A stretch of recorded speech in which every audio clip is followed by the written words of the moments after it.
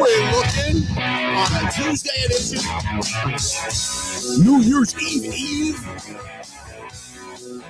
Football season winding down. We are on the cusp of the quarterfinals in college football. We got all kinds of stuff to talk about today. I got to admit today, now it's not going to show. I mean, I forced the energy level for the program, but have you ever woken up and felt like somebody broke into your house in the middle of the night and just beat the hell out of you with a bag of oranges? I am just dragging ass today.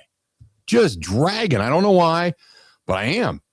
Just am. I mean, I know why. I mean, I got a sinus thing going on and I can't sleep because I can't breathe through my mouth and my nose keeps clogging up and all that kind of stuff. But man, it's just, woke up today just dragging.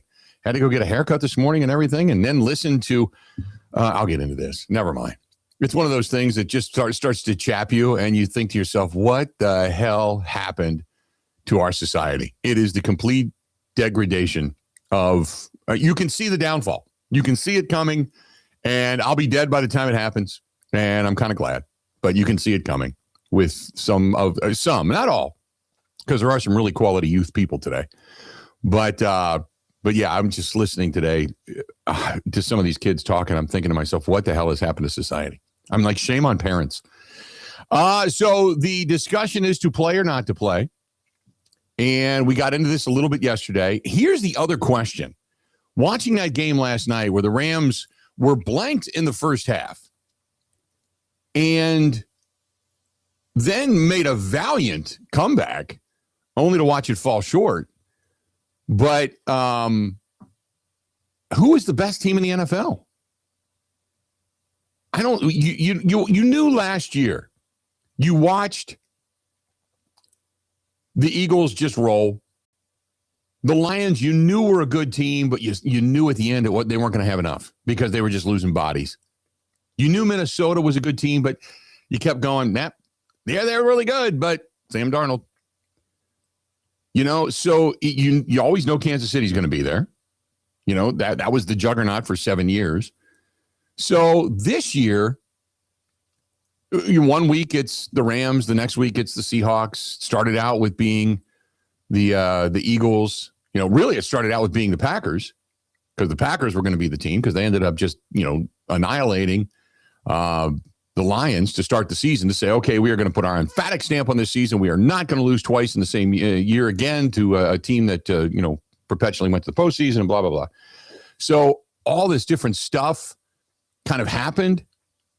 And then this year, 1 week it's the Rams, the next week it's the Seahawks. Then you got to kind of look in the rearview mirror and you kind of go, okay, well, here come the Patriots. Are they really that good? Wait a minute, is Denver really that good? Denver, they're good, good defense, but is their offense good enough to be able to sustain? And it's like every team could be good and every team has flaws. And the funny thing is Vegas still has the Packers ahead of the Bears. And everybody says, well, look at the Bears. Here comes Caleb Williams, and he's playing better, and their offense is really, really good, but their defense stinks, and that's the Achilles heel, and they can't stop anybody. And has this season been fun and enjoyable? Because there's just so much up in the air. And then today you wake up and you find out via the betting lines that the Seattle Seahawks are now the favorite to win the Super Bowl. It's crazy how this season has gone. And it's just been that topsy-turvy. So anyway, we're going to get into that a little bit today as well. So there you go. So there's a lot going on. We got a lot happening today. A lot of things that I woke up and I thought to myself, I'm going to think about this today. Going to just mull this over. Hey, good news. We're going to talk to Sam Bruchhaus today from Sumer Sports. Looking forward to that. And we'll get into some of the analytics and the whole Malik Willis versus Jordan Love thing cropped up in my feed last night. And oh my God, it was people going back and forth and texting some friends and finally it was just, I shut everything off. I cleaned the house. I went down to the great room. I turned on the accent lighting, built a fire and watched the game. And that was all I did. That was it. There was nothing spectacular, no thrilling moments in my life last night. None of that. Sitting there, feet up in the chair, sweatpants. I had a little bit of dinner. I made myself a sub sandwich last night. And, well, I shouldn't say I made it. I mean, I ordered it and, picked up some cousins and sat down there last night and just watched football and didn't do anything. That was my night last night. So hopefully you had an enjoyable night. And then wake up today feeling like I didn't do a damn thing. Like I just need to go back to bed. That being said, if you want to get in on the action today, do it. I encourage you to do it. Bring something more to the table than I'm bringing to the table today. it's putting the burden on you. Give us a buzz, 877-867-1670, 877-867-1670. You can text us 601-328, or excuse me, 608. See, I can't even think. I'm jelly. I'm pudding today. 608-321-1670, 608-321-1670. You can find us on YouTube. Go to youtube.com/Bill Michaels Show. We're on Twitter, on X, @Bill_Michaels. Find Grant at Wisco Grant. We're on Instagram, Facebook, and TikTok. And you know what? I'll probably do a video later today. Post it on Instagram, Facebook, and TikTok. Just dragging. I'll be like the grumpy old man that just says, "Get off my lawn." If you're not going to like snow blow my driveway for me, then get the hell out of here. I don't want you around. I'll be that guy. You can find me on Instagram, Facebook, and TikTok, The Bill Michaels Show. We're on the Twitch app, the Kick app, the LinkedIn app as well. Our app, Wisco Sports Zone, Wisco Sports Zone. Email the program, thebillmichaels@gmail.com. The website, simply thebillmichaels.com. After the fact, Spotify, Apple, iTunes, Google Podcasts, or many of our local radio station affiliates, all throughout the great state of Wisconsin, I might add. And then you can find us as a television show coming up Saturday night, 8 o'clock Central Time. My 24 TV. That is My 24 TV. There you have it. Graham Bill's sporting the sponsor stuff today, so I like that. Absolutely. Is it now Caius? Kais would be funny. A little accent mark over the E. No, okay. Kais Shabby Town. I do got the sweatshirt on today. Yeah. I didn't sleep very well last night. I think it's because that Monday night game left a bad taste in my mouth. The Rams looked bad, and their first half was terrible. And Matthew Stafford looked bad. I'm just so bummed because, as you said, I don't know that there are any unbeatable teams. The Seahawks are now the favorites, and I'm looking at the Packers like, you let this season get away. And the injuries are a part of it, but the fact that they're going to be a 7 seed and really in a tough spot when the conference and the league is so winnable is bumming me out. And last night was another example of that. Today is, well, not today. I shouldn't say that. This season the end of this season is so unbelievably important for a team to get the 1 seed. Just so they can say we have to play one less game than everybody else. That's it. Because there's nothing out there that makes you say, oh yeah, this team is the juggernaut. This team is the one that I'm going to put money, and if I have to pay my mortgage and make a bet, one of the two, I'm going to pay the mortgage because there's nothing really solidifying my bet. There's nobody that's a runaway favorite right now, which I think to a certain extent makes it exciting. I like it this way. But as it was brought to my attention last night, there is always a team you love to hate. And okay, so for, say, Packers fans, we'll just say, let's just say that the Bears move on. Now, I hope they don't, but let's just say that they do. I'm watching to root against the Bears. There's a team that I can legitimately put an investment into to say I'm not rooting for them. I can't do it, won't do it, not going to happen, right? Philadelphia the same way. Rooting for the downfall of Philadelphia. After that, I still have the 2014 bitter taste in my mouth from Seattle, so maybe I can eliminate Seattle as well. But beyond that, I really don't care. If the Rams go, if the 49ers go, if the Panthers go, if the Buccaneers go, although the Buccaneers look bad. They just look bad. They look like they're done. They're going to be on the outside looking in.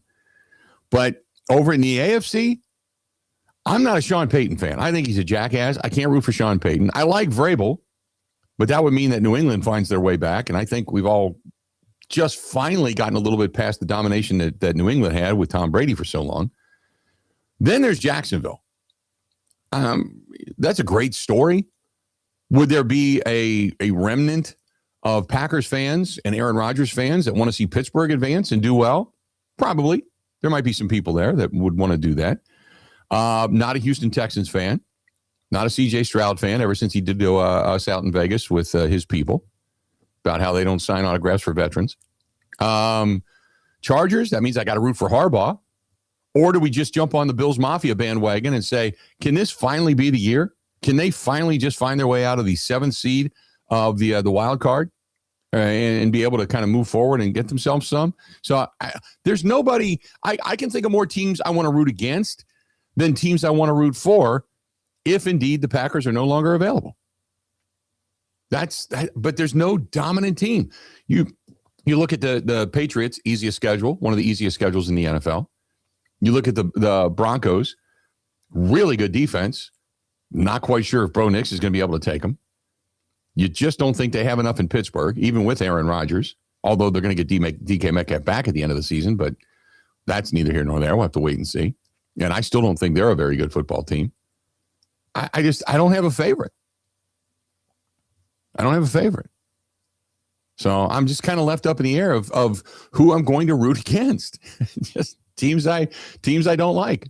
Hey, it's what's the difference, right? Like I either want to cheer for a team or I want to cheer against a team. Yeah. I'm starting to wonder, like, so I think the Texans, I might like the Texans in the AFC, not like them, but they might be the team that just has the most dominant thing. Like their defense is the most dominant thing in the conference. Yeah. And maybe that's true of the Eagles too. Like I don't think there's a perfect team in the NFC, far from it, but their defensive front and their pass rush might be the nastiest thing going for any team. So like, is that the way that we look at this? It's like, okay, what's the best thing in each conference? And is that the team that maybe has the best chance? Yeah, no, I would agree with that. If I had to sit here today and pick it, and our picks this year, we didn't do picks last week, but our picks this year have just been off, and it's because I never would have picked the flailing Atlanta Falcons to get a win last night. Never would have done it. You know, it just some of these games, I look at them and I'm flabbergasted. I mean, it really does lend credence to the any given Sunday moniker, but I'm just flabbergasted because this was a very, very unpredictable year this year. What you thought was real wasn't. What you didn't think was real was. Some of the things that you were sure of, they paid off. You knew the Giants, the Jets, the Raiders, they were all going to be bad. And sure enough, they are. We didn't expect epic bad, but they're bad. But this year, it's completely cockeyed compared to where I thought it was. And I was thinking about this because we went through and made our picks at the beginning of the season as to who would win what division. And I go back and I started looking at this. I had Buffalo winning the East. I think I had the Patriots second.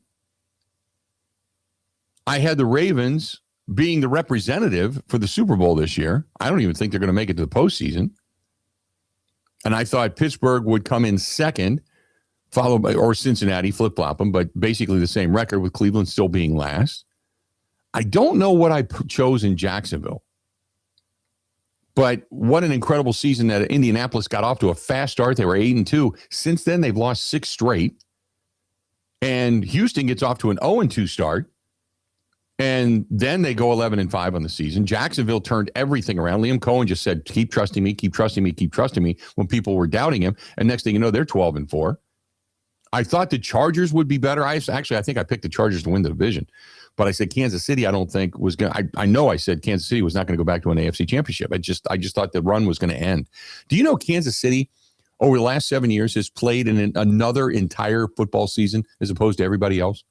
Which is more of a thing in the NBA when you have these, like with how long the Cavs or the Warriors or the Heat, like when you play in multiple playoff series every year, it stacks up. But that almost never happens in the NFL. Right. Because at least one of the years you're getting bounced early. Yeah. Right. Or one year you come back to earth, and it just really hadn't happened to the Chiefs since like 2018. Yeah. Yep. Exactly. I was reading that this morning that they played, I think, 18 more games over the last 7 years than everybody else. And I'm like, that's an entire season. So crazy. And I didn't see Denver defensively being this good. And I didn't see the emergence of Bo Nix. I did think that because in 21 years, nobody has won the NFC East back-to-back. So I think I picked Washington to come back. And Washington, a dismal 4-12. And then I thought Philadelphia. Then I thought Dallas. Well, Philadelphia won the division. Dallas 7-8. I thought the Packers, I said Detroit would win the division. And by the way, it's the only division as of right now where every team is 500 or better. So the NFC North is still strong, but that's going to change come this weekend, obviously. But I thought the Lions will win the division, Packers number 2, and then I thought Chicago and Minnesota would flip-flop. And boy, did they flip-flop, because Minnesota back to 8-8 and the Bears 11-5. I think I picked Tampa Bay. No, I picked Atlanta.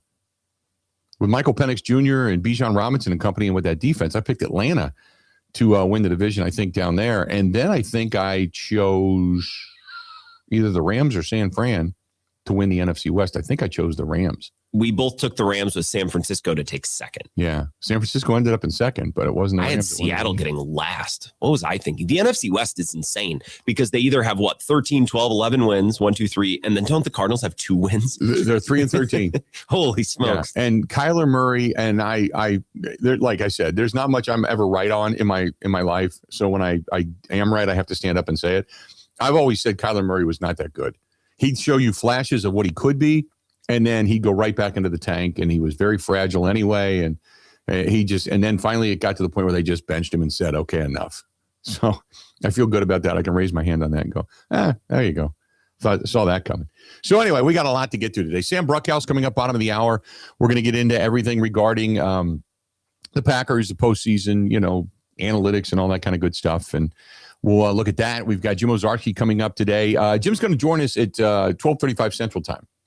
12:35 Central Time. We'll talk some Bucks basketball. Giannis is back, creating the stir the other night, doing the big windmill dunk at the end of the game, and teams getting mad and whatever. We'll get into all of that now that Giannis is back, and what does that change now that the Bucks have won a couple in a row. So we've got a lot going on, and we're glad you're with us today. I might run down during the commercial break and swig about 3 or 4 5-hour energies just to wake up. Just one of those days. I don't know why. Just one of those days. So, but I'm feeling good. I'm glad we're all together on the New Year's Eve show of the Bill Michaels Show. We got more after this. Covering Wisconsin sports like a blanket. This is the Bill Michaels Show on the Wisconsin Sports Zone Radio Network.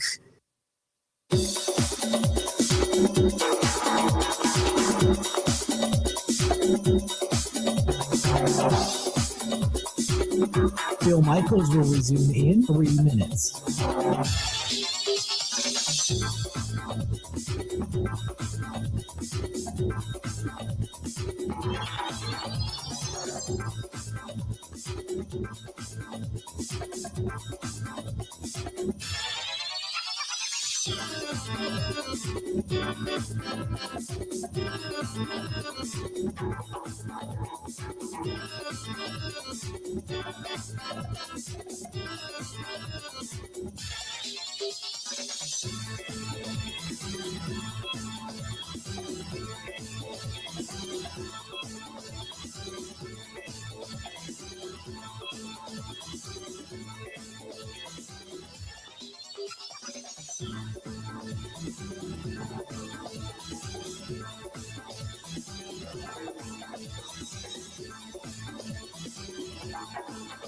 Bill Michaels will resume in 2 minutes.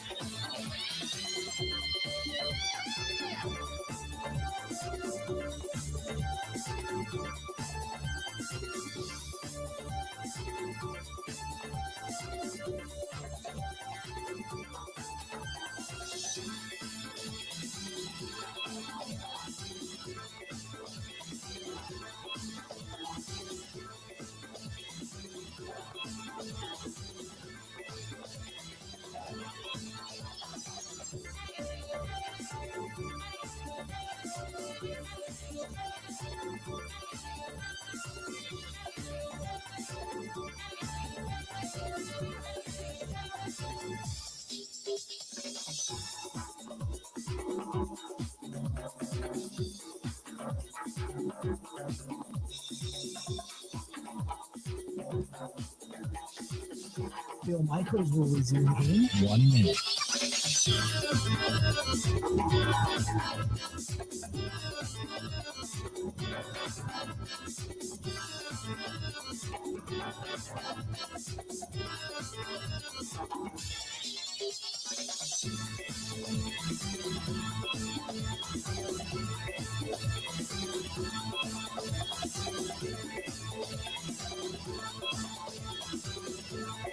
Bill Michaels will resume in 30 seconds.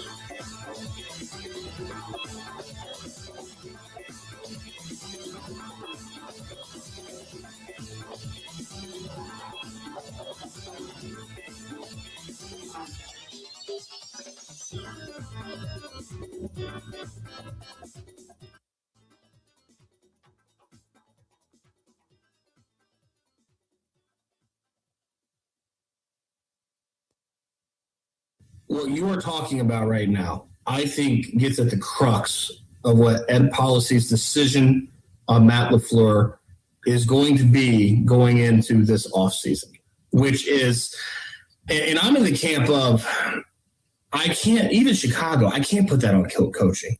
Like, what's Rich Bisaccia supposed to do? Go field the onside kick for him? I don't put a lot of this at this point on the coaching because they are without all that talent. That is a real handicap. With that said, this is also why choking in Cleveland, getting an extra point blocked in Dallas, losing against the Carolina Panthers team that might be better. I mean, they might be NFC South good, but that doesn't make them good. Sure. That's why these not finishing the deal early in the season matters. It sneaks up and bites you late in the season, and that's where they're at. That you can put on coaching. They have had plenty of opportunities to have a better record at this point in the season when the rubber's hitting the road than they have right now. So it comes down to what's the best option that they have for. I'm with you, Grant. I think that when healthy, this might be the best roster in the league. This is an absolute superstar-studded roster. You need blue-chip talent to make a Super Bowl run. They have it in spades. Is your best option blowing it up and going with a different head coach and having a transformative offseason with all these pieces in place, or is it continuity? I'm kind of in that camp of continuity is the right thing for this moment with this roster, but that's a policy decision. I think that's how they look at it. Ryan Wood talking to Grant last Friday on the Wisco Sports Show. Some interesting stuff we'll delve into.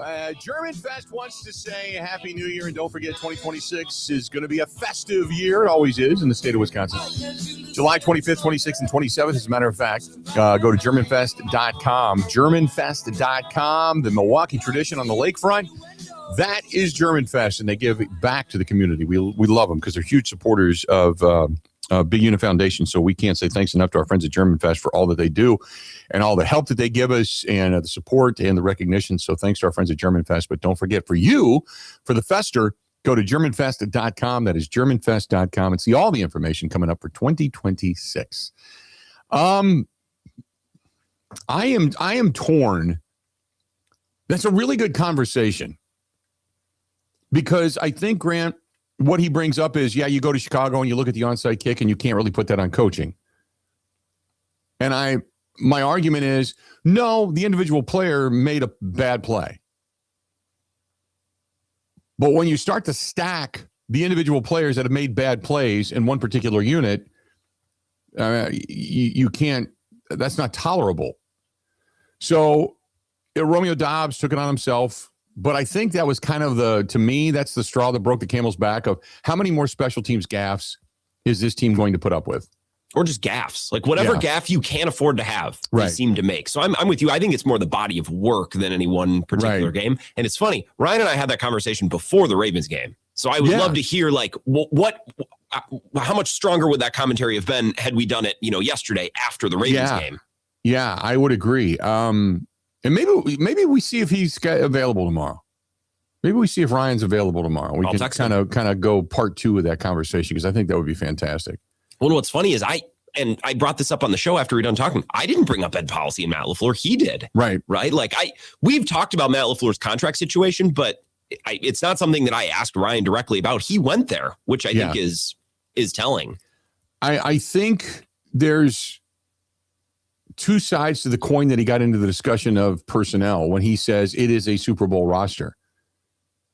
When it's healthy, I couldn't argue that, especially in today's NFL where there's no clear-cut runaway champion. I would agree with that they would definitely be if you had Tucker. Imagine if you had Tucker Kraft healthy.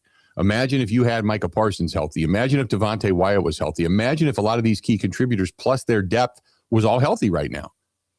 And, you're in, although if Elton Jenkins was healthy, you wonder how much better or worse the offensive line would be if you'd still be trying to figure that out. But regardless, I think it does have talent. Now, the question is, do you run it back with familiarity?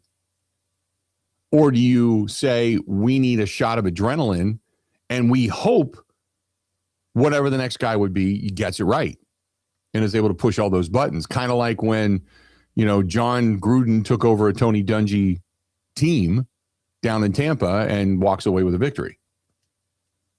So you kind of look at it and go, oh, okay, I can see both sides. I can't make a viable argument that would be strong enough to convince you from one side to the other, because the other would be just as correct. You know what I mean? I think both sides have great arguments this week. Yeah. And so when it comes to, firing people and calling for jobs, I'm not there. I know some people are. I know some people who haven't liked, Matt LaFleur or whatever, or Gutekunst for a long time. Or, if you don't hit on every draft choice, and if every first round draft choice isn't a Pro Bowler, and then everything sucks and the world, sucks and everything's crashing down. But what concerns me is when you start to stack mishaps, and as he pointed out, you start to look at the things that have cost them games. And the one thing that I come back to, and this was a great point that was brought up on the postgame show on Sunday, or on Saturday night, was this team does not handle adversity. They are great front runners. They are great front runners. The score gets close. They can go back and extend the lead, and they are great front runners. But when they get punched in the mouth, we've seen adversity cave this team before. And that can be something you can look at the top and say, no, that's going to be a coaching change. It happened with Rodgers at quarterback too. Yeah. In that playoff game against San Francisco. One thing that I pointed out last night, the fact that they're the 7th seed for the 3rd straight year, they haven't won the division in a while. And doesn't that kind of tell you, because Bill, in order to win the division, you need to start strong. Mm-hmm. You can't have a bunch of stupid losses. You need to finish strong. You need to be a consistent, high performing team that doesn't stub your toe from start to finish. And that's kind of the opposite of what they've been under Matt LaFleur. They've been really good, but you can bank 3 or 4 dumb losses. You're always going to be a wild card if you're that team. Yep. That kind of speaks to the type of team they are with Matt LaFleur. That's the concerning point of this. And I said this yesterday, it's 4 years in a row they have not won the NFC North, and they have not done that since 1998 through 2001. That's how long it's been since they've lost the division 4 straight years, where they have not won. I shouldn't say lost the division, but have not won the NFC North in 4 straight years. That's the longest stretch. So, and that's, coming right out of a Super Bowl from, 96 and such with Favre, where that team started to slide and, they made some changes and such, which that was a part of the end of Holmgren. Then it was Ray Rhodes. Then it was Mike Sherman, and kind of go from there. So you can make a case to bring Matt LaFleur back. You can make a case not to, because to me, and I've said this all season, specifically after, say, that Carolina game. I said the rest of the season, you have to let it play out, because the eyeball test will tell you, and it's a referendum on the decision that Ed Policy is going to make. Because let's just say they go in and they rest a few guys, but for the most part, they go in and dominate a Minnesota team. Then let's say it falls the way it is right now and they go to Chicago. Let's say they beat Chicago by 14, 15 points, and they look good and dominating doing it. And then the next game they go in and play really hard, but they just don't have enough bodies to kind of compete, because some of the upper echelon teams end up getting them and blah, blah, blah. And they end up losing. So they played really 2 good games. They win a divisional or a wild card weekend. They knock off the Bears, and then they falter. Is that enough? Or is it, they get beaten Minnesota, they get beaten Chicago? I think if that happens, if they lose the next 2, I would say that they're almost going to make a change. You can't lose 5 straight down the stretch. if they keep him after that, then they were always going to keep him. Yeah. Is the way that I feel. And I'm excited. I like hearing like Sam's going to join us next. I'm excited to hear what Sam says because he's not in it every day like we are. You know what I mean? He can drop in and just kind of look at things big picture. So I'm very interested to see because he might just say, "Oh, Matt LaFleur's amazing. They'd be stupid to fire him." Yeah. Whereas we're so in it, it's hard for us to view it that way. Yeah, I agree with that. This portion of the program brought to you by our friends at Point Brewing. Point Brewing, brewing excellence since 1857. They want to say, have a great and safe new year. Thanks to everybody for enjoying their products all throughout the holiday season with family and friends. And they look forward to a great 2026 with you. That's our friends right here in our own backyard, Stevens Point, Wisconsin. Point Brewing, brewing excellence since 1857. Sam Bruchhaus, Sumer Sports, next. Ready? This is the Bill Michaels Show on the Wisconsin Sports Zone Radio Network.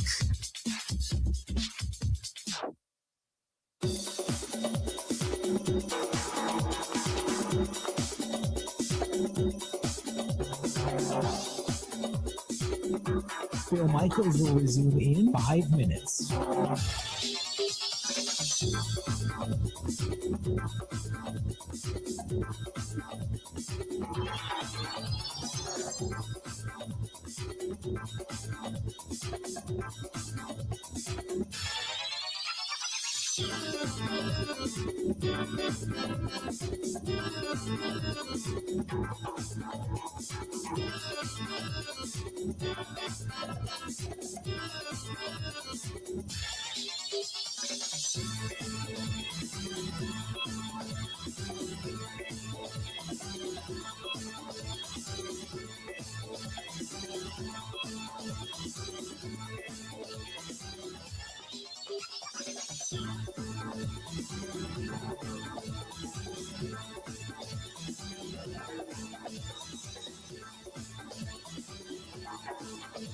Bill Michaels will resume in 4 minutes.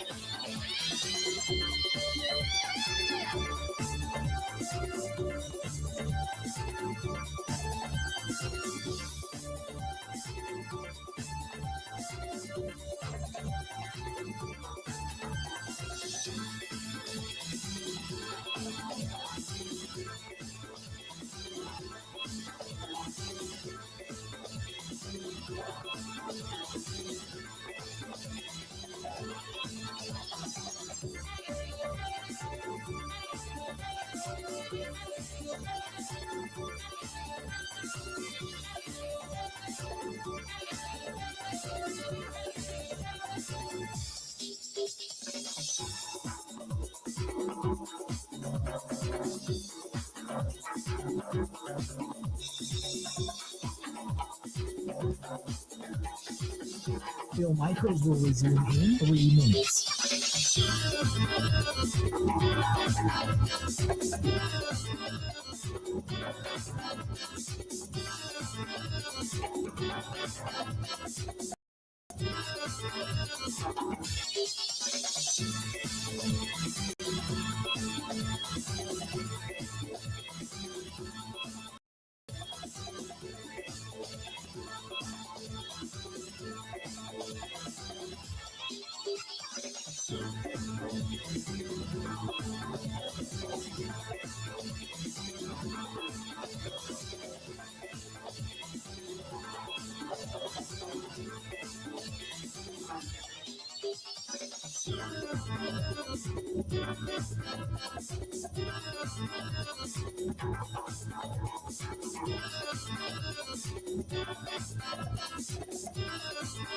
Bill Michaels will resume in 2 minutes.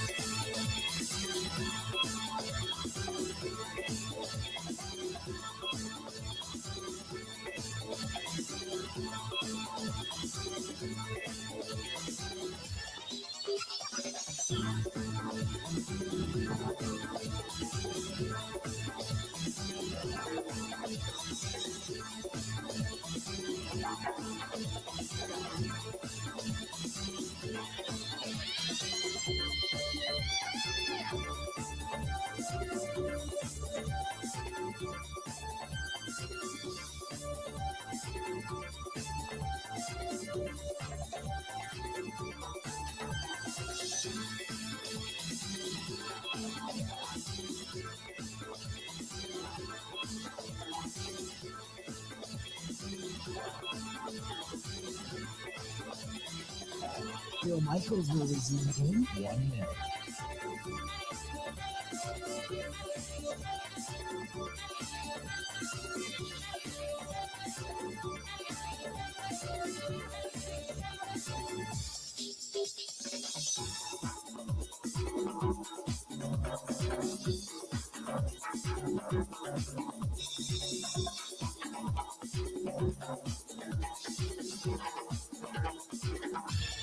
Phil Michaels will resume in 30 seconds.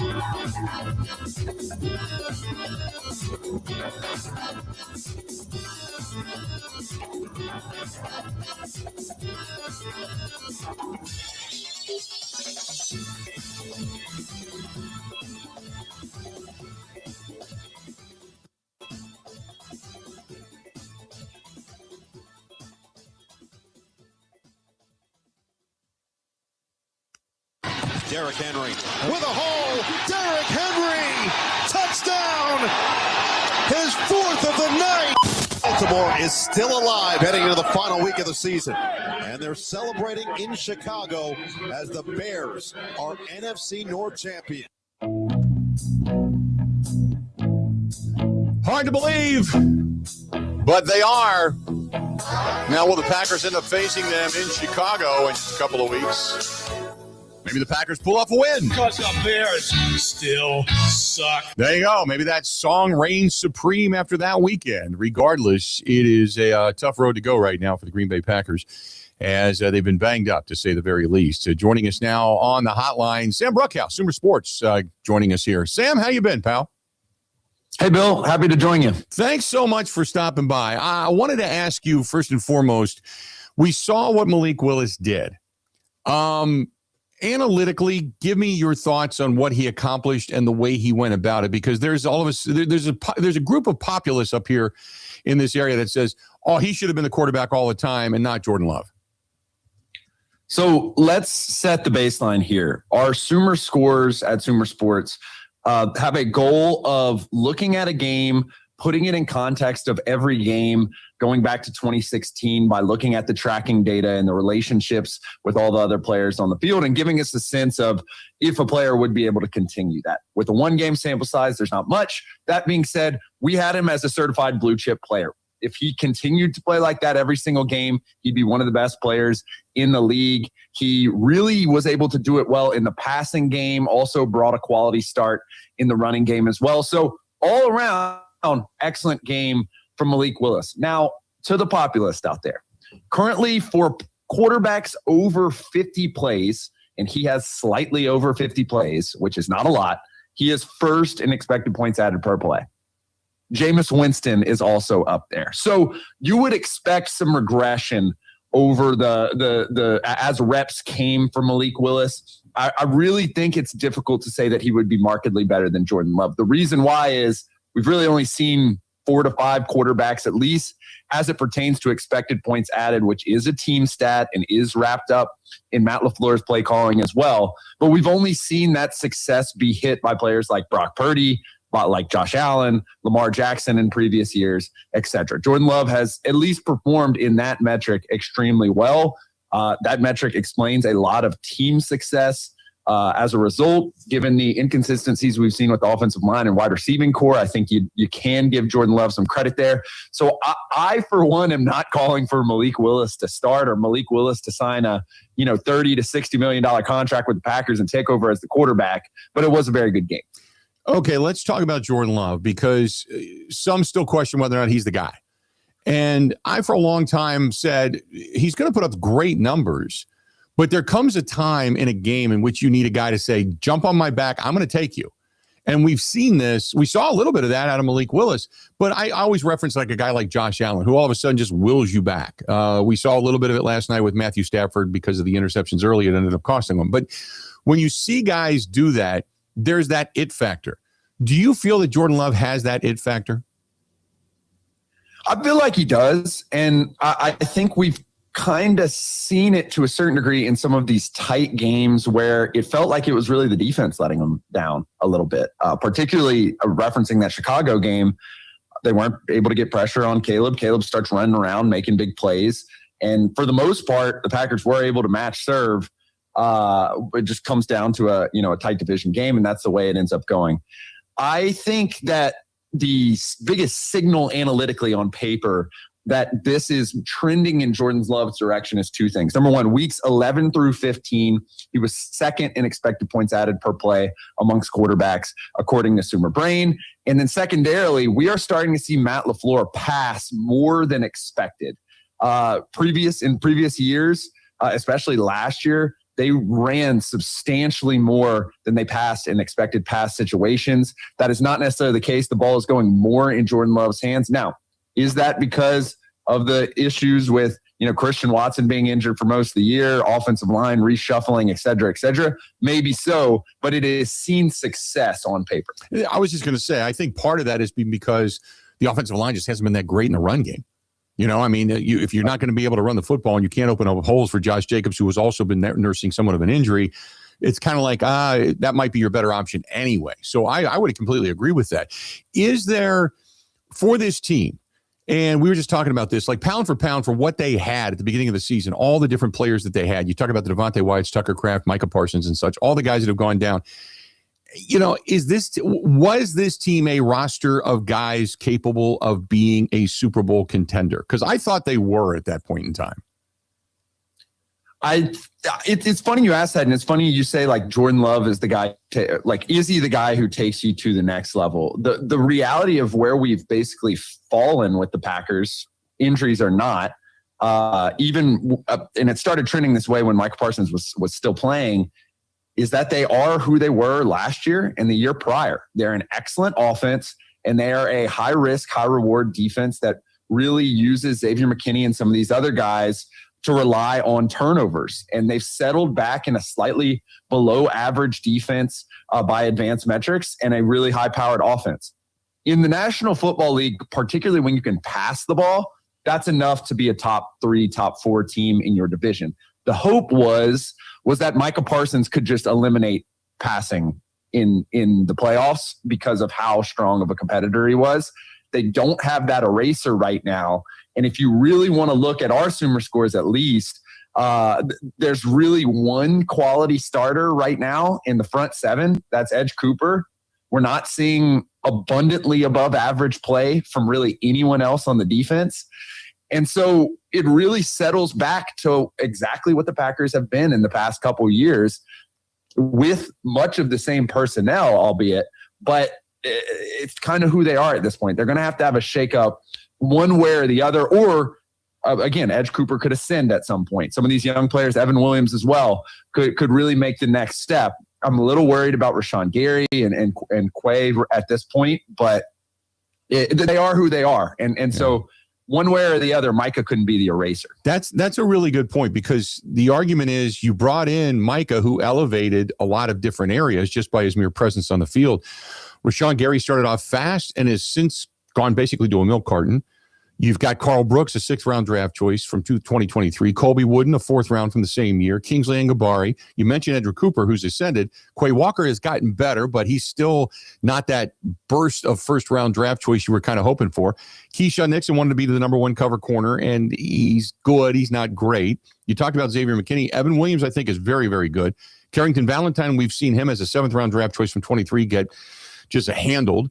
And then there's Javon Bullard, who has somewhat ascended. But is this somewhat of an indictment on drafting, on the depth that – I mean, they've got depth, but is it quality level depth? You know what I mean? I mean, I think you got to really stare long and hard at that first-round pick of Matthew Golden, who basically has not contributed at all. At the time, I was a little confused. I think it makes sense to continue to reinvest in the wide receiver market. There was nothing in his draft profile, either subjectively or objectively, which you can go check out. Our draft guide from last year is still up, and we'll be launching one here shortly as well. There wasn't really anything in his profile that says this guy's going to step in and be wide receiver 1. There was a lot of edge rushers who were available at that point in time. Defensive tackles, kind of meat and potato guys who were available at that period of time. And you move even into the guys who were a little bit more risky. We saw Xavier Watts, who ended up going in the 3rd round due to a pretty massive shoulder issue, but was, well regarded.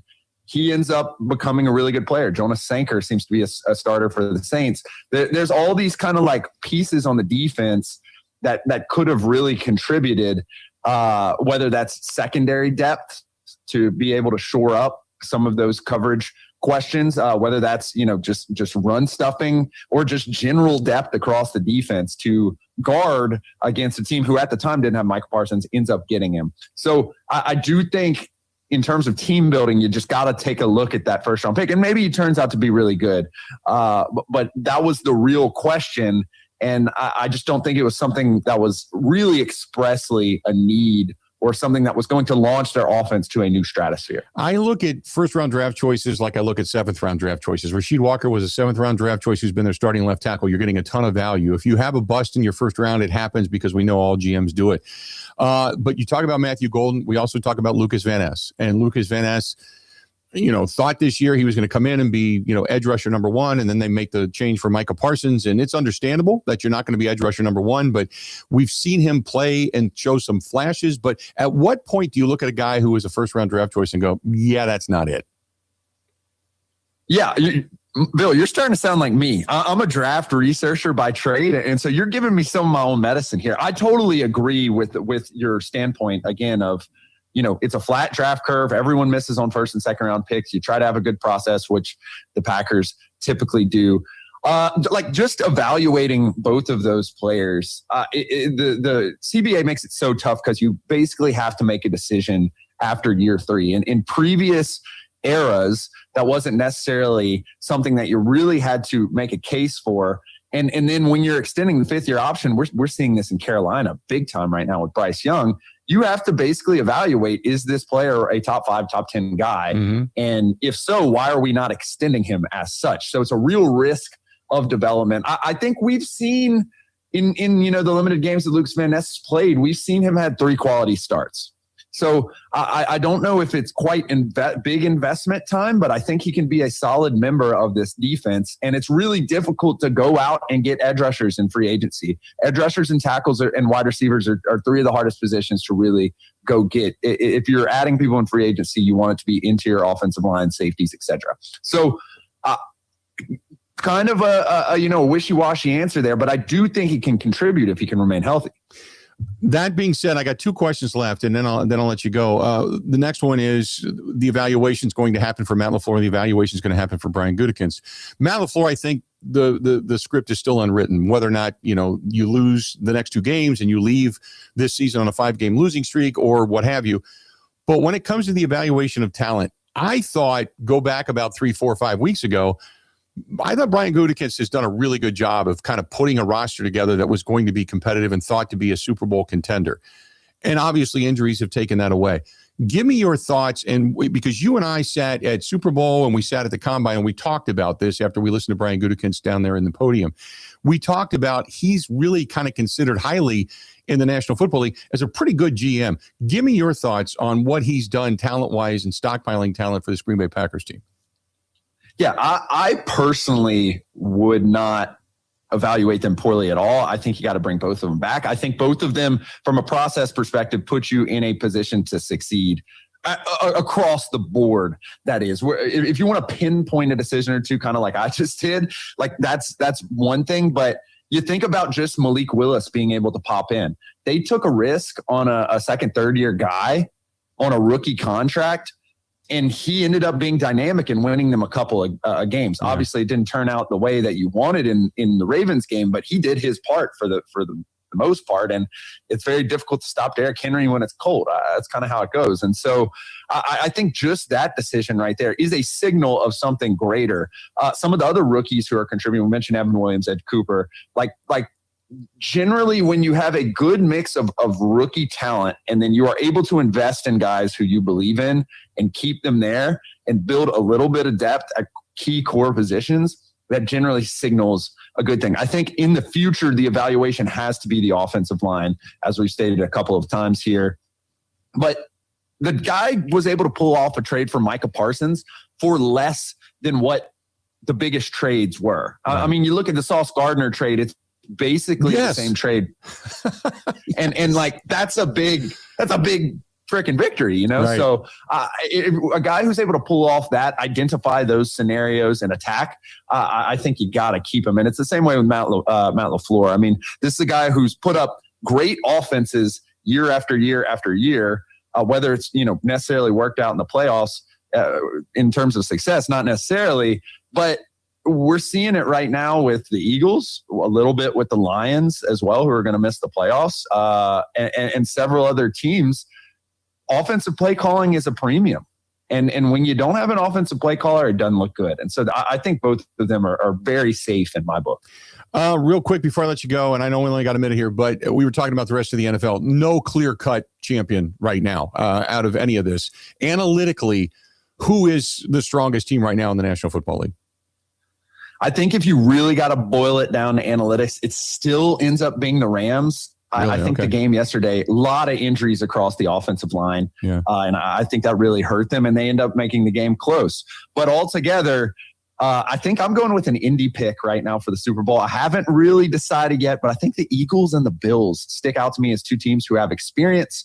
They both have question marks, but they both overcome those exact question marks in previous years. Great stuff. Sam, always appreciate it, pal. Thanks so much. I know we'll talk again before we see you out in Santa Clara, California, heading out there for Super Bowl, but we'll chat then and have a great new year, okay? Thank you all so much. Thanks, bud. There you go. That's Sam Bruchhaus, Sumer Sports, joining us. You can find him at Sam Bruchhaus, Bruchhaus, Sam Bruchhaus, over there on Twitter and on X. Really good stuff. Let's break. We'll come back. We got more to get to. Some of you, you're right there. You're going, okay, I get it analytically. I'm right there with you. Others are going, more of the Bill Michaels Show next. This is the Bill Michaels Show on the Wisconsin Sports Zone Radio Network. Can you feel it? It's the thrill of witnessing a walk-off grand slam, a game-winning touchdown, a buzzer-beating three. Yeah, you know the feeling. And there's only one place to experience that raw exhilaration. Potawatomi Sportsbook. Catch all the action in a supreme space with dozens of sports betting kiosks, cool drinks, luxe seating, great food, fiery atmosphere, and a monster video wall. Become a legend at Potawatomi Sportsbook. More info online. Must be 21 to enter casino.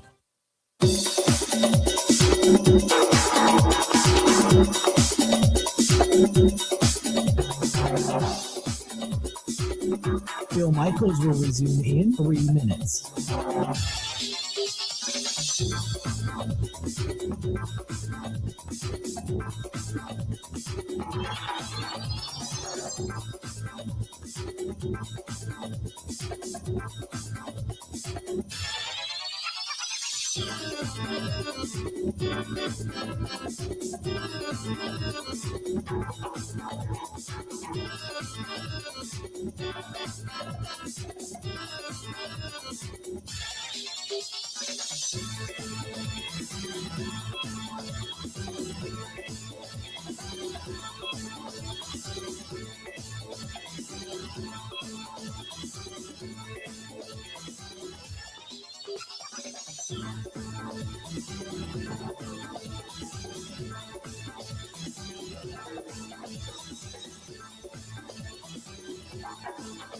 Bill Michaels will resume in 2 minutes.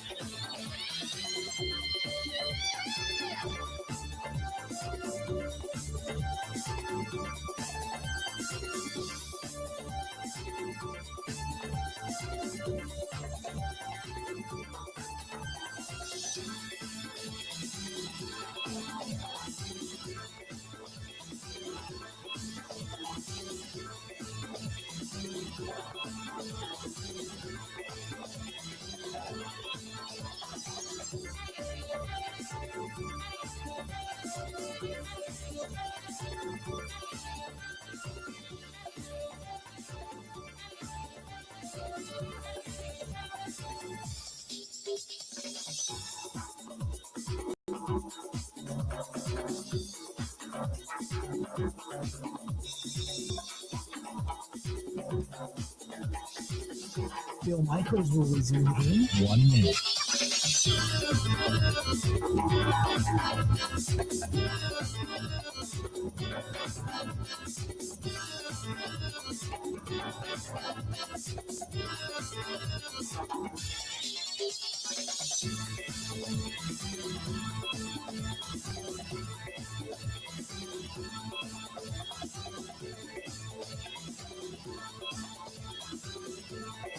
Phil Michaels will resume in 30 seconds.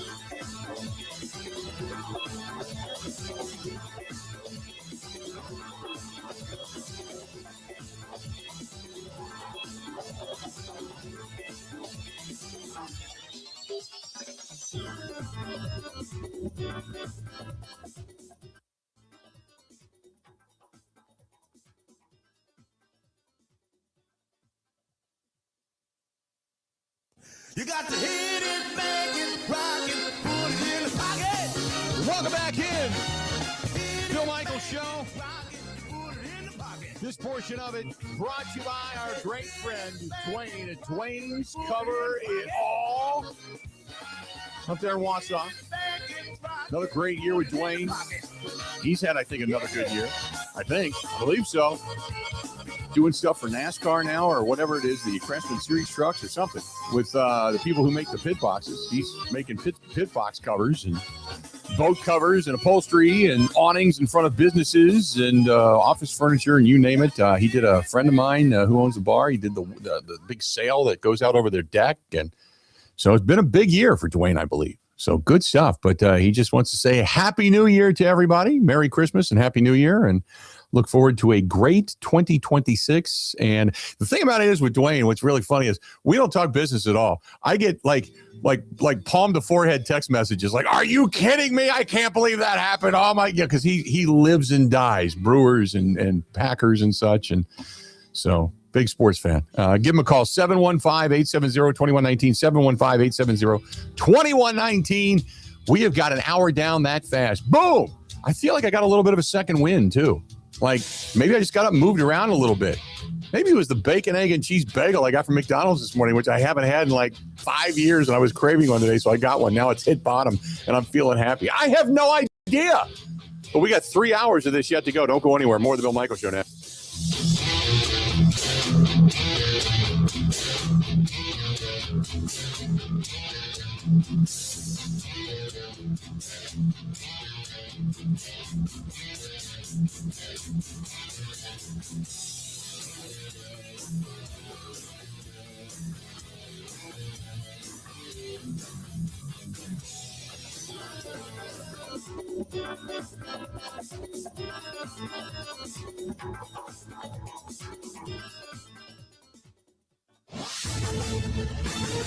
This is a Wisconsin Sports Zone update. Well, the Packers are regrouping after an ugly effort, especially on defense Saturday night against the Ravens. Green Bay currently sits 9-6-1 on the year, locked into the number 7 seed in the NFC playoffs, meaning they'll head to either Chicago or Philadelphia in the first round. Before then, they have to take on Minnesota on Sunday and are a little more beat up after losing a few more players to injury on Saturday. Coach Matt LaFleur says it definitely affects how they prep for their matchup in Minnesota. Everything factors in. So, again, we'll make the decision that we feel is best moving forward, regardless of anything. Whether you rest certain individuals, you're kind of limited, especially our situation right now with the number of injuries that occurred. Guys are going to have to play ball, and so they better approach it as such a way that they're getting their mind ready to go play ball. LaFleur also said that Jordan Love will be the team's quarterback once he clears concussion protocol. It'll be Packers and Vikings Sunday, kickoff coming at noon. Turning to Wisconsin, quarterback Billy Edwards Jr. has announced he is entering the transfer portal. Portal officially opens on Friday. Rural Mutual Insurance, keeping Wisconsin strong. When a company only does business in Wisconsin, that's Wisconsin Strong. Rural Mutual provides all lines of insurance, including commercial, farm, home, and auto. And your premiums stay right here to keep Wisconsin strong. Local agents, local underwriters, local claims adjusters. Rural Mutual Insurance, keeping Wisconsin strong. The Milwaukee Bucks picked up another win, beating the Hornets in Charlotte 123-113 last night. Giannis Antetokounmpo had 24 points, Bobby Portis 25, and Miles Turner 23. Up next for the Deer, they'll host the Wizards tomorrow. And finally, Wisconsin basketball returns to action. They'll host the Milwaukee Panthers tonight at the Kohl Center at 6 o'clock. For the Wisconsin Sports Zone Network, I'm Ebo.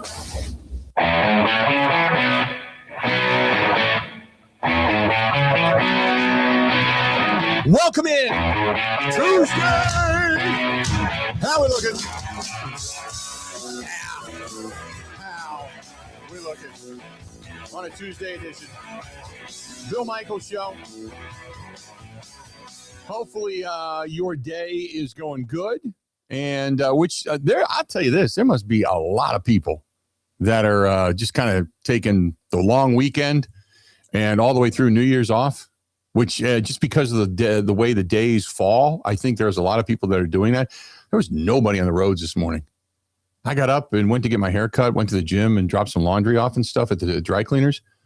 There's nobody out there at all. Grant, what are you doing for New Year's, by the way? What am I doing for? Well, I mean, it's going to be a difficult discussion. I have so many people and coworkers and who all want to hang out.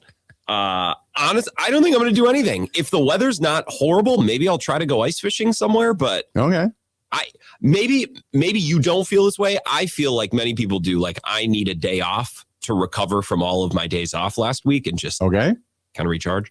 So I will lay around and maybe go fishing, and that'll probably be the end of it. We're going to dinner. We've got some friends that just got back. They were, you know, Brian and Dina. Two of my favorite people. Yes. Brian and Dina. So we're going to they just got back. They took a Caribbean vacation for Christmas since his mom had passed and her kids and the kids were out of town. They had just them two. And they said, well, let's just go someplace warm. So they took a Caribbean vacation.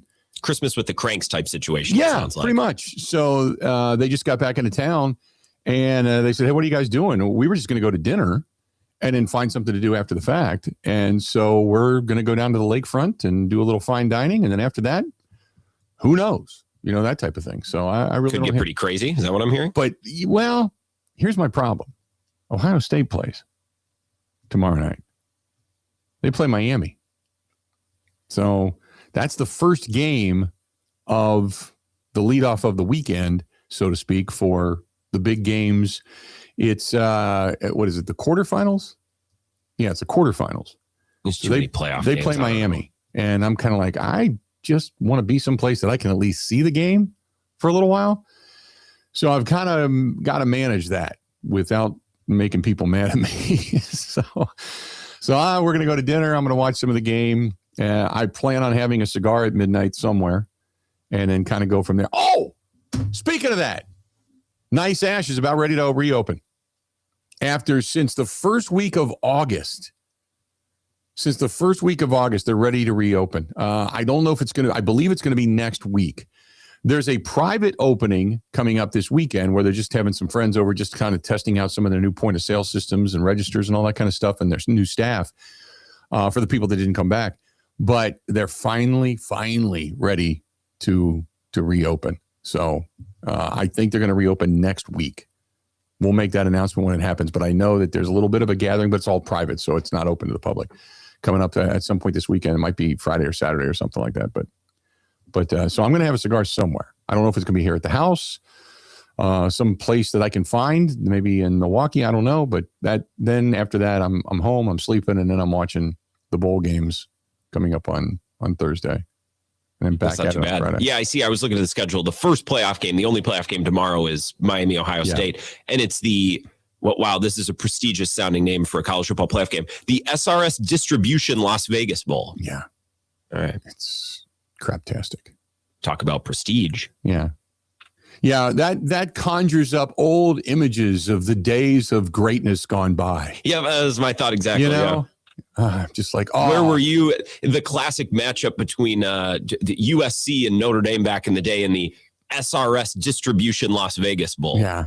Lots of rich history there. It was just, it used to be just the Cotton Bowl presented by, the Rose Bowl presented by, you know. Now they've got to have the name first.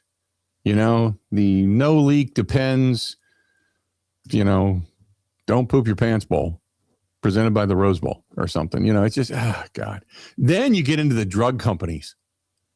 Can we be done with drug companies in 2026? Advertising? Don't talk too loudly. Ebo will come running in. Can we stop this? I sat there last night and was watching that game, and every commercial was a beer, or it started out with a drug company, and then it went to a beer or a food or DoorDash or some kind of online. Then it went to another drug company, and then it ended with a drug company, then a promo for the next game, and then the game. And then it comes, and all you hear about is, all these different drugs, but then they go through the list of side effects. It's you can have explosive diarrhea. Oh, you can have testicle explosions. Oh, you may need to go to Home Depot to buy a new O-ring by the end of the night. It's just like, man, oh my God. Like Beetlejuice Ebo has come running in here. If you'd like his comment on, give it to me. If I did anything today, when I woke up, is like beaten up like a bag of oranges and feeling craptastic like I do. If I inspired Ebo in any way, shape, or form to make an appearance on this program, damn it, I could die right now and my job is done today. Well, Bill, one of the side effects from those pills is dying, actually. You'd love it. Please take it. Bleeding out the ass, your eyeballs fall out, and all of a sudden you'll die. But hey, you got the medicine. Right. I don't get it.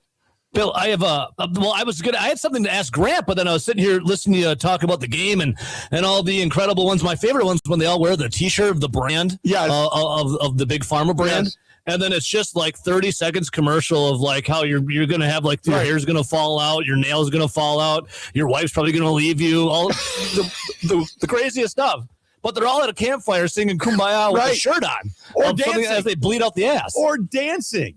Like, you take that pill and your first urge is always to dance poorly with other ugly-ass people who suffer from the same thing. And you all know when they get done wearing yellow, by the end of the commercial, they all got to run off stage because they've all crapped their pants, apparently. So I my ears perked when I heard you talk about it, and Grant knows me well. I was going to say something to Grant, but I wanted to say something to you, Bill. Tomorrow on my show, we do the thing called the Steppies. It's the Over the Line award show. Yep. You actually are up for an award. I wanted to let you know. You are up for Proprietor of the Year. Oh, that's right. Now with that, though, you are up against someone else. His name's G-Dub. He lives in Appleton, and he throws a party called Gregapalooza every year. So I do my show live from his. Now, it's a garage, but we call it an experience. Okay. It's not a garage. It's an experience. There's a bar. There's like 3 big TVs. We basically just get extremely drunk and cook meat and then do karaoke. Sure. But Gregapalooza versus the Bill Michaels Ugly Christmas Sweater Party, Proprietor of the Year, up for grabs tomorrow. Between you, Bill, I want to know that you're nominated. Okay. And listener to G-Dub. So, me and G-Dub, I got to look at it this way. The fact that I mentioned on the program, I can legitimately say to myself, it's just an honor to be mentioned and nominated, And I'll be honest with you. I was at last night, and I shouldn't go too deep into this, but last night was the final time that I washed the floor in the bar. I finally got the bar floor back to completely clean. So it's like you got to take the scrubber to it 3 or 4 times, and then you take the steamer to it 3 or 4 times, and then you put down the squirting Bora, whatever it is, when you squirt that down, and then you take your little mop and you push that over the floor, and it's back to being clean. Is that a side effect from one of the pills, the squirting Bora? Well, the squirting Bora is right up there. Is that a side effect? Lip-bound herpes. So, yeah, it's a side effect. The floor is now so clean, intern Austin could take a nap on it. Yes. I'm pretty sure I'm finally done being hungover, by the way, from the party. That was a hootenanny. I was wondering, like, why? Like, the past 2 weeks, I'm like, I just feel, like, down and out, kind of. I'm like, why is that? Oh, I think it's because Bill and I took 8 shots of peanut butter tequila on the shot of it. So, yes, Proprietor of the Year, Bill. You have a strong lead right now. We came strong, and I got to give Kristen credit because I did not find the Owczarskis. She did. And you know where she bought those things? Target for $5. Say Hobby Lobby. Target for $5. Those little Owczarskis. I mean, what can't a woman get at Target? I'm like, you got to be kidding me. And those were the hit. Those were the hit of this party, man. It was crazy. And well, I mean, I did it. Yeah, I never got to do it with her, only with you. I know, right? Which is not a complaint. No, we did it proudly. What an observation! There's video of it. And this year, I didn't pick and choose which pictures I should and shouldn't put up. I just put them all up. Yeah, Jen was asking me. She's like, "Why'd Bill put a couple of these up?" And I'm like, "Well, I put them all up." Somebody posted me singing. I'm like, "Damn it! I'm putting everything up." The most embarrassing moments in people's lives, I'm going to go ahead and put up. But her and Kate dancing got probably the most views. Kate showed me. She's like, "Look, it's up to 20,000." I'm like, "Yeah, because you and Jen are shaking your big old butts everywhere." Like, right? I got like 8 people that commented like, "Hey, stop and die," when it came to my singing, and they get 20,000 views because. Hey, shout out to who was in the corner, Ernie. Ernie and John. Shout out to Ernie. He had the best spot in the house for that video right there. Yeah. I tell you, he's the man. And then every time we put the after the band would stop, we'd put the music on, and it was thumping club music in the house, and it's going crazy, and all of a sudden it just stops. I'm like, what the hell? And it's because John passed out leaning against the stereo, hitting the off switch. I'm like, John, sit up straight. Hence why you're up for Proprietor of the Year, Bill, for the Steppies tomorrow. Yeah, we had, and that was, it's funny because it's sponsors and it's coworkers and it's friends of ours and all that kind of stuff. And Kristen said, "Boy, this year, glad we didn't have some of our higher end sponsors here." I said, "Why is that?" And she said, "Because it looked like we had a bunch of bodies. It looked like a morgue by the end of the night." We had Gina Della was there. Mm-hmm. Oh. Are you kidding me? No, Gina Della and her husband were there. I missed Gina Della. You didn't meet Gina? Oh, yeah. I asked Jen. I'm like, "Do you think Gina's going to be there?" And she goes, "Who?" I go, "Gina Della from Pella." She was there. Yeah. Oh. So it was funny because at that party, and you can now attest to this, you don't know. You don't, like Ryan, our buddy Ryan, who's playing the saxophone, you'd never know he's a vice president. I talked to that guy all night. Yeah, he's a vice president of a massive company. His budget is $350 million just to go renovate properties. Then you've got Gina there. She's there. And then you've got people that are just, bar owners. And it's an incredible mix of people. You just don't know who you're going to run into. I gave some guy a bunch of money just to get Capone roast on reserve. I said, "Here's some money." Paul Roberts. You put a down payment on an Al Capone roast with Paul Roberts? Money. I said, "I hear about it all the time. You can take my money and just put my name on one." Yep. Now Paul Roberts. As a matter of fact, I'm going to be down there later today picking some stuff. Well, pick it up for me, would you? Yeah. So that's. Well, man, I'll tell you this. That's I got to listen tomorrow. I'm going to get up early. At what time do the Steppies go off? I have to know. Well, there's a lot of awards, Bill. There's grants up for facial hair of the year, by the way. Zach Heilprin's up for best hair of WOZN. How many years in a row has he won that? Every year. Okay. He's bald. And I was thinking where the punchline to this was. There's a lot of we have the two most coveted awards, Bill, is Call of the Year. Mm-hmm. Just a little, there could be a little prostate massage involved. Not in studio, but on the call. Okay. Don't let your mind wander. That could be the winner. And then how could it possibly wander that you were so specific? Well, he said this guy, he went to the Philippines and all. Anyways, you have to listen tomorrow. Okay. And then there's Caller of the Year. Now, this is the one that is the most coveted of all the awards. People literally fight each other for this. There's Caller of the Year. So the awards, not that they're lesser, but the lesser ones start out early and the bigger ones by 8, 9 o'clock. So somebody asked me, they said either do it live on the air or auction it off and raise money. And they said you should have a listener or open it up to the public for one person and a guest. They get a room, they get to enjoy the shuttle, and they get to come to the Christmas party. What do you think we could raise money for that for? How much money do you think we could sell that off for? Well, first, I think you could just walk in and no one would. That is true. By the end of the night, you could just show up. Well, Bill, you get what tequila? You gave me some tequila I've always wanted to try, and I'm always like, maybe do a little Casa Azul. Oh, that was Casa Azul. That was amazing. Yeah. Like just that alone, I feel like I should have gave you $50. So you could auction that off for a pretty penny. That's about $200, $300 a bottle, I think. That stuff's up there, and that was the low end stuff. That wasn't even the high end. The high end's like $1,500 a bottle. That stuff was smooth. It was really good. Hence why I'm still hungover. No, you could auction that off for a lot because not only the food is amazing and the drinks are amazing, but the proprietor is incredible. Wow. And the company. Yeah, that was fun. That was a good. And the music. Yeah, the music was fantastic. And if you get Jen and Kate back there, the ass shaking. Yes. Yeah, Jen was. Well, first of all, when Jen came up and gave me a hug right away, and I had to double take. I'm like, I looked at her because she's wearing the big coat. I'm like, who are you? And then I'm like, oh God, that's Jen. The last time I saw her, she was going, get the hell away from me. So, that was a long time ago. That was every time I've seen her. Yeah. She went from telling you to go essentially F yourself respectfully to then her giving you a big hug. Then she's like, I'm not leaving. We're coming back. Yeah, she still was in love. Then she goes upstairs and looks at the tiki bar and she goes, are you going to do this in the summer? Yeah, I think she asked if you're going to get a pool. Yeah. And, she said, are you going to get a pool out back? And I'm like, I don't know if I really have enough room for it. You should. You need to get a pool. Okay. Done. So, yeah, okay. We've got to mull that over this summer, too. Hey, if not, Bill, we'll just take a bunch of pharmaceuticals, where this all started and have a bunch of, see what side effects hit us in the yard during the summertime. Coach Plyo guy on the live. Well, we dance please around tell me the where the so-called video of Kate shaking it is. They want us. It's over on the Facebook page. You just got to scroll down a little bit. Real cheeky. Can't miss it. Yeah, you can't. It's Kate's face that starts off the video, and then it kind of goes on from there. So there you go. So anyway, for all three of us, for a new year, we will not be taking any of those drugs that give us explosive diarrhea, make us go to Lowe's to buy a new O-ring, and or have premature stuffulation with, male parts. So we'll be good to go there. No, I think that's it.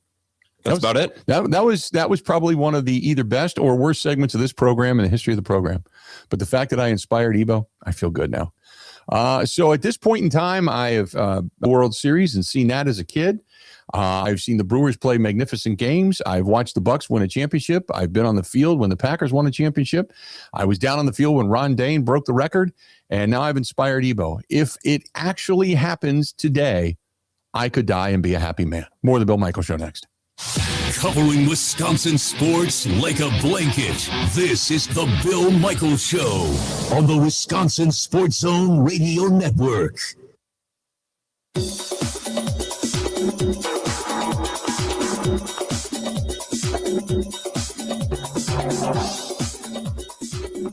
Bill Michaels will resume in 3 minutes.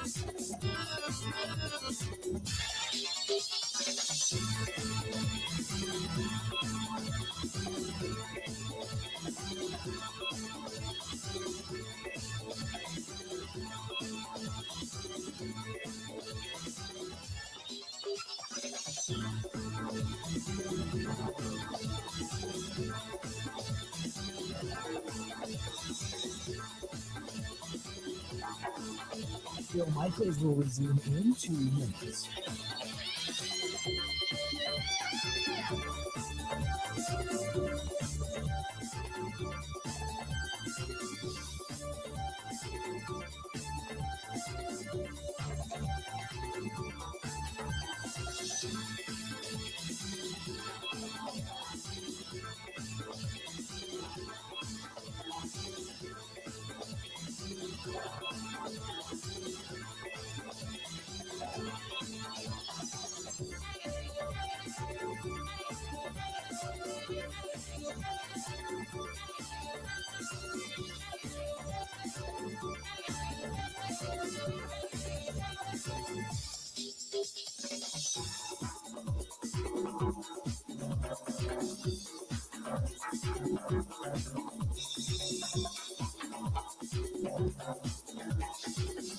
Bill Michaels will resume in 1 minute.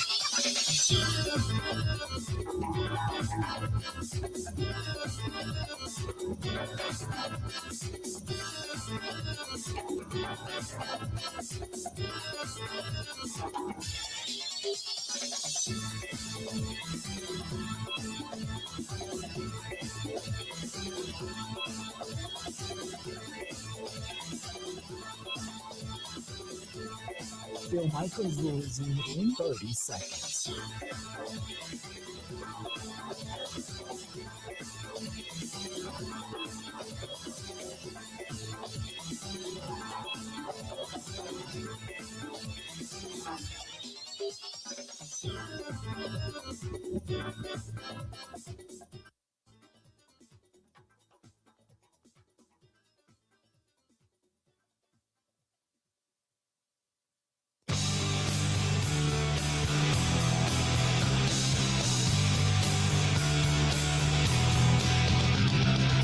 Welcome back Michaels Show. Good to have you. Jeff said, was that a joke? The minute you got done ranting about the drug commercials, an Ozempic commercial comes on the show. I don't hear the commercials, but isn't that kind of funny? Now, if you're watching, he was watching on Facebook. I don't know if we had that on our network or if that was something that was inserted via Facebook or what. I have no idea. No idea. But nice to see that maybe they're listening, right? Because you always know.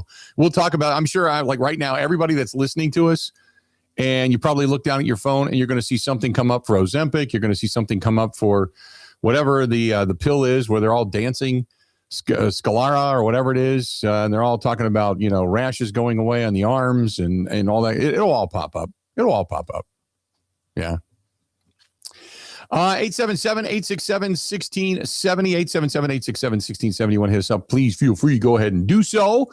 We'd love to have you on board, and you can also text us 608-321-1670. Now, want to go back to what we talked with Sam Bruchhaus, which seems like a lifetime ago since we talked to Sam. But Sam had talked about the analytics and gave us analytically his opinion on keeping Matt LaFleur, keeping Brian Gutekunst. And regardless of what transpires the rest of the way, and the analytic and the window for Jordan Love, the youth on the team coming up together, and the pieces that he has then put around Brian Gutekunst is then put around them. And Grant, that's where you and I said it before. You can make a case for either, and I wouldn't disagree. You know what I mean? He made a lot of sense. I think. Rewind a week ago today, I think the cases would have been like 50-50 because the Bears game, I can't really blame coaching for that. We talked about it. The Ravens game was a stinker. And I think, at least for me, that Ravens game makes this season feel like it's slipping away. Makes it feel like they're sliding towards the first round exit. And that makes me feel a lot less, a lot less forgiving to Matt LaFleur. And again, I don't blame him directly for the Bears loss or for some of these losses. It's more the body of work now and the way that this season is ending, which is really similar to the way that last season ended. And this was brought up to me yesterday, and I got to admit, my friend Mark is a Bears fan. And he said to me, now he's getting kind of cocky, and he listened to the show yesterday. And I said, hey, slow your roll until you do it for a couple of years in a row, or you consistently in the postseason. And he said it kind of hit home what I had said yesterday, which he's a rational Bears fan. But he had said to me, he said, it's so funny because we're thrilled to get a coach just to be able to get us to the playoffs. You've got a coach that gets you to the playoffs, even with all the injuries, and has developed a young quarterback after the controversies from the older quarterback, and basically did it for a long time without a stellar defense or stellar talent, and yet you're ready to run him out of town. And we if it had been a year's difference, we'd have been begging for him to come here. And it's kind of like the old, one man's trash is another man's treasure.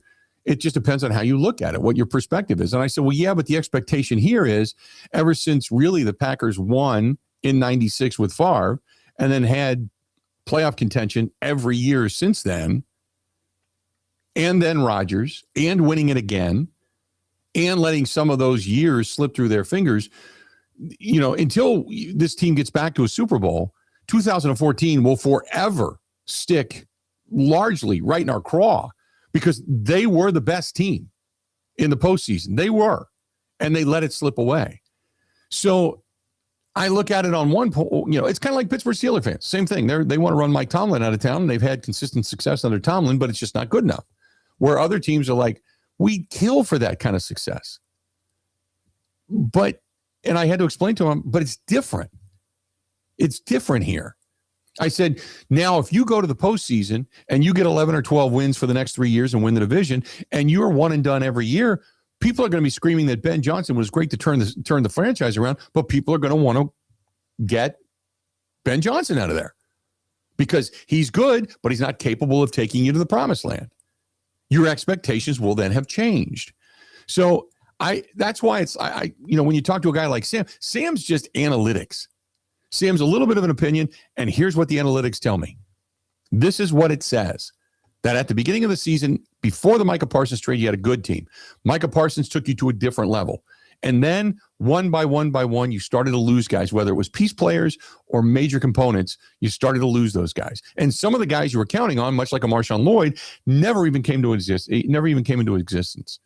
So then Matt LaFleur overcomes all of that and still gets you to the postseason. Now, granted, losing 3 straight down the stretch is not the way to go about it.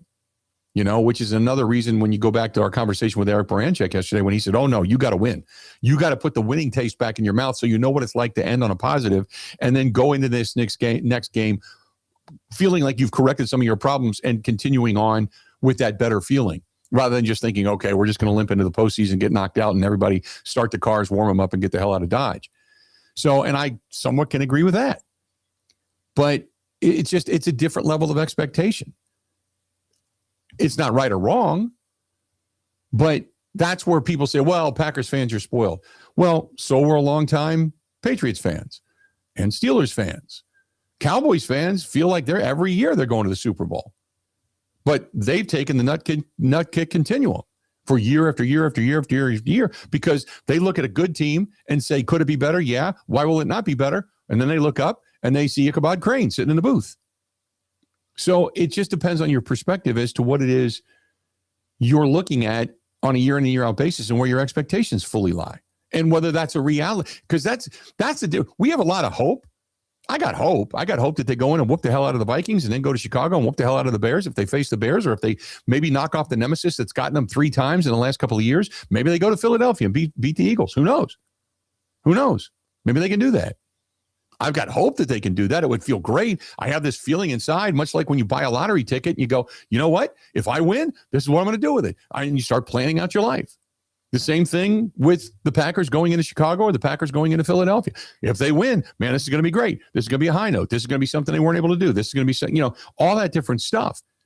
But I think it's just all perspective as to you. So Bears fans, enjoy your ride right now. Packers fans, we're looking at this like, oh God, we're in the postseason and we're the 7th seed again. This sucks. But there's teams that aren't in it and haven't been in it for a long time that would go, do you have any idea how much we'd kill for that? Any idea? But it's not spoiled. It's just your perspective and your expectation as to the reality in which you live. That's all it is. What else do we have to go on? Anything else before we get into the whole, should the Packers be playing hard against the Vikings, so to speak? Is that it? Do you have everything? Is that everything? I think I've just completely blown it out right there. All right. Blown it. Sounds like another pharmaceutical commercial. Right? I know. I know. We will take a break. Let's do this. When we come back, I do want to get into the should they or should they not. And there's a legitimate case to be made for both, but I sat down and thought about it last night, and I've got an opinion on this. So when we come back, I do want to get into this discussion. I got to be honest, I do have a strong opinion, but I have such a strong opinion that you convinced me the other way if you just wanted to really throw it out there. So let's do this. We're going to step out. We're going to take a quick break. We're going to come back. We got a lot more to get to. Don't go anywhere. Got to say thanks to our friends at Social House. HAUS. You know what they did? They raised a bunch of money for Big Unit Foundation. Kudos to Dan Della. Yeah. Kudos to Dan Della and everybody over the Social House for everything that they did this year in raising funds for Big Unit Foundation. He dropped a check off the other day and said, hey, we've been doing some fundraisers and you're our charity of choice this year. So thank you so much to Dan, Allison, the entire staff, all the contributors over there, all the contributors that go in and patronize Social House. So check them out. West Lisbon Road, Menominee Falls, Brookfield. Please stop in and support great businesses who support other things other than just their own, pocketbook, so to speak. So great owners, great place. That's the Social House. Covering Wisconsin sports like a blanket. This is the Bill Michaels Show on the Wisconsin Sports Zone Radio Network.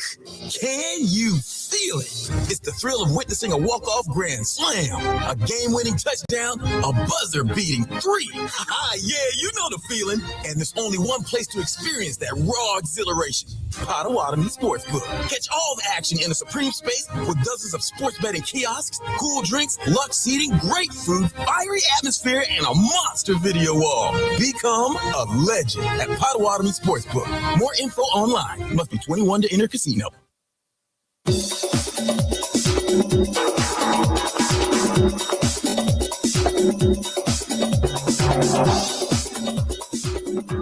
Phil Michaels will resume in 5 minutes.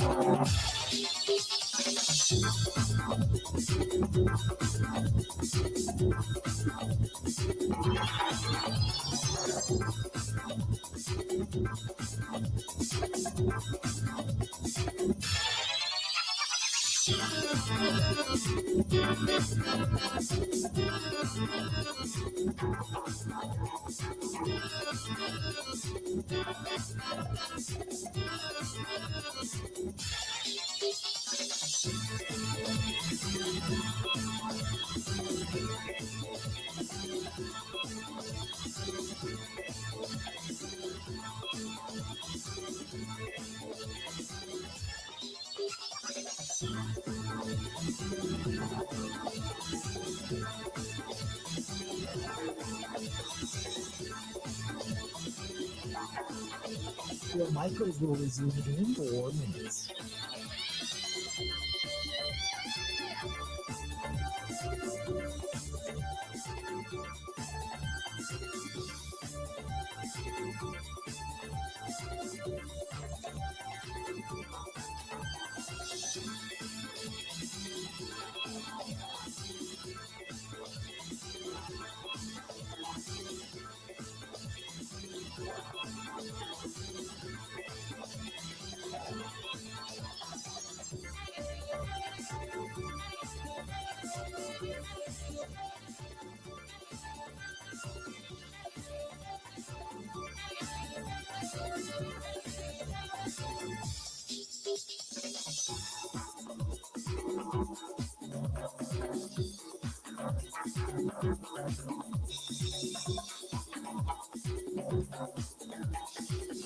Phil Michaels will resume in 3 minutes.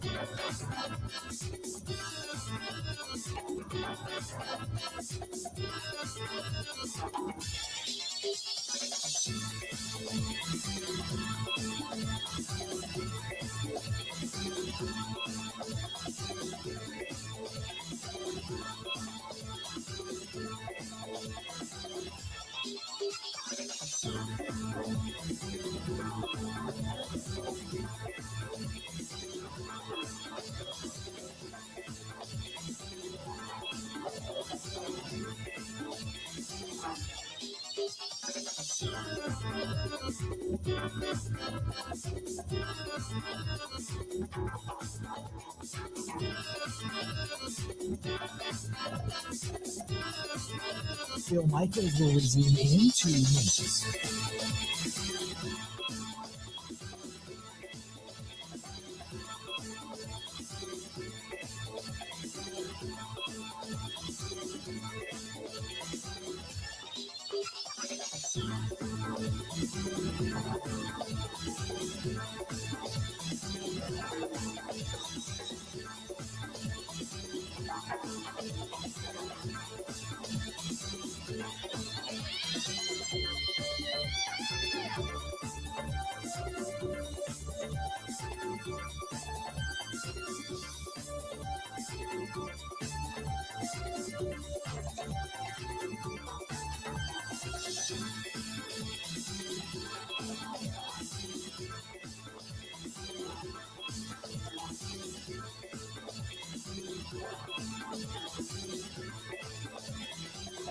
Phil Michaels will resume in 1 minute.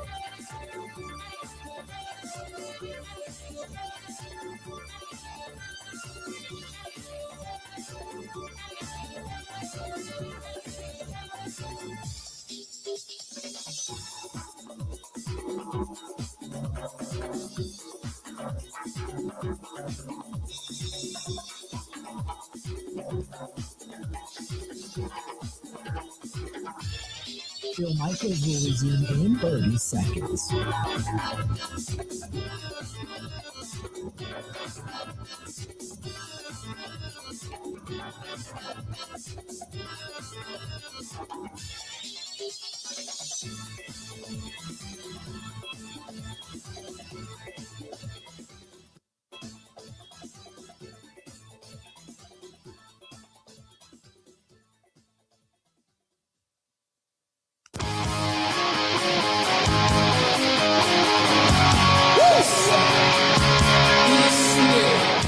Welcome back. Phil Michaels Show, Tuesday edition. Yeah.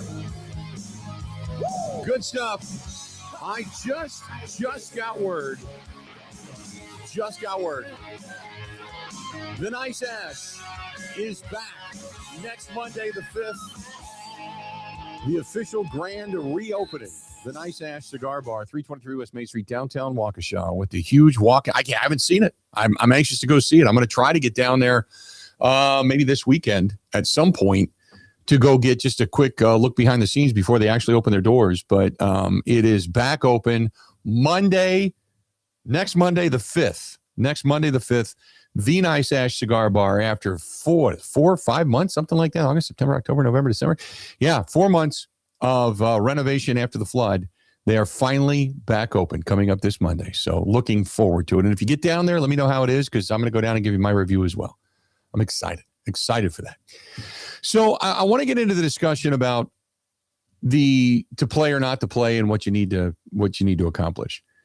Because yesterday we had an interesting discussion with Eric Baranchek. And I was, and still to a certain extent am, it's about the postseason now. As much as people want to talk about beating the Vikings and your rival, it's about the postseason. It's about what you do in the postseason. However, there's a point to be made to get a win going into the postseason after the 3-game losing streak. Remember, and I say this all the time, you want to win a championship, there's 4 things you got to do. You got to be good. You got to have some luck. You got to be healthy, and you got to be hot. The luck and the health have not been on the Green Bay Packers side. 2 of those 4 are pretty much void at this point. And that would tell you, if you're going to be a betting person, that if, say, you put $100 on the Packers to win the Super Bowl at the beginning of the season, that those 2 being absent would tell you you probably lost your $100, right? Which is why when Eric said, look, you are now in playoff football. And I didn't think of it this way. And he made me open my eyes a little bit, maybe more so my ears. But you're in playoff football. You have got to elevate your level of play now. It's not like this game is do or die. But you can't play average or take it easy or just play to get to the next week. And then all of a sudden you're going to flip a switch for whatever opponent you possibly can have. You have to now practice and elevate and get prepared in the way you would. You should be doing it all the time, don't get me wrong, but in the way you would, knowing that this is the end of your season. If you don't win, here comes the end of your season. You've got to flip that switch now. You got to be in playoff mode now. You've got to be in accountability mode now. Not that you weren't before, but now it really, you have to raise that level. And I went into the weekend after the Packers lost, and I did the little post on Sunday, and I said, look, doesn't matter. Doesn't matter what happens in Minnesota. Now it's about the postseason. And I can still agree with that a little bit, but Eric convinced me it's like, no, man, you really, you got to get Jordan Love back. If he's cleared, you got to get him on. And if there is going to be, and this goes back to, is he the guy, when people ask that question?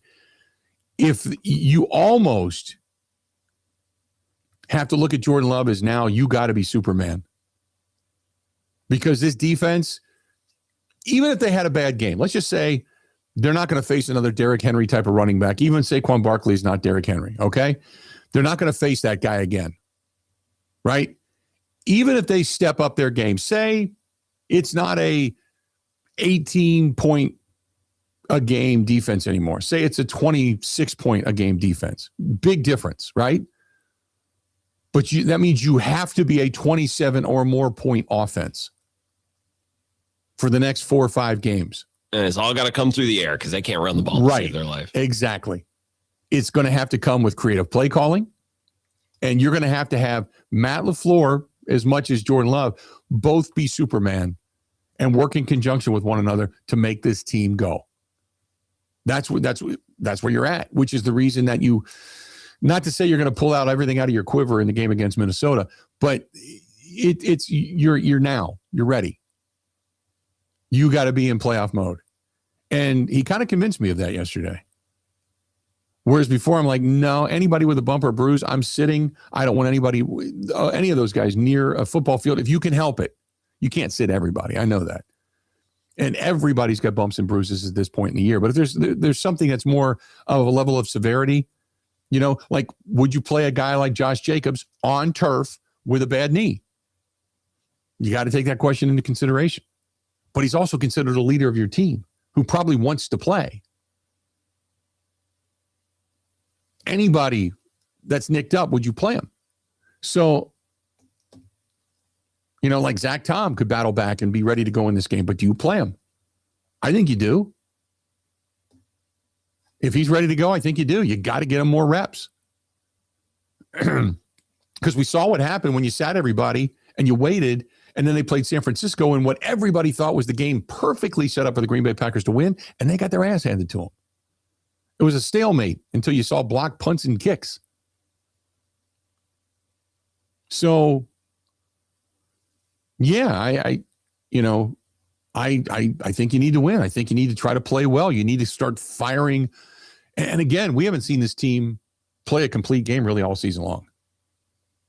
There's always been something that's just off, and for whatever it is, he kind of convinced me. I think they need to win this game. So, yeah, everybody's talking about creative play calling. Like, it does happen, guys. Come on. He's a good play caller. He's a good play caller. There are times where you don't like certain things, and I agree with you on that. But there are things that are done well. I mean, this team has won games. They're above 500.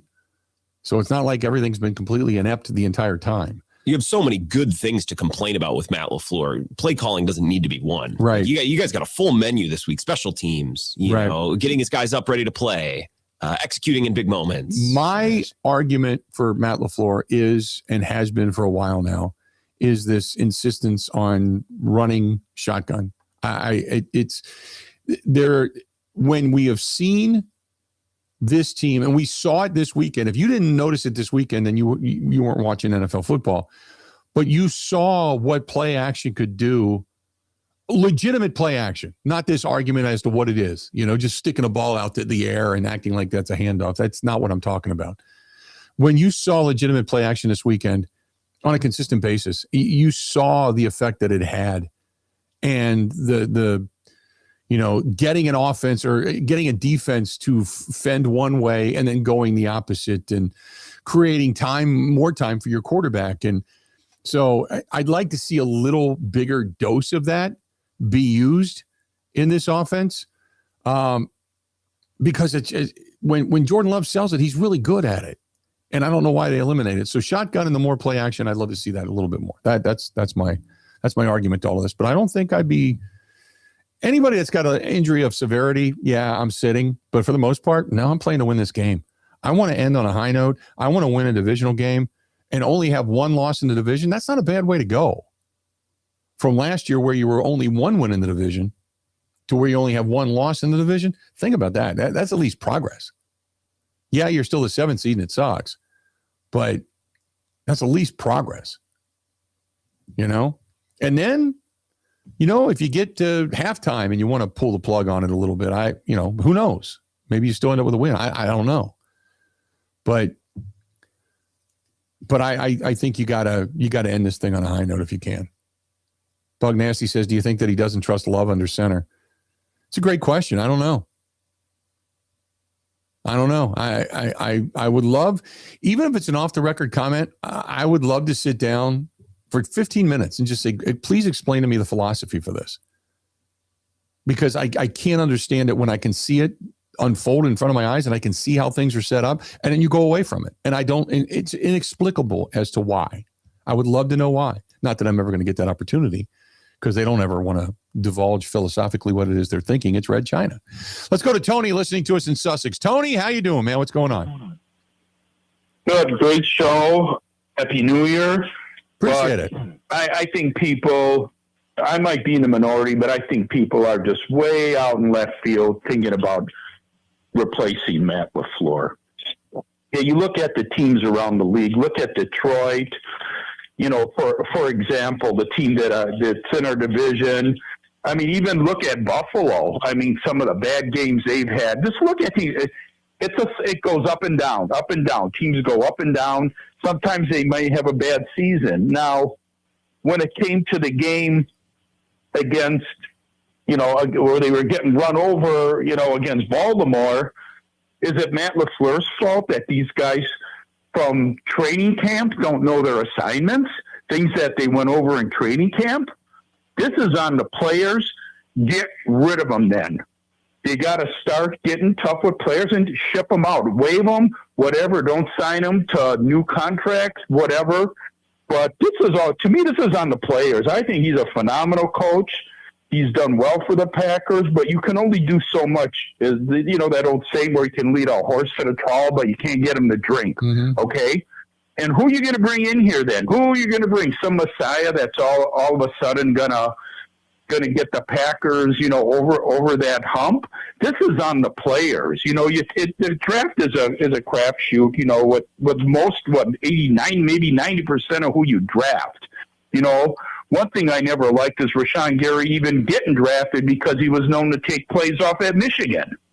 Yeah. And then I hear an interview with the quarterback from Baltimore who said that he could see it in their eyes. They were talking about in the huddle. They can see it in their eyes. These guys don't want to hit you at all. They're afraid of you. These guys, those guys, they did not come to play. Now, is that Matt's fault? I'm sure they do the same things in practice. These guys are making millions of dollars, and they're saying, heck, I'm getting paid. I'm not getting hurt from this tank coming through the line all day. Mm-hmm. Right. That's them. That's them. They have to look at it. So for people, I mean, I never once said, oh, wow, we got to get a new coach. You got to be kidding me. I think people are way off even to consider that. Goody has brought some great players in. And Van Ness, when they drafted Van Ness, he didn't even start, I believe, for Iowa. No, okay, well, he had started, I think, like a year. He was a physical specimen, mm-hmm. And he's in, that kind of thing. And so he's a project, and I've noticed he is getting better, and I believe he's going to turn into be a great player. Just keep the guy healthy, just stay healthy. But I think he'll be a good player in time. But you can't put this on LaFleur. You can't put this on Woodikins. You put it on that line, that defensive line, those slugs that we have there that were collecting paychecks against Baltimore, in that game, and didn't care that they looked like fools through the whole country. Because that's what they look like. It was a joke. It was a bad performance, no doubt. Tony, appreciate the phone call. I want to expound upon a little bit of this. I mean, the head coach is responsible for things like that. I mean, when you have a really bad, humiliating showing, and that reflects poorly on the head coach. I know you can, players, any guy that will tell you that has ever played the sport, they all say it's more the Jimmies and the Joes than it is the X's and the O's. But ultimately, the head coaches are responsible for it. As far as a play caller goes, yeah, Matt LaFleur is really good. There are times, like I said, that it is maddening. But when you talk about, stuff that they've been taught since the beginning of the season, this was stuff that they had done correctly for a good majority of the season. And for whatever reason, they just took the day off against Baltimore. And I mean, even Matt LaFleur's like, I don't get it.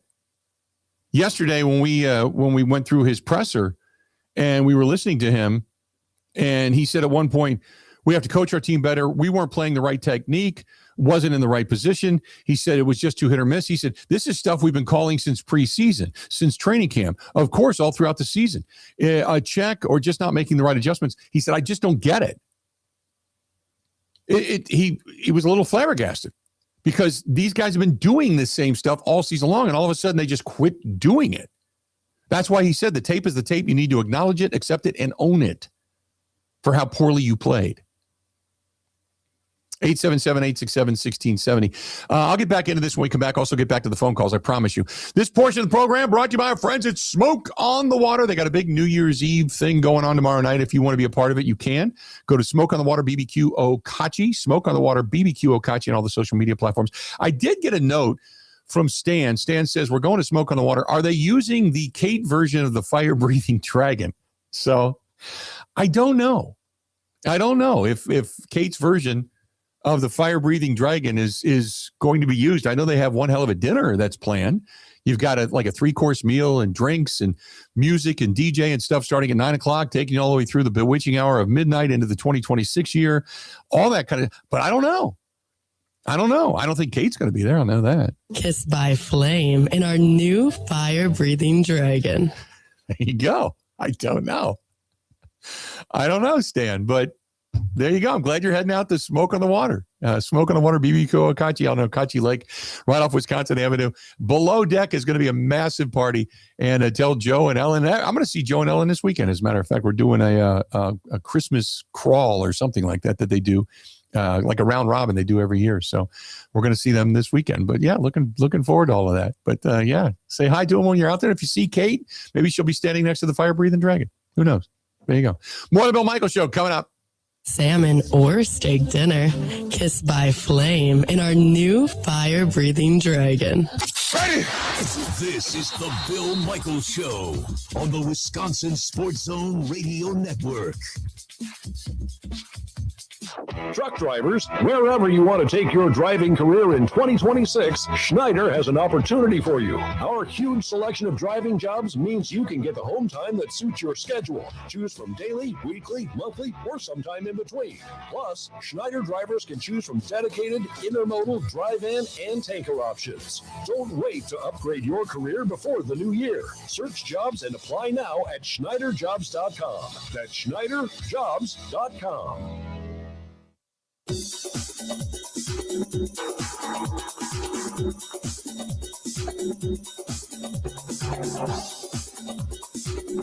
Bill Michaels will resume in 3 minutes.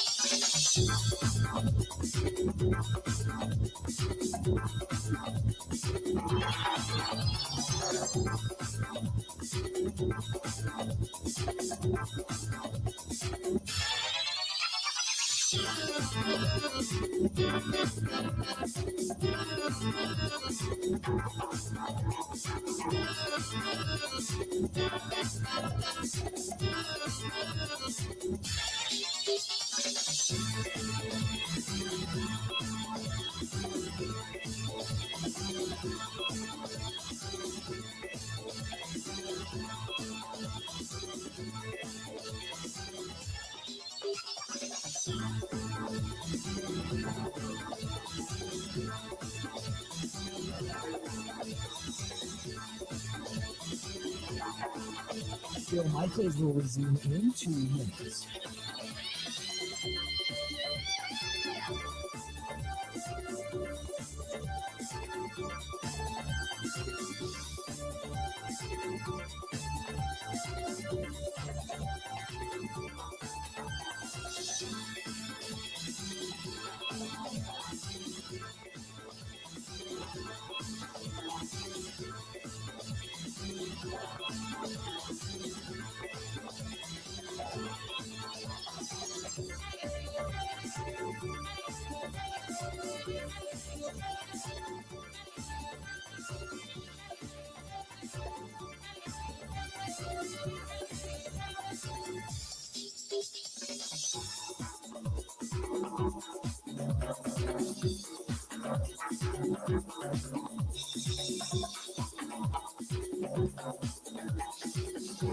Michaels will resume in 1 minute.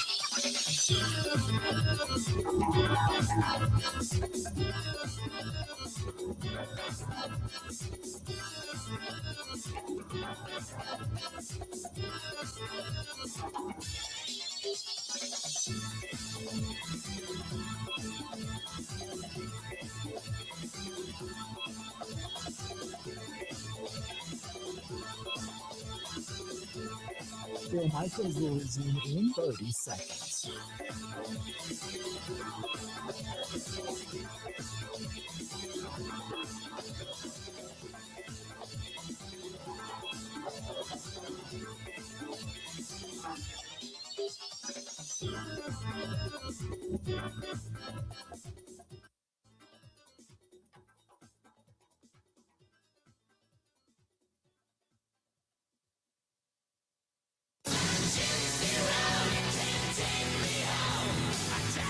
Welcome back in.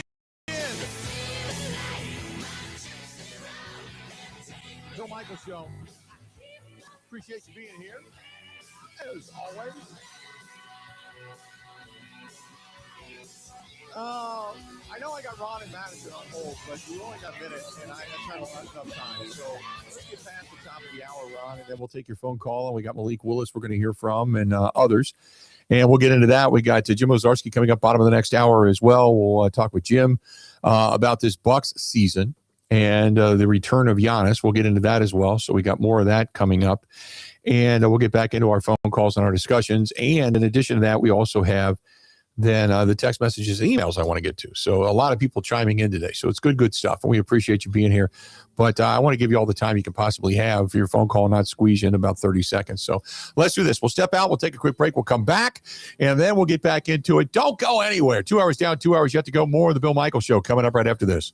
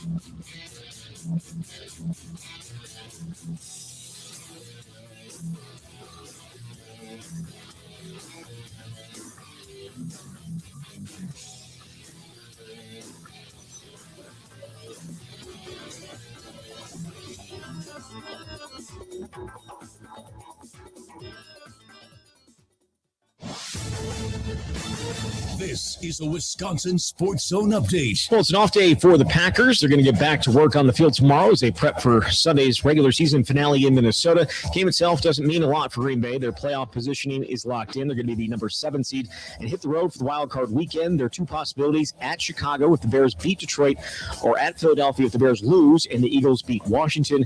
Packers did add to their defensive line, including Jonathan Ford off of waivers from Chicago. Ford was a 7th-round pick of the Packers back in 2022. Going to be the Packers and Vikings on Sunday. Kick is at noon. Turning to the Badgers, the transfer portal officially opens on Friday. Wisconsin expected to put a big emphasis on the quarterback spot, a place where they've been snake-bit by injuries in Luke Fickell's first 3 seasons. When you talk about investing in the quarterback position, as we might be the only team in the country that has experienced it in 3 years. I'm not making excuses. If you don't invest in a different way in that room, meaning like it's hard to just invest in one. If you don't invest in that room and have some depth in that room, you can put yourself in a really tough position.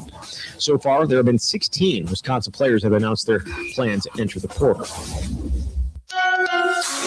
Rural Mutual Insurance, keeping Wisconsin strong. Get insurance from a company who knows Wisconsin and cares about your community. You may know Rural Mutual Insurance as the #1 farm insurer, but did you know they also offer competitive home and auto rates? Visit ruralmutual.com to learn more about products and discounts. Rural Mutual Insurance, keeping Wisconsin strong. Well, it's game day for the Wisconsin basketball team. Going to host Milwaukee tonight at the Kohl Center. It's the final game before the team dives back into Big Ten play. Tip is at 6. And the Bucks going to be back home tomorrow night as Wizards visit Fiserv Forum. With this Wisconsin Sports Zone Network update, I'm Zach Heil.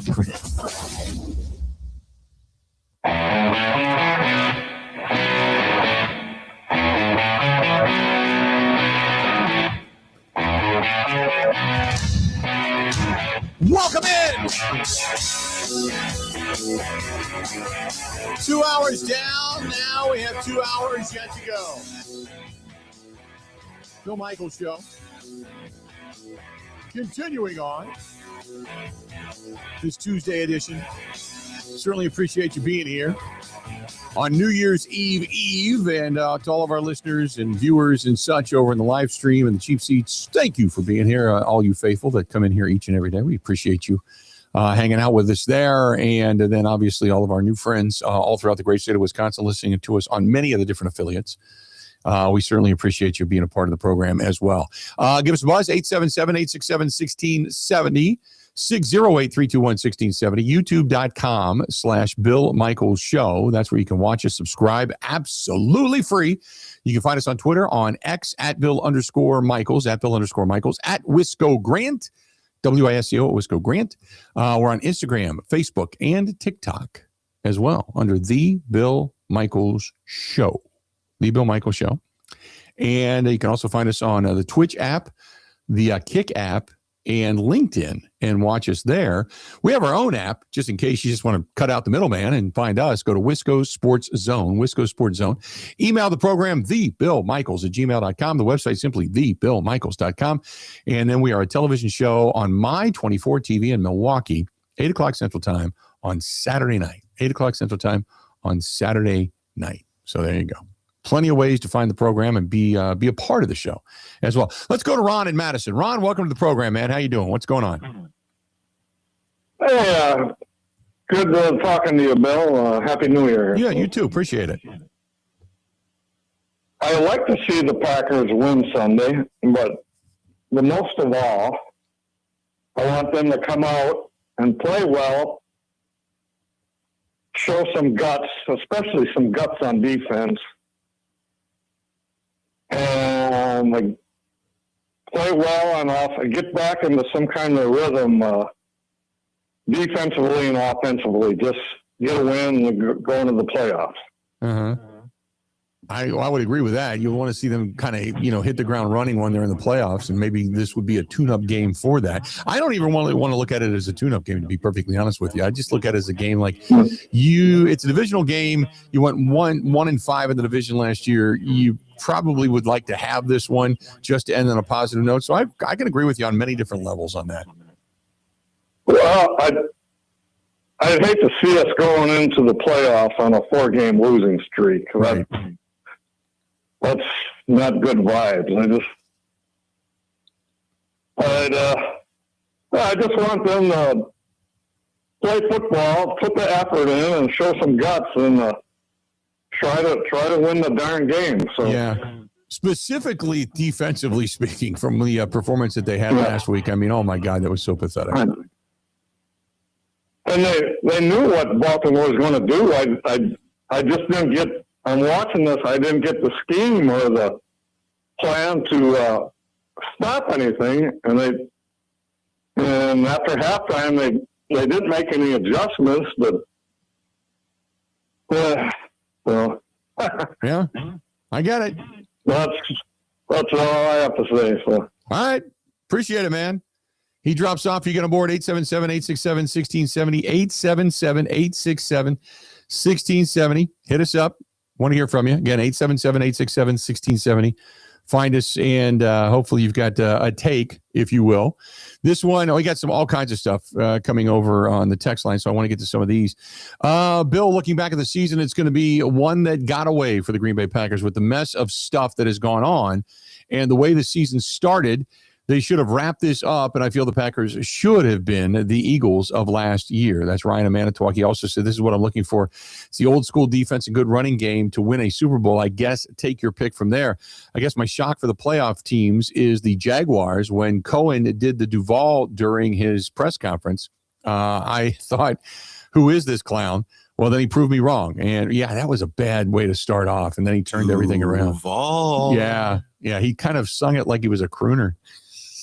Duval. Speaking of crooners, I sent you a picture. We were watching the old Andy Williams Christmas specials last week with the Osmond brothers. They all had their sweaters on. Oh, yeah. Yeah, I did see that.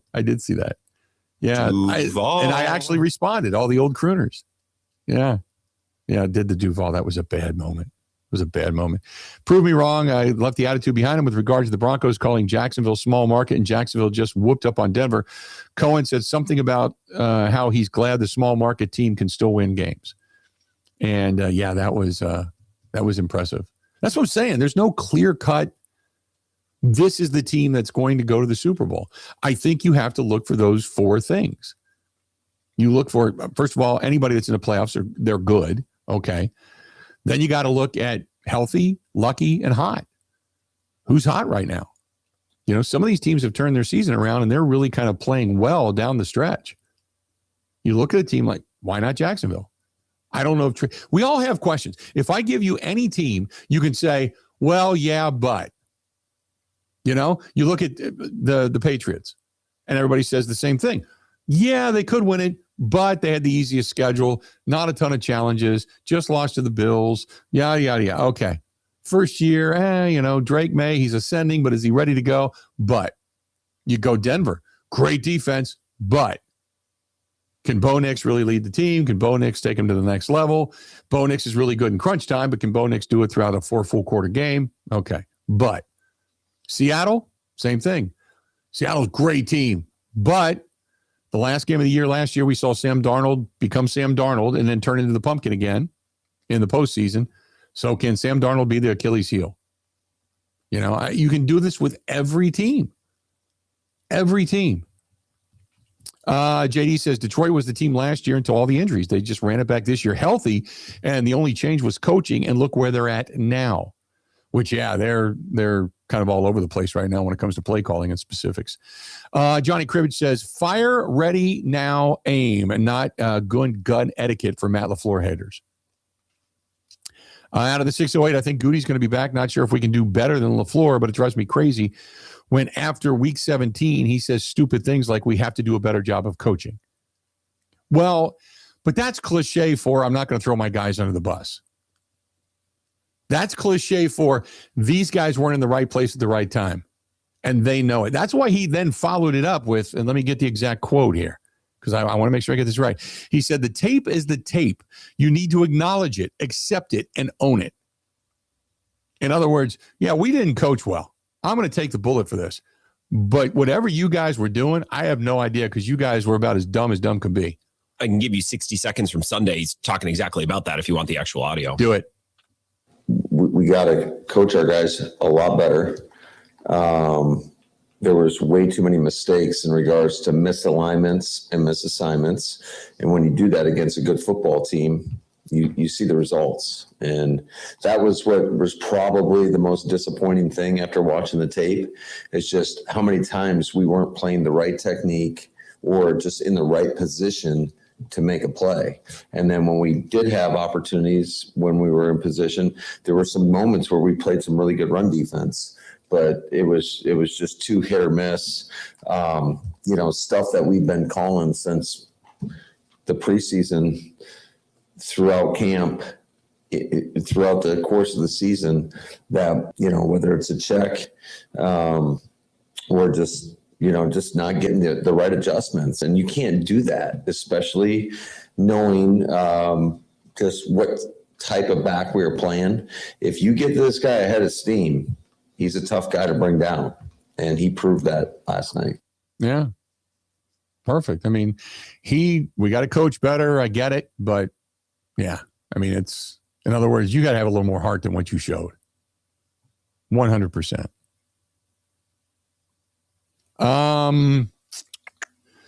Wade in Green Bay. Good day, guys. My gut feels like the Packers players, to their own detriment, are just going to be playing over cautiously because they're just looking to get to the playoff game as healthy as they possibly can be, where they would then turn it back on. I'm hoping I'm wrong. Anyway, Happy New Year. Stay safe. And that's Wade in Green Bay. Ryan says Love and LaFleur have to almost be the same person. LaFleur needs to call some bootlegs, play actions with Love, not one time and then, okay, maybe the next play. As far as the bootleg go, Love needs to move a little bit more, be a little more aggressive. We have seen in the past. Love can be an effective runner on the move at times. I would even like to see him do a little bit more in the no huddle. Bill, did LaFleur lose the locker room? After watching the Baltimore game, it seems like it felt like that to me. I feel there is something behind the scenes going on, something beyond the obvious, that they are just playing like very blah right now. They just look very uninspired. Hopefully that changes when they play Minnesota. Mike Clemens brought that up. And I asked Mike about it yesterday, officially on the show. And Mike said he didn't know. Because I said, when I asked Mike about it the other night, Mike said, there's something going on there. And usually that's not a good thing. Sometimes when you say there's something going on here, man, you can kind of feel like it's starting to trend in the right direction and everything's coming together. This was not that conversation. This was, there's something going on and I can't put my finger on it. And guys aren't talking. It could just be something as similar or as easy as we've lost a lot of guys. We've lost a lot of the guys that were leaders in this locker room. We've lost a lot of the guys that were obviously tremendous players in this locker room.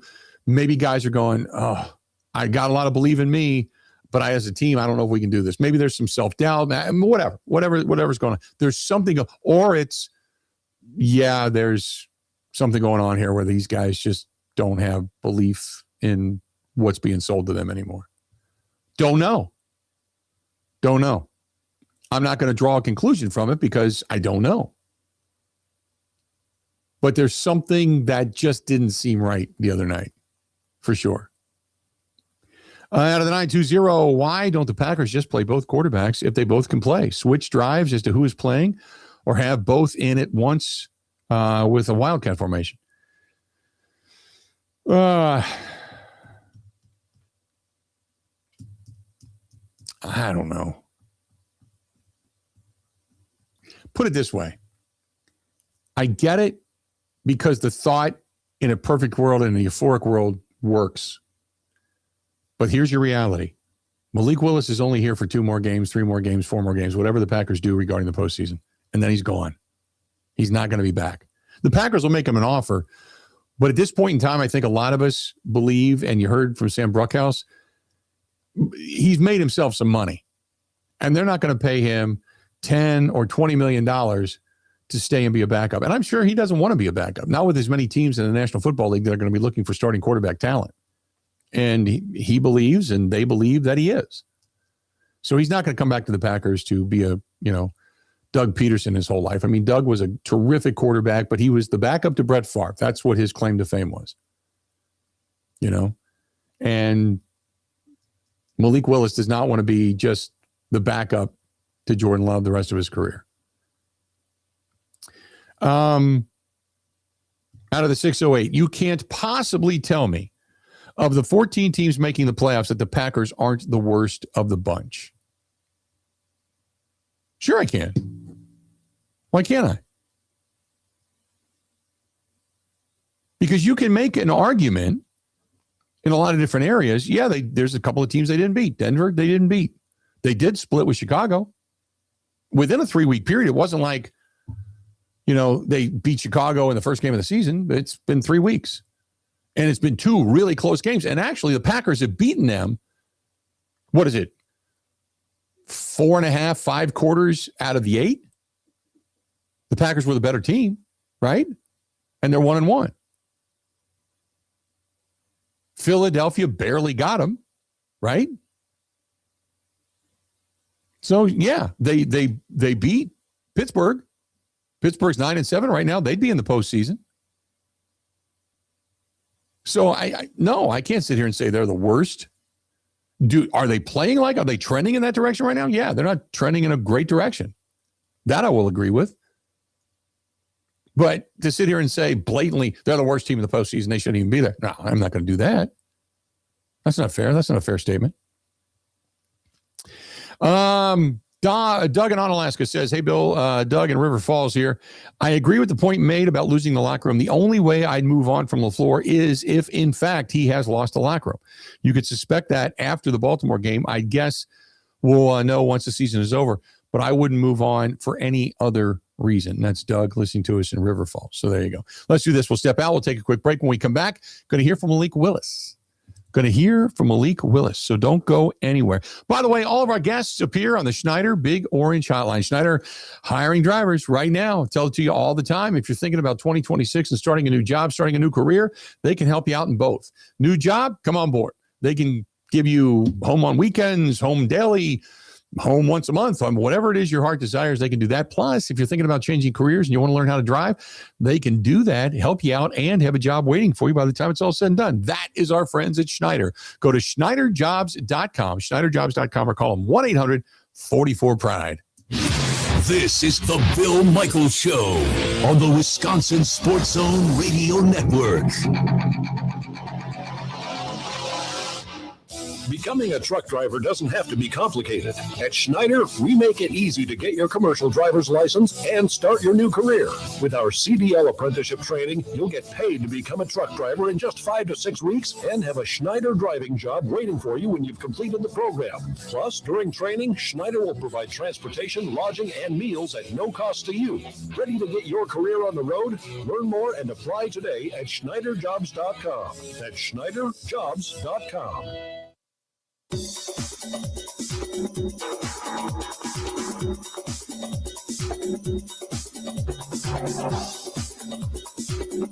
Bill Michaels will resume in 3 minutes.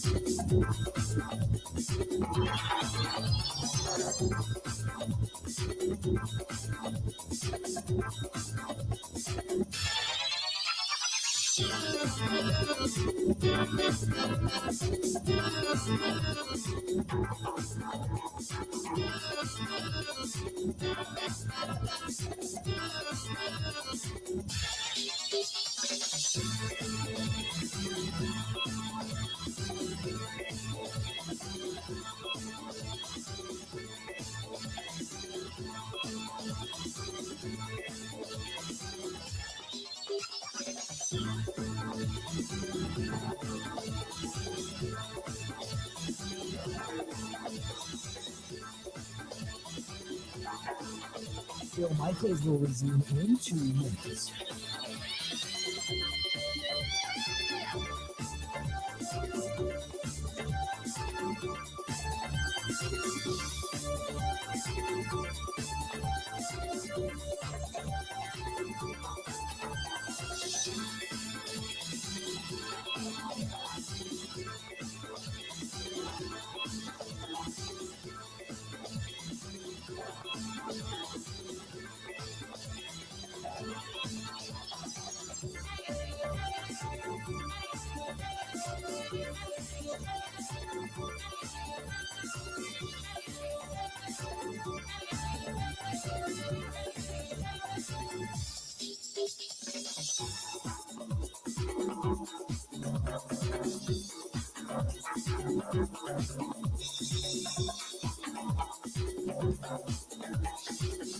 Bill Michaels will resume in 1 minute.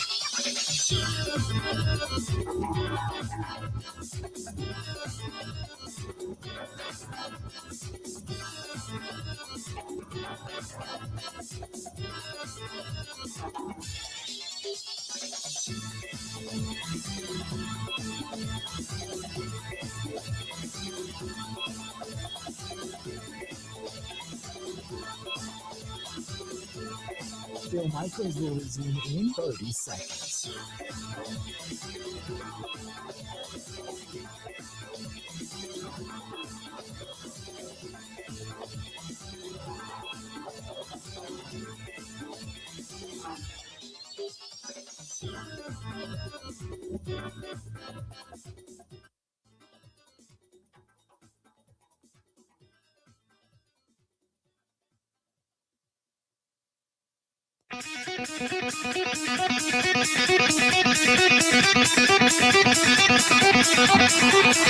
Happy New Year out in the western portion of the state of Wisconsin.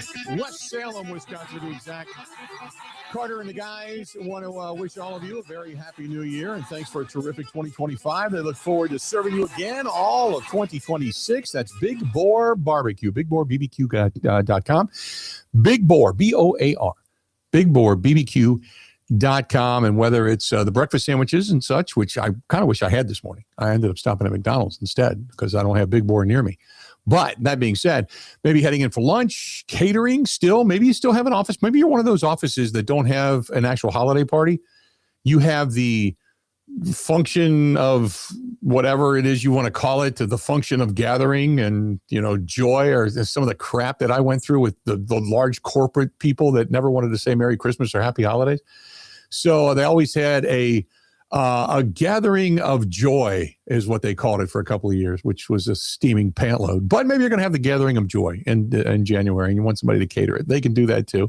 Check out our friends over there at Big Boar, B-O-A-R, BigBoarBBQ.com. That is BigBoarBBQ.com right there in West Salem, Wisconsin. And they're family owned. They're locally owned. It's fantastic. Love those locally owned businesses. Keep supporting them big time. All right, let's do this. Quarterback for the Green Bay Packers, Malik Willis, talking. Take a listen. I just felt a little tweak. I think, all the treatment had me feeling good, and I think a little soreness just built up over that point into that point of the game. I slid and kind of hit it a little bit, and on that throw, I kind of threw it all arm, and I kind of felt it a little bit. I just want to check it out and make sure everything was all right. Was it tweaking your shoulder, your chest? It looked like you're kind of holding the center of your body. No, it was just a little tweak, What did they do when you came in here? They just checked it out, and then they, said I was good to go back. Did you take any kind of a pain shot or anything? They just, checked it out, and, I had it on back out there, and I was ready to go. So Matt said that you didn't take any reps this week because Jordan, you were sick one day and then Jordan was here the other. How did this kind of same question as last week? How do you do it? Because you had a great game. Just leaning out on my own understanding. I mean, obviously you want to take reps if you feel like you're going to play in the game, but just trusting in God's plan for my life and trusting in all the reps that we got this offseason and actually being here in the offense and going into my second year.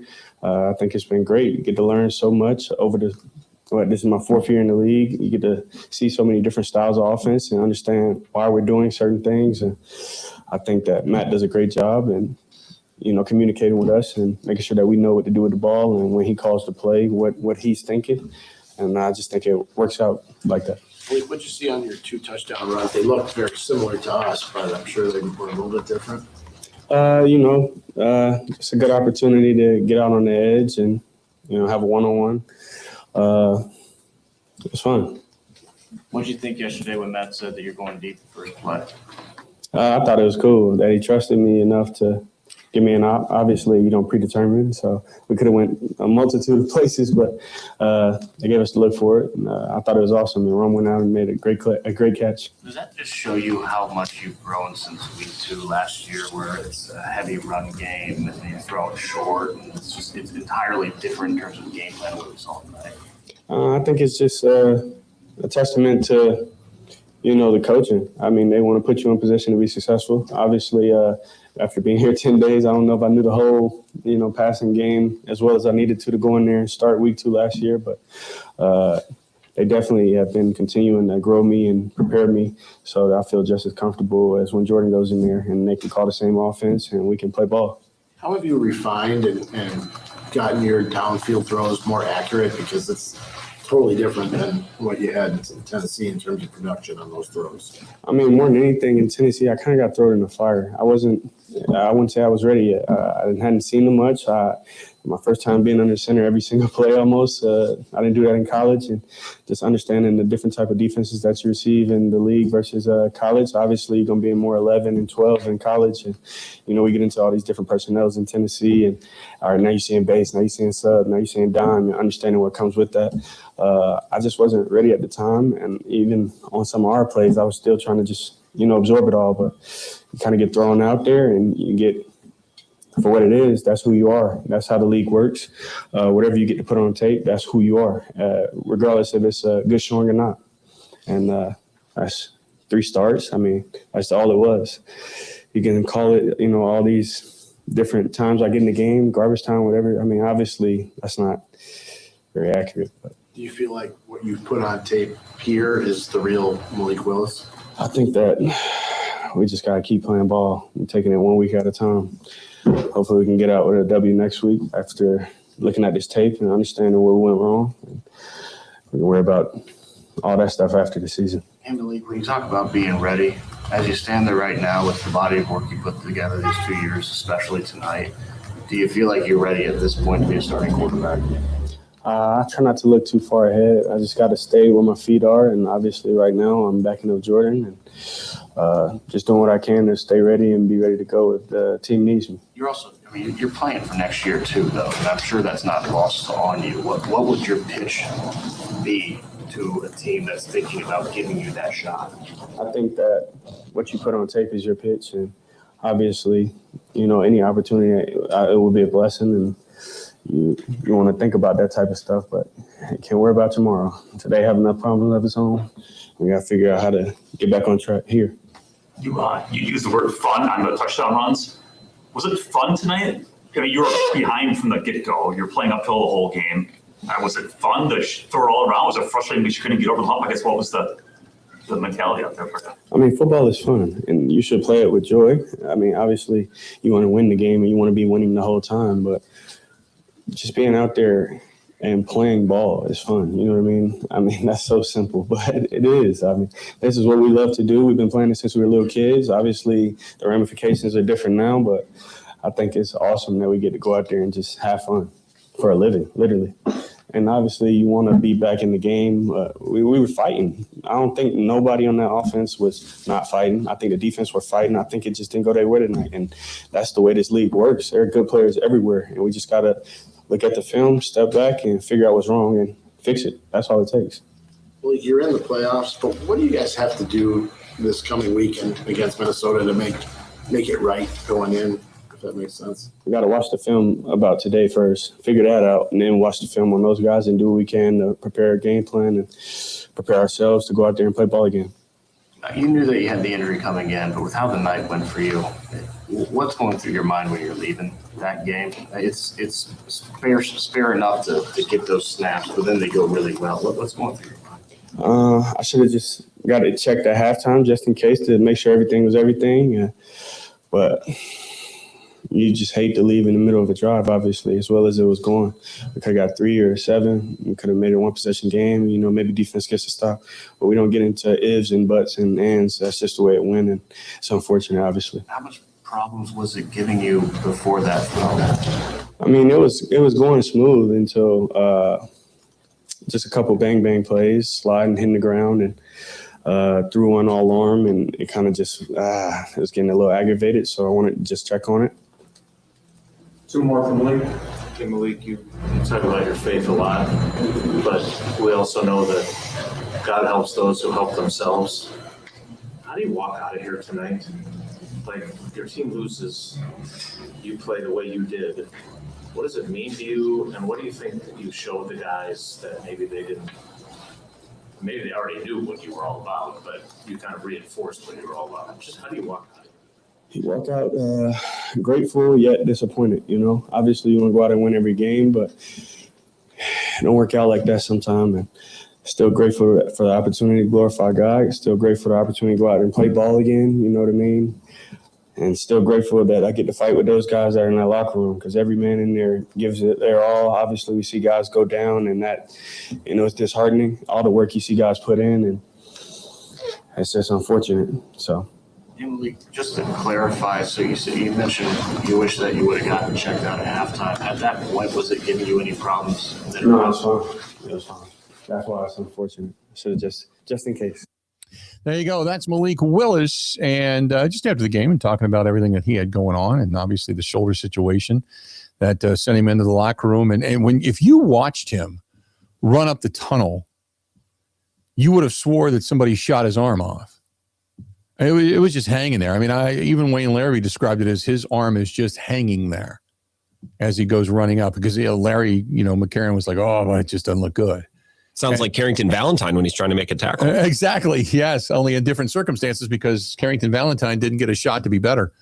But correct. I can only assume that Malik Willis, for whatever pain he was experiencing, he went and got it looked at and they said, we can give you something to, take away the pain. And then he said, let's go. And here he came back. Unfortunately, by then, Tune had thrown the interception and it was too little too late. But nevertheless, and again, another game in which, at that point in time, the Packers had brought it back.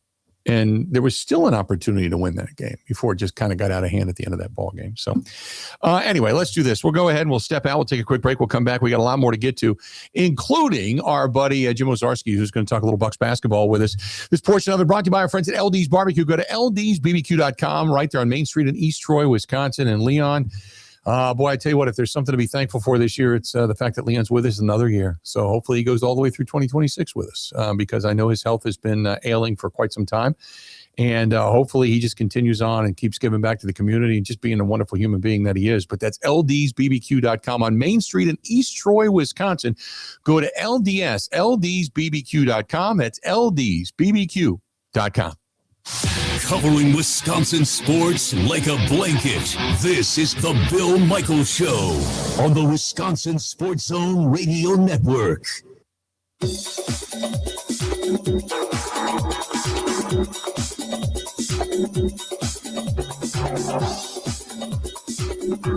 Bill Michaels will resume in 5 minutes.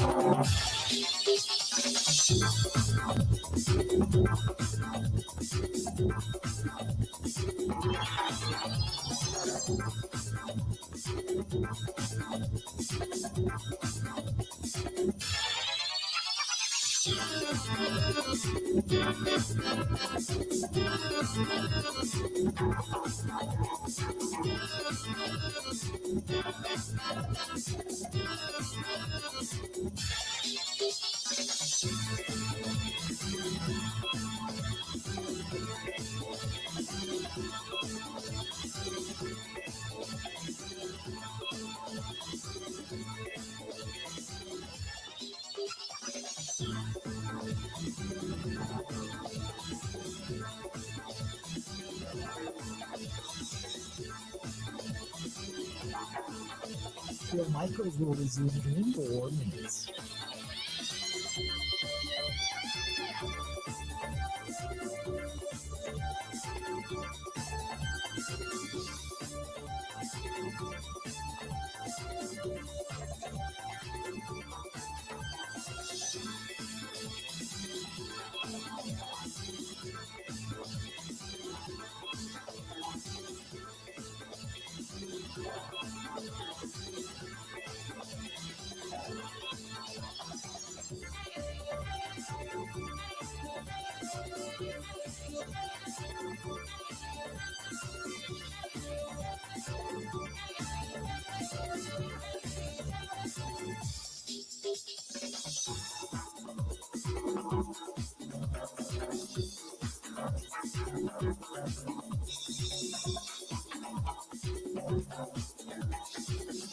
Bill Michaels will resume in 3 minutes.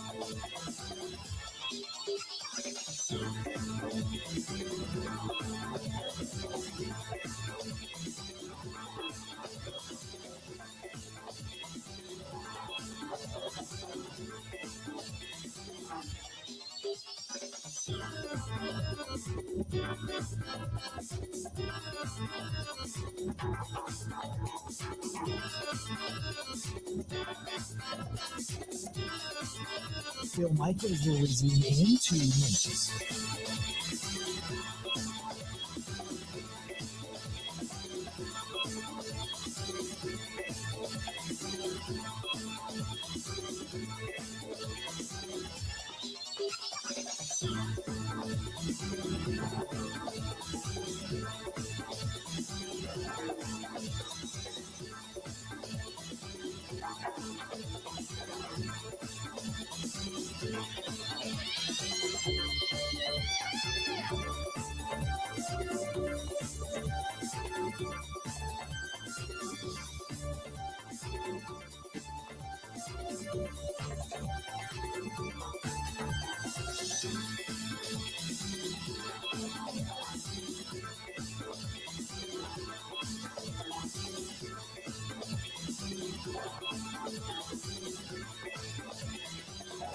Bill Michaels will resume in 1 minute.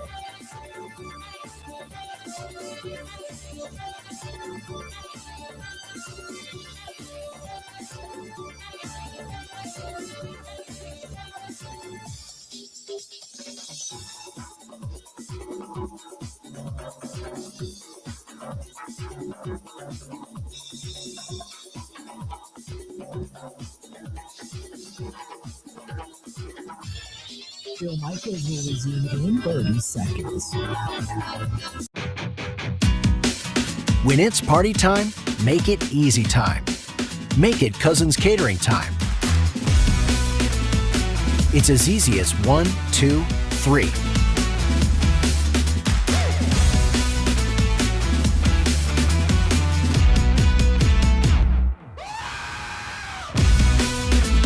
So when catering counts, count on Cousins. Cousins Subs Catering. We believe in better. When Giannis shows up, House plays better. It's not a coincidence. But I thought Gary Harris and Bobby Portis off the bench were absolutely phenomenal for us tonight. Norwich to Doc Rivers. Welcome back. Hey, it's that time of year. If you're going to be out, I know that there's a lot of people, especially with the kids being off, are hitting the slopes. Norway Mountain, just east of Iron Mountain, Michigan. That's another good place. It's a one-tank trip, too. It's not bad. Head north to Iron Mountain, Michigan, just east, where they have, I think they have like 8 or 9, 10 different runs up there, and big ski hill, big mountain, Norway Mountain. That's what it's called. Go to norwaymt.com. Make your reservations. Also, they have a nice chalet and hotel and such down at the bottom of the hill. But Norway Mountain, call them direct, 906-970-2040. 906-970-2040. Again, 906-970-2040. Tell them we sent you, or go to norwaymt.com. That is norwaymt.com up there just east of Iron Mountain, Michigan. There you have it. All right, let's do this. Let's bring in our guy, which is Jim Owczarski from the Journal-Sentinel, and talk a little Bucks basketball. It's amazing, Jim, what the return of Giannis can do for one organization, right? Right, Bill. I mean, all these weeks we've had some downer conversations about the Bucks, right? But, Giannis missed, I think by the time he came back, Bill had either missed or left half of the games. And the games he missed, the Bucks were 2-10, which was, maybe bolsters his MVP case. Maybe shows some other roster flaws, but you're right. He's come back and played just 25 minutes, and yet this team, clearly follows his lead, and he has had some pretty strong messages, Bill, in post games these last 2 wins. That he's not content with the way they played, but they have won 2 in a row, Bill, for the first time since October. And as Lou Brown said in Major League, Bill, you win 3 in a row, that's a winning streak. It has happened, and they could do that tomorrow night against Washington. I'm kind of looking for Lou Brown to run out of the dugout and go, it's all coming together, that type of thing, because Giannis is back. So let me ask you this. First of all, I want to go back to the controversy of the windmill dunk at the end of the ball game. Giannis was emphatic about it. Like, look, I'm not apologizing for anything. I'm playing hard, whether it's the last second of the game or it's the first second of the game, or we're up by 40 or down by 20. I'm playing hard the whole time. He wasn't going to apologize for anything, was he? No, not at all. And I'm curious. I mean, they don't see the Bulls again until February. But I am interested if his explanation kind of carries a little water with the Bulls team, particularly Nikola Vucevic, a 2-time All-Star, 35-year-old who's had his own things to say about his team. Look, Bill, Giannis has said from the very beginning, if this team doesn't play hard and play together, they're not going to be very good. But if they do these things, they could be very good. And it's to me, Bill, his way of saying what I've told you all year, which is low floor and maybe a high ceiling. And so what he decided to do, was we're not good enough to not play 48 minutes. And you know what? He took a 30-foot three-pointer with like 4 seconds left in Charlotte. Now he missed everything. It was a bad air ball, but I think it was the same sort of point, Bill. And he had another message last night. Fans can read his quotes at jsonline.com of saying, we're kind of whiners a little bit. We get in our heads, and if we don't get a call, we're kind of out of it because we think we should get stuff. And he said, yet again, we haven't earned anything. So he's,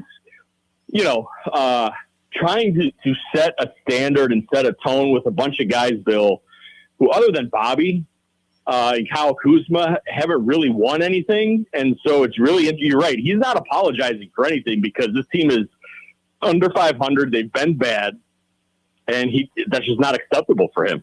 So they've won 2 in a row, both significantly. It wasn't like it was buzzer beaters. I mean, they both won handily down the stretch, 1 by 10, 1 by 9. And he feels good. He's making emphatic statements. And I hate to bring this up, but has there been any alluding to the rumors and innuendos of trades and going elsewhere and all that kind of crap? Or is this just I'm playing this season and just don't ask me about it? No, he was asked again. After the Chicago game, it was his first, post-game comments, Bill, since November 29th. He skipped out on media after that really disappointing loss December 1st in Washington. And then he got hurt. So yeah, he was asked flat out if he wants to stay in Milwaukee in Chicago. And he basically said, I'm here. That's a disrespectful question to myself, my team, the organization. And he's like, I'm here, and I know fans can read that in a certain way, or maybe other media folks can read that in a certain way, as in, he didn't say, I want to be here and all that other stuff. I mean, look, he is here, he didn't really move off of the stuff he always says, Bill. So now we'll see. I would imagine if they rip off 5 in a row here, they win 8 out of 10. We're probably not hearing anything about it, right, Bill? But right. I think we're in that space. 5 and 5, they go 4 and 6, whatever it may be. They lose some bad games out west.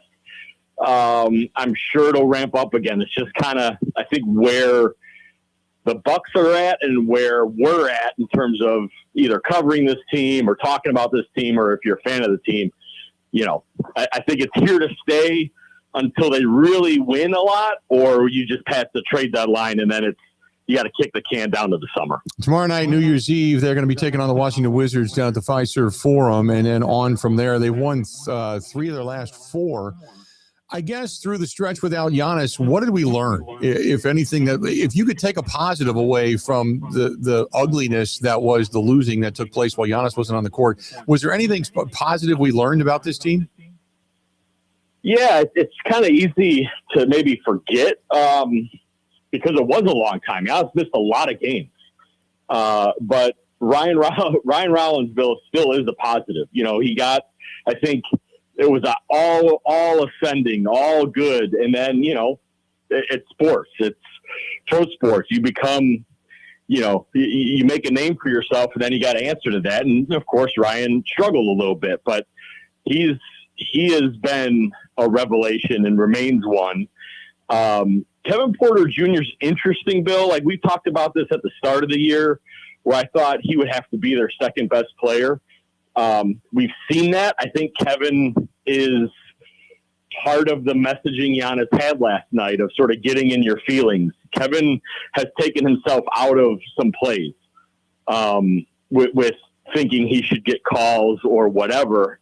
That said, Bill, he has been very good when he's been dialed in and focused. And if you're a Bucks fan, you have to like that part of it, right? So I think that's a silver lining, if you will, what you learned that okay, can Kevin coexist with Ryan and Giannis? I think we're seeing parts of that. And then Miles Turner, Bill, like I'll have something this week at the Journal Sentinel about this. Miles has not, he's kind of been wayward, maybe a lot of that has to do with Giannis not being there. I don't think it's a coincidence he's looked better these last 2 games.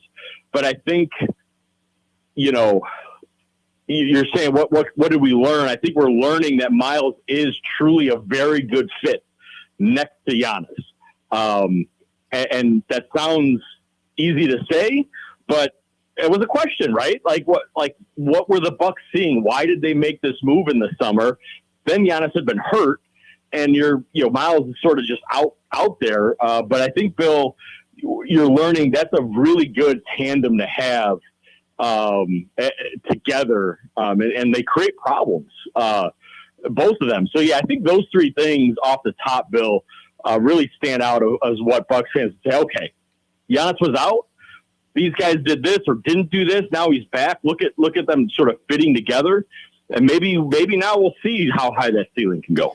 With Giannis coming back, correct me if I'm wrong, but everybody other than bumps and bruises, everybody's pretty much off the injury report, right?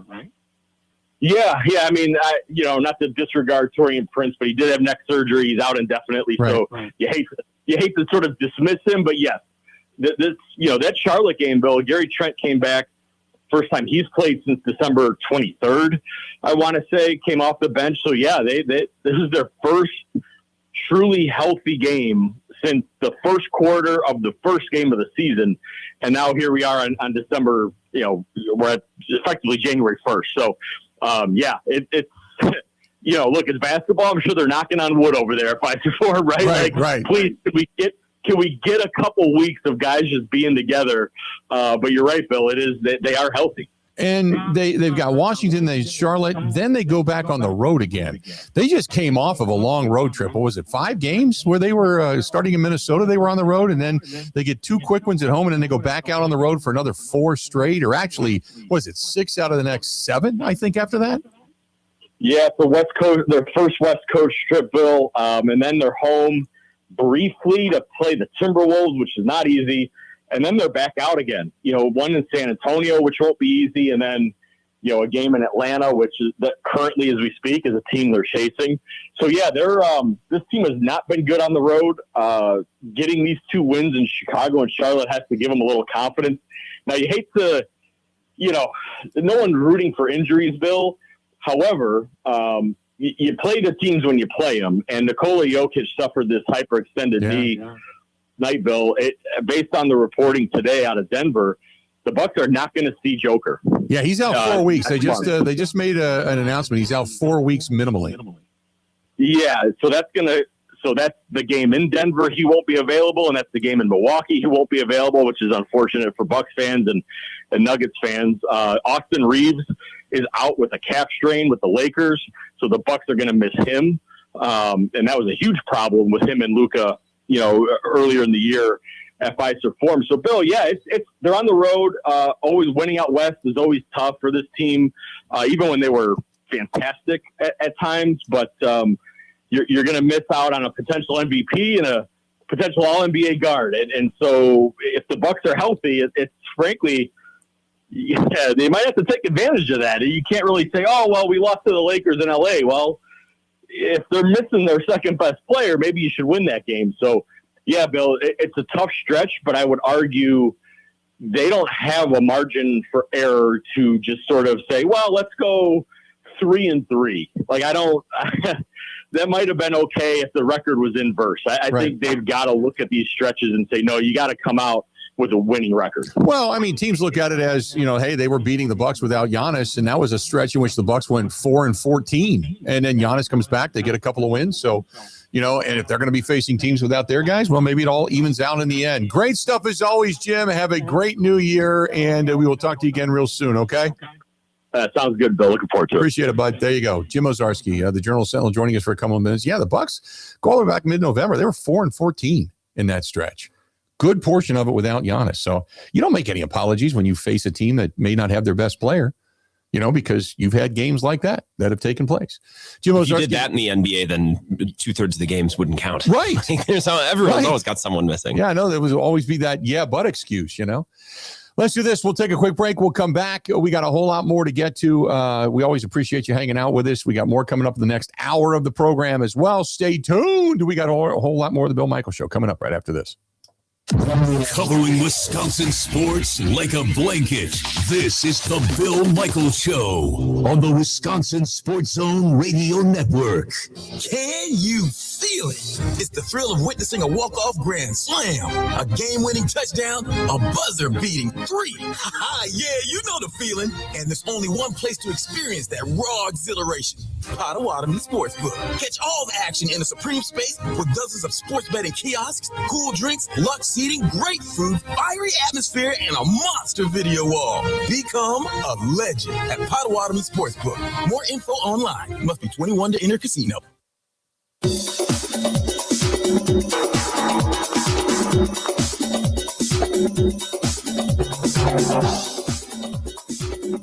Bill Michaels will resume in 3 minutes.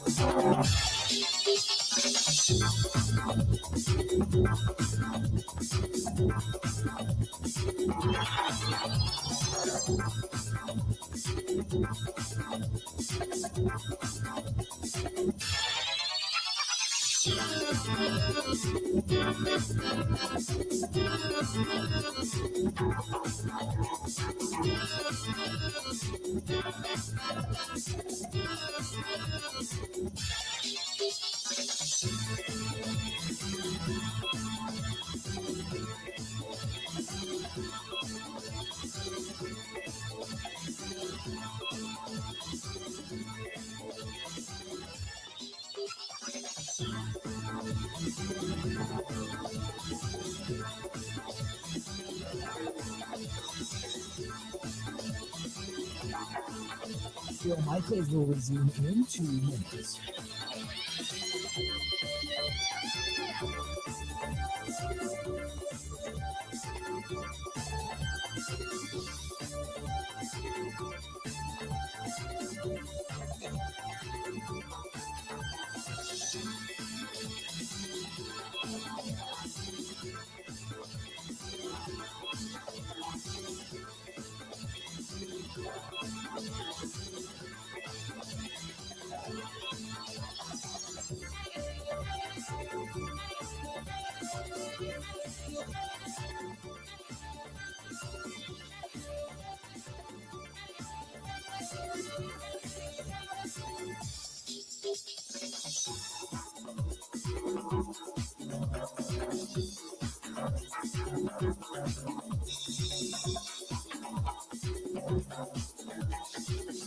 Bill Michaels will resume in 1 minute.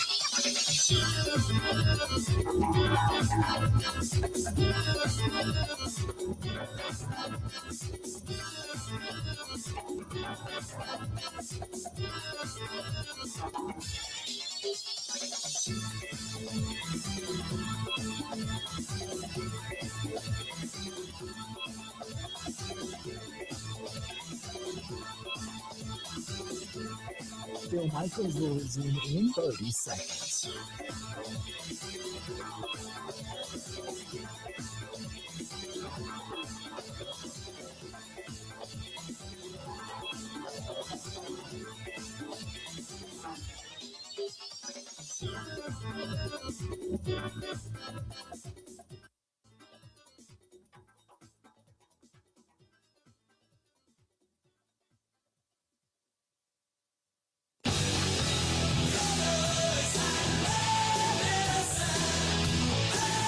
Welcome back.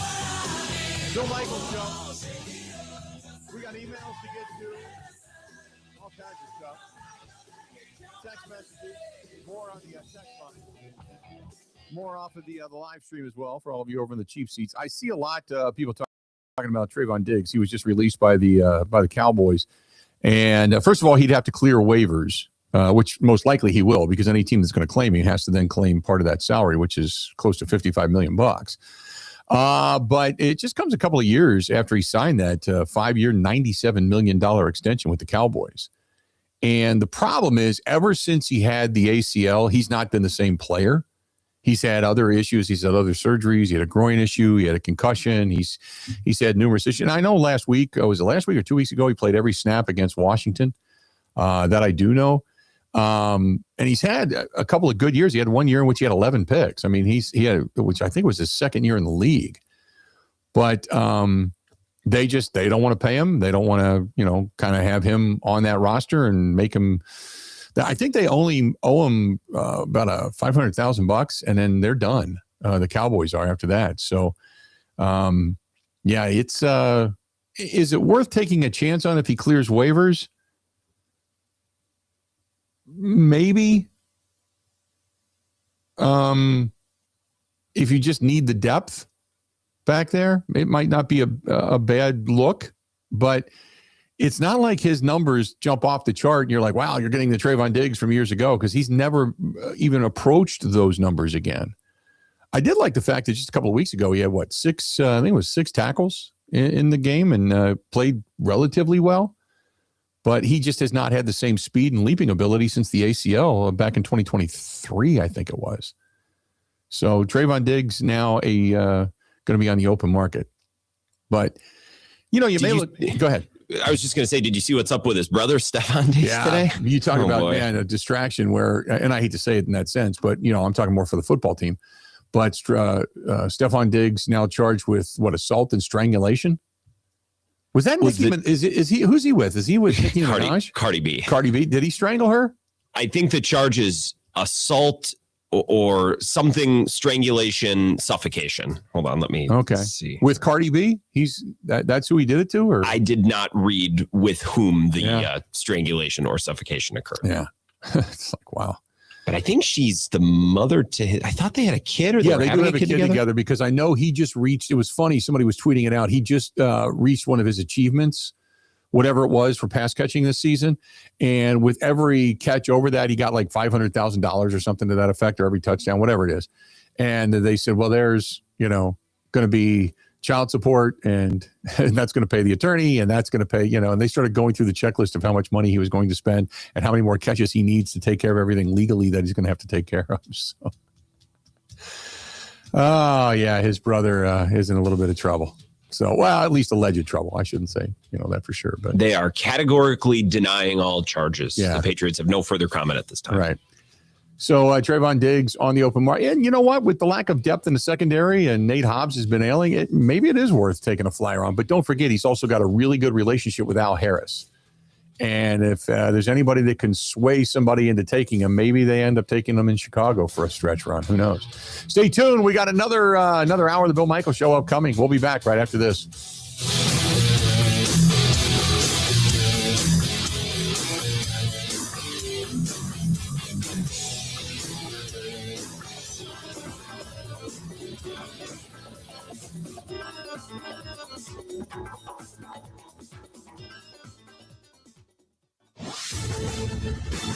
This is the Wisconsin Sports Zone Update. Well, it's an off day for the Packers. They're going to get back to work on the field tomorrow as they prep for Sunday's regular season finale in Minnesota. Game itself doesn't mean a lot for Green Bay. Their playoff positioning is locked in. They're going to be the number 7 seed and hit the road for the wild card weekend. There are two possibilities: at Chicago if the Bears beat Detroit, or at Philadelphia if the Bears lose and the Eagles beat Washington. Packers did add to their defensive line, including Jonathan Ford off of waivers from Chicago. Ford was a 7th-round pick of the Packers back in 2022. I'll give you the Packers and Vikings on Sunday. Kick is at noon. Turning to the Badgers, the transfer portal officially opens on Friday. Wisconsin expected to put a big emphasis on the quarterback spot, a place where they've been snake-bit by injuries in Luke Fickell's first 3 seasons. When you talk about investing in the quarterback position, as we might be the only team in the country that has experienced it in 3 years. I'm not making excuses. If you don't invest in a different way in that room, meaning like it's hard to just invest in one. If you don't invest in that room and have some depth in that room, you can put yourself in a really tough position. So far, there have been 16 Wisconsin players that have announced their plans to enter the portal. Rural Mutual Insurance, keeping Wisconsin strong. All business owners want the same thing, to make their business succeed. At Rural Mutual, they help that happen. As the 3rd largest writer of commercial business in Wisconsin, they take the time to learn your business so they can properly protect you. Call your local agent today or visit ruralmutual.com.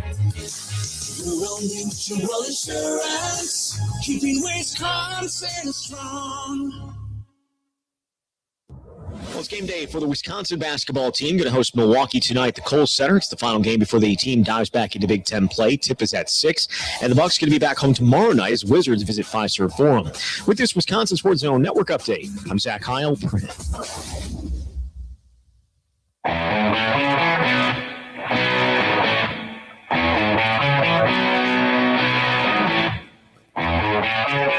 Welcome back in. Bill Michaels Show. Tuesday edition. Appreciate you big time for being here, hanging out with us.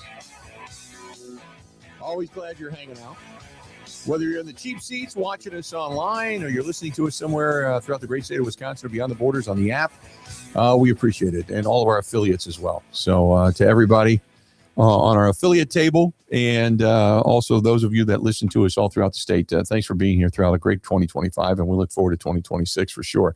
By the way, Trevon Diggs, when he missed some games, he had a knee issue and then he had a concussion. Remember the concussion was when the TV fell off the wall mount and hit him in the head? It wasn't a game-related.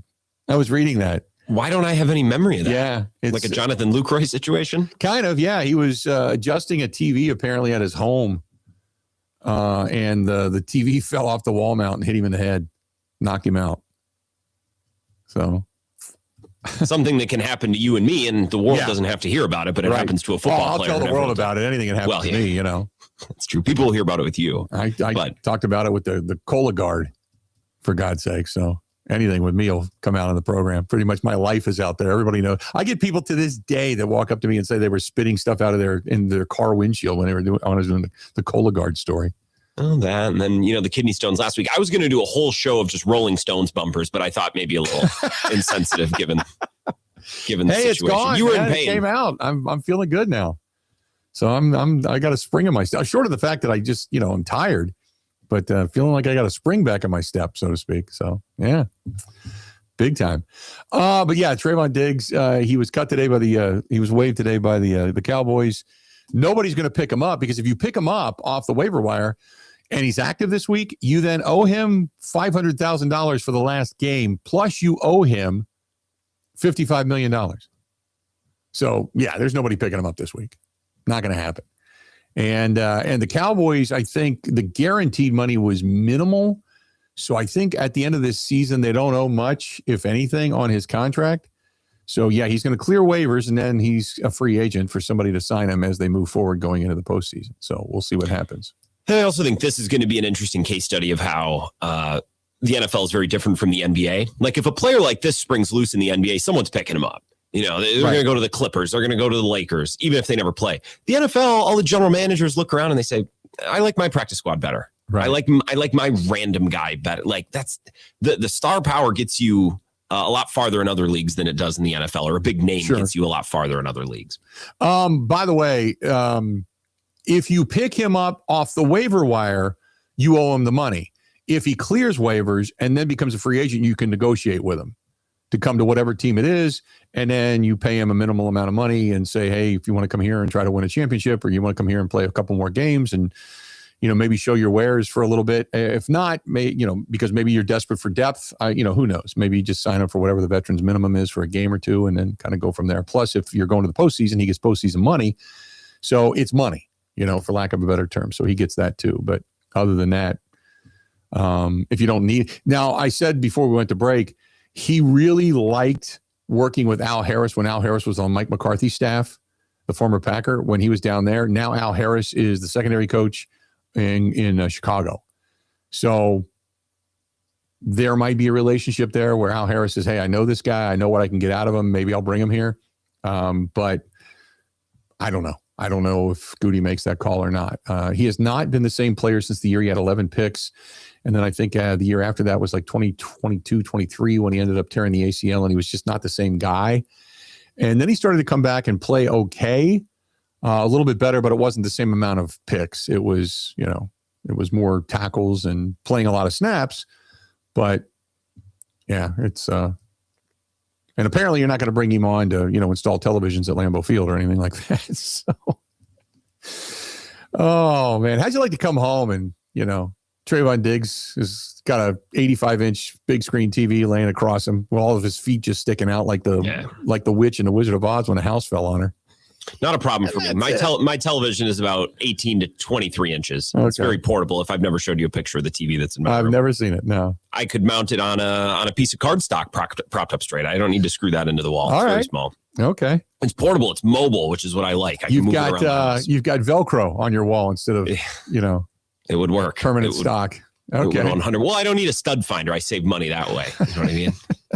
I remember going over to visit my grandpa. It was probably 20 years ago, and he had one of when the big screen TVs used to be like 3 feet thick, and it would take it was just that side of the living room was the TV. Right. Like TV, it's incredible how much TVs have gotten lighter, cheaper, and thinner since even just I was a child. When I bought this house, the couple that owned it, they had that entertainment center. I mean, the guy had money invested in. I mean, he did, and you've been to my house. There's not much he did second to none. He was a contractor, and they had that type of entertainment system. They had the little glass thing with all the different components. It was very modern looking out in front, and then the big screen TV. But it was the big giant tube console projection thing that weighed about 8,000 pounds. Trying to get it out of the house. I had to put it on those sliders to get it across the carpet. And then when I got it outside, I put it on those roller dollies. That's basically 2x4s with wheels underneath it. And I got it down to the end of my driveway because I was going to have somebody come and pick it up. And I hear a crash in the middle of the night. And there was a guy with a pickup truck that had seen it. And I said it worked. The TV worked. It's just that I already had other TVs. I didn't need that.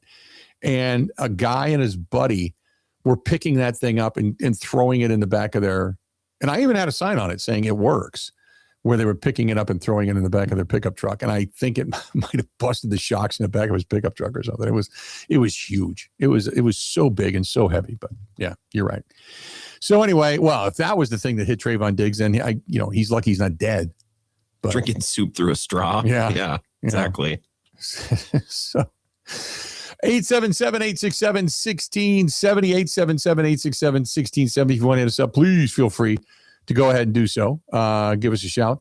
This one is from Max. Max, who emails all the time. Max said, the argument between Malik Willis and Jordan Love is a little bit of a moot point because we know Jordan Love is going to be here and Malik Willis is not. However, if you need a spark in the postseason, why not use Malik Willis on a play or two to maybe do some kind of a wildcat formation and or a run pass option? I'm not saying it's out of the realm of possibility. I just don't think it's likely.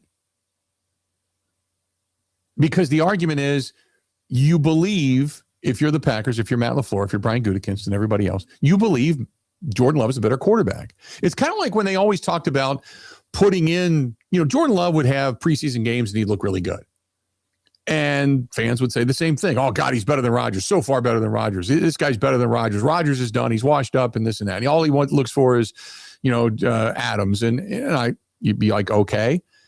And then I'd always say, but he's a guy that's got MVP capability, and they're not going to take the ball out of his hands to put it in someone else's hands.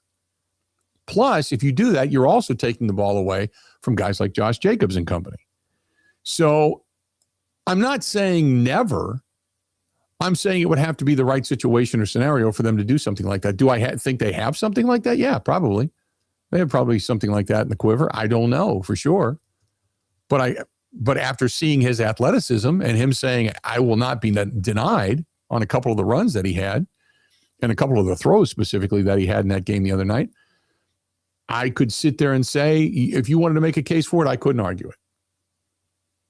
But you and I both sit here and know probably not going to happen. Probably not going to happen. 877-867-1670. So, Grant, the whole Malik Willis, if you look at we were talking about this yesterday, and we started to go through all the teams that are going to be looking for quarterbacks. All these teams that are out there. We know the Dolphins are. We know the Jets are. The Browns have a plethora of quarterbacks, none of which look like they're going to be good. None are any good. Pittsburgh may need one. Depending on, they don't have one right now in Indianapolis to go with, because Daniel Jones, even if they decide to sign him and keep him around for years and years and years, he's not going to be back. Richardson is a question mark at best. Maybe you believe that Malik Willis can come in and compete for a job with Richardson behind him. Tennessee just drafted Cam Ward, so they're not going to need one. So there's 4 or 5 right there. That's not including the Raiders. That's 6. The Giants believe they have their guy. They're going to probably have the first or the second overall pick, so they can pick one if they need one. But you're pretty well set in the NFC East. You're pretty well set in the NFC North, unless you take him to Minnesota and say, hey, you're going to compete against McCarthy, which maybe that happens. So that could possibly be 8. Atlanta, New Orleans, 9 or 10, and Arizona. So let's just say an average of 10. 10 teams are going to be looking for quarterbacks. He's not going to remain in Green Bay. But as of right now, would you take him over Tua in Miami? I would. Oh, yeah. In a heartbeat. Especially with that running game, he doesn't have to do anything crazy. Yeah. Right. And he would be a part of the running game. Now, unfortunately, the Jets are where quarterbacks go to die. But the New York Jets are going to be looking for one. Now, and he's probably right there in their sweet spot, because he's not going to cost you $50 million. You're not getting another, we're going for it, pushing all the chips to the middle of the table, Aaron Rodgers experiment. You're going to get a guy that hopefully you can win some games and you can start to show some progress in a positive direction. That might be something that the Jets would do. Cleveland, I doubt it. Cleveland's either going to take Shador. Who all do they have? Because Watson's done after this year, finally. Joe Flacco, they traded away. Who's the kid they picked up out of Oregon? Dylan Gabriel. Dylan Gabriel. Thank you very much. And then they got Shador. So I think they're going to run with Gabriel or Shador. They're going to try to develop one of those two guys. Indianapolis, I wouldn't take him over Daniel Jones, but I'd take him over Richardson. I think he's a better quarterback than Richardson. And Richardson's too, from what you hear, he doesn't even want to be there. He just wants to collect his money and go home and play video games. So Indianapolis could possibly. The Raiders could possibly. Albeit the Raiders are going to have the first or second pick in the draft too, depending on how things eventually play out, because they've already said they took 3 or 4 guys, including Max Crosby, and just put them on the IR. So you talk about a team that's trying to tank at this point. Do you put him with Jackson Dart as a quality backup? Because we know Jackson Dart's probably the guy. He brings that it factor. But Jackson Dart also gets hurt quite a bit. So would the Giants decide to pay him, even though the Giants are going to get the second pick in the draft or the first pick in the draft, depending on where it all lands? So is there a team that I just named that you would say, nah, he's not going to go there because they're going to keep their quarterback? I think Miami would be a great spot. If I were him, I'd be super interested in that. Yeah. They have some good personnel, a really good scheming offensive guy, warm weather. Right. Yeah. Tua is on the way out. I think that would make a lot of sense. I think the Vikings are really interesting. And we might have talked about this yesterday, because we all agree that they can't do JJ McCarthy and nobody. Right. They can't just go into next year because that's what they did this year, and it was a catastrophe. Right. They have to have some sort of insurance next year. So why not do Malik Willis for, 10 to 15 million, whatever it costs them, and you have those two duke it out for the starting job, knowing that even if JJ McCarthy wins the job, he gets hurt all the time. Right. And the other aspect of that is JJ McCarthy's on a rookie deal. So it's not like you're already spending $50 million on a quarterback or $30 million on a quarterback. He's on a rookie deal right now. And Malik is not going to cost you a ton. Between the two, you're not going to still be paying starting quarterback money. That might be an area that he could go, that they could overpay to keep him. I would like to play for Kevin O'Connell. That seems to be good quarterback sense. It's worked for everybody who's gone there. The Steelers are kind of interesting. First of all, the Steelers, this is what they do, right? Like, everyone's talking about how they should get rid of Mike Tomlin. If I were a betting man, I would assume they keep Mike Tomlin and they just keep going the way they've been going, which means they'll spin the quarterback carousel and they'll sign somebody like Malik Willis next year. You know what I mean? Like, would you rather have this version of Malik Willis or 43-year-old Aaron Rodgers? Well, here's the other aspect of that. What if Rodgers comes back and Malik Willis, they say, hey, look, Rodgers, maybe a year, if he makes the year, but give us a year, just come here, we'll overpay you, again, $15 million, $20 million, whatever, 2 years. learn behind Rodgers. Take another year. You've gone through the Matt LaFleur system. Now you go with Aaron Rodgers and you see kind of how the matrix works. And you're obviously a much more mobile quarterback, better legs, but just as good of a angular arm, not just as strong, but an angular arm that can throw from many different aspects. And once you start reading things really, really well, you could ascend because you're young. I mean, that's the thing is that people look at Malik Willis like he's been around the league for 15 years and he hasn't. He's a young guy, which is why he's got such an opportunity to go make some money.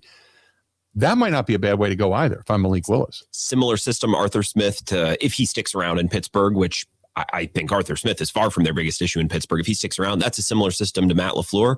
And again, Aaron Rodgers, he's old. So the chance that he misses at least a game or two next year, probably pretty important. Like, I don't think Jordan Love is injury prone, but in a 17-game season, like you take some hits, you're going to miss a half here. Right. You get concussed there. Like Malik Willis would have some opportunities in Pittsburgh. I think it would be interesting. I kind of hope Rodgers does come back. It's good for entertainment value. Oh, absolutely. You know what I mean? Absolutely. A press conference here and there, a big game here and there in primetime. I kind of hope he comes back for one more year. Yep.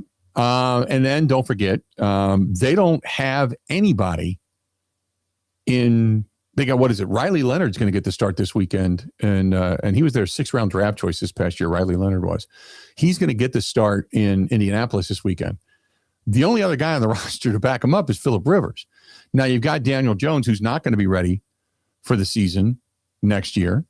And then behind that is Richardson. Don't forget, Richardson ended up, busting up that eye socket or something like that when he got hit in the face.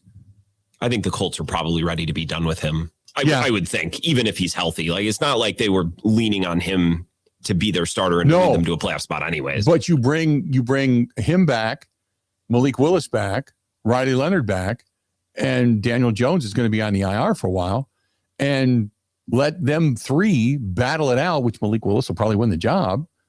And then you bring Daniel Jones back. That might not be a bad way to go. If I was a general manager or a head coach, I would be worried about Malik Willis being the plan. Sam Brookhouse talked about this a little bit. Right. I think he's looked really good in Green Bay. If you extrapolate it over 17 games, I don't know how good it would be. Exactly. I don't know. Maybe it'll be a superstar, but I'd be surprised. The situation that I would be gunning for is what once upon a time happened with Matt Flynn and Russell Wilson. You know what I mean? Yeah. We're going to sign a free agent who's shown promise as a backup, and we're going to have another plan, and we're going to hope that one of them hits. Yeah. You know what I mean? I think that's the perfect situation for Malik That's Willis. why when we look at that, when it comes to Miami, when you look at it in Minnesota, because that's not going to be the case in Green Bay. So you're not, and the Packers aren't going to pay $10, $15 million to have him as a backup. That's why he is not going to be back next year. It's not going to happen. Now I see some people saying, well, once you cut Rashawn Gary, you're going to save $19 million, but you're not going to do that for a backup. I would, if that's what your plan is, to have Malik Willis be the backup so you just don't lose that security blanket, to pay him that $19 million, wouldn't that money be better spent on buying either another big body in the trenches, another edge rusher, which you're probably going to have to draft that guy, or finding somebody to bolster your secondary? This is going to be, unfortunately, it's the same as it has been for years. The only difference is this year you're going to have to add in some offensive line help. But it's always been, this is where the defense needs help. They need help in the secondary. They need help in the trenches. They need an opposite edge rusher. Although this year you got Micah Parsons, but he's not going to be back for a while. So you need an edge rusher that's going to be probably opposite Lucas Van Ness. So you'd rather be able, because you're going to have not much when it comes to high draft choices, so to speak. So you're going to have to get creative. So maybe you find somebody at that mid-tier level that you got to go out and pay to keep or be better than what Rashawn Gary's bringing to the table. But you're not going to spend that $19 million on a backup quarterback. It's just, you're not going to do it. I'd try to do the same thing they did with Willis. I'd look around the league and say, okay, what crappy franchise drafted a quarterback that they're already done with? You know what I mean? Like Dylan Gabriel with the Browns. Like, I don't think he's good, but can he be a back? You know what I mean? Like, sure. I would look at all the terrible, thrown a dart at the quarterback dartboard in the draft and see if I could go, pick some bones with a 7th round pick and do it again. Right. It worked for him once. Like I actually, and I hated it when they did it, but I actually feel like that might be a good strategy. Yeah, exactly. Yeah. Oh God, no. They said, what about getting the quarterback out of Arizona, Kyler Murray? No, I wouldn't want Kyler Murray anywhere. Although Kyler Murray would give you a good game. He'd give you, if he was a backup, he'd give you a good game or two, and then that'd be it. He's kind of a turd, but I do love watching He is him. a turd. When he's on, it's like watching Steph Curry, where he's just a highlight machine. Like, he does stuff that nobody else can do. I don't know that he can win you enough games over a 17-game season and play consistent for that long. But if you're looking at like one of those retreads that had failed miserably elsewhere, that you could bring him in and make hay out of him for like a 2-year deal, that would be Kyler Murray as a backup. But Kyler Murray is going to go, somebody's going to have an ego and go, we can fix Kyler Murray. Kyler Murray never really had a good system around him. The Arizona Cardinals suck. It's been different head coaches, different offensive coordinators. So we're gonna turn Kyler Murray into something. I don't see that happening. The Vikings should do it. Vikings. He could end up in Minnesota. Commanders. Cliff Kingsbury is there. He could be a backup for Jaden Daniels, who gets hurt a lot. Right.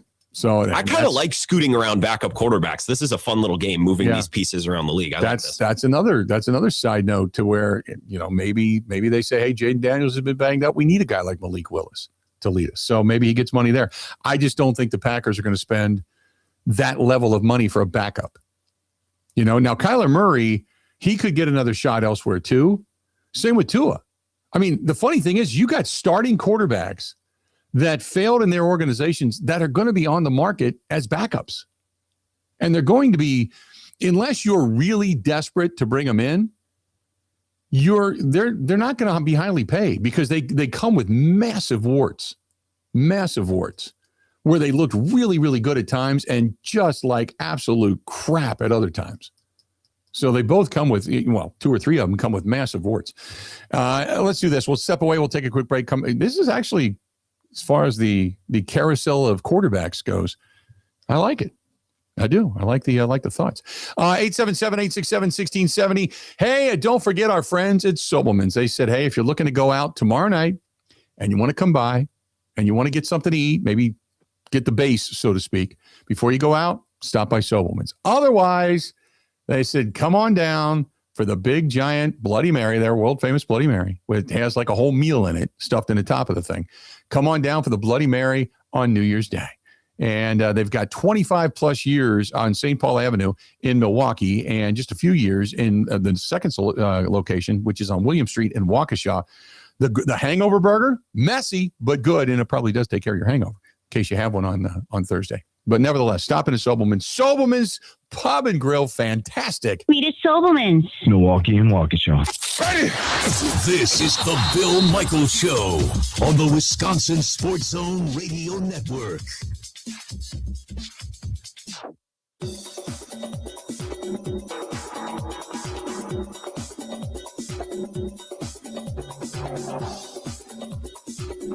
Bill Michaels will resume in 3 minutes.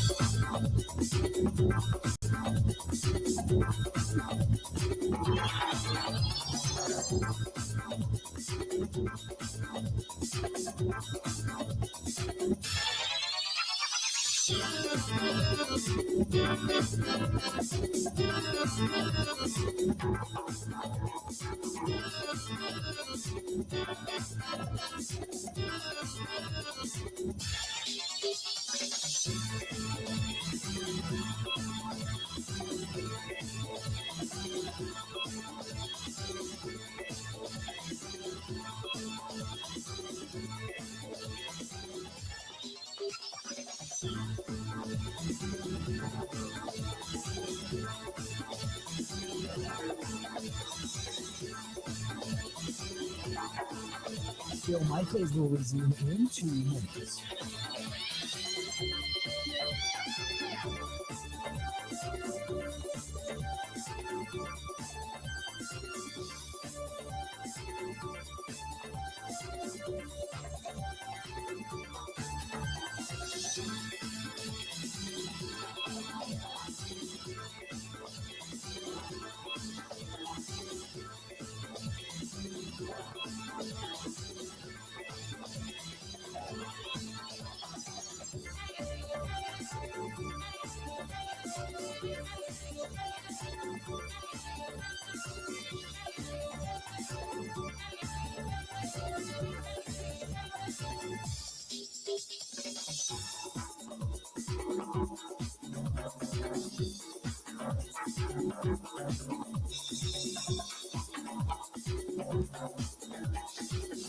Bill Michaels will resume in 1 minute.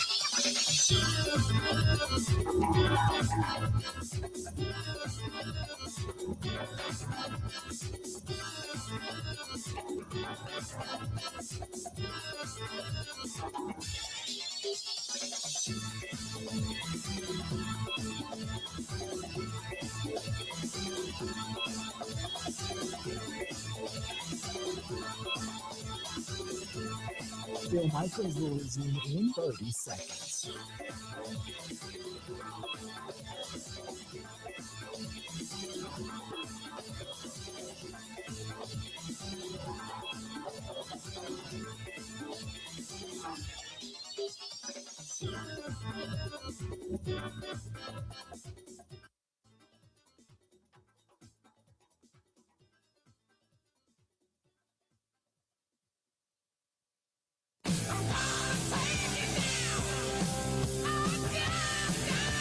Welcome back. Bill Michaels Show. Thank you very much. AC/DC coming to Camp Randall this year in 2026. Looking forward to that. That's for damn sure. Are we going? We are. We are. Outstanding to hear. Yeah, I was given that level of confirmation. I said, look, I don't ask for a ton. If I can just get tickets to that, that'd be fantastic. So they said yes.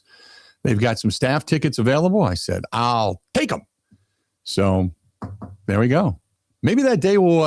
Hopefully, we're working with our friends at Marquardt again this year, and maybe we take a new RV out and we do a little tailgating before an AC/DC concert. That would be the ultimate, wouldn't it? Wouldn't be a bad way to go. Throw an Al Capone roast on there, which actually, speaking of that, we were talking with Ebo about that earlier, but I literally am going down to Robert's tonight. We're doing prime rib on New Year's Day. That's the plan. So, cause I'm staying in, I'm watching bowl games. I'm not doing a damn thing. And it's an off day, but it's just your tradition is sit down, watch games. So I'm going down tonight. I'm getting enough prime rib to feed 4 people. I don't know how much that is, but Paul will tell me. So I'm going to grab some prime rib down there today. You betcha. Down at Roberts. And, if you're going to be out and about and they're looking for something for the new year to ring it in, whether it's an Al Capone roast or prime rib like I'm doing, maybe if you're going to do the appetizers, like you got people coming over, you're going somewhere, do the bacon wrapped cream cheese filled jalapenos. Oh, my God, are those things good. So you can't go wrong. They got a lot of great stuff down there. Paul Roberts, your hometown butcher, and he was one of the party goers this year at the Christmas party. And Paul had a good time. You met him, didn't you, Grant? Yeah, I made a faux pas, although not the worst faux pas in the world. Now I had some drinks, so this wouldn't happen 9 times out of 10. But I called him Robert instead of Paul. Well, that's he caught me on it. I know it's not like I called him Bill. Yeah, that's fine. I just saw his face and meats. That's what came into my head. I got excited. Yeah. So sorry to Paul Roberts. People call me Mike all the time. So there you go. That's a big deal. I'm like, yeah, okay, whatever. 2 first names, you're good to go. I call Mike Bill, so Ebo gets called Grant all the time. So I guess sure. So it happens. Yeah, if that's the worst thing in the world, then yeah, that's not a big deal. Yeah, it's not like you called him Stacy. Yeah, something way off the wall. Right. Yeah, so, Robert. There's a worse name to incorrectly call Paul Roberts. Sorry, exactly. Paul. So there you go. So Paul Roberts, Roberts Specialty Meats. Go to robertsspecialtymeatswaukesha.com. That's Roberts Specialty Meats, Waukesha.com. And by the way, who's a big fan of Paul is our buddy Ernie Betts out there in Viroqua. And Paul's family, I think it's in the Prairie du Chien area, has a big farm out there. So they're very entrenched into the state of Wisconsin. I don't know if they got a cattle farm, dairy farm, farming. I don't know. But I know that he's got a tremendous butcher shop here, and his family has the farm out there in the Prairie du Chien area. So because I know when we remember a couple of years ago, we went to Jim's Bar in Prairie du Chien for the Packers-Vikings game for the postgame show. Yeah. Yeah. We had some Roberts there that day, which was fantastic. So, and they always love it when we recognize some of those areas that we're not necessarily in. But the people in Prairie du Chien, man, they turned out for that thing. Turned out. I know we went a little bit long in the first segment talking about quarterbacks. So let's do this. So we're going to break. We're going to come back. Sam Bruchhaus from Sumer Sports. It's all analytics all the time. Good stuff. More of the Bill Michaels Show coming up right after this. This is the Bill Michaels Show on the Wisconsin Sports Zone Radio Network.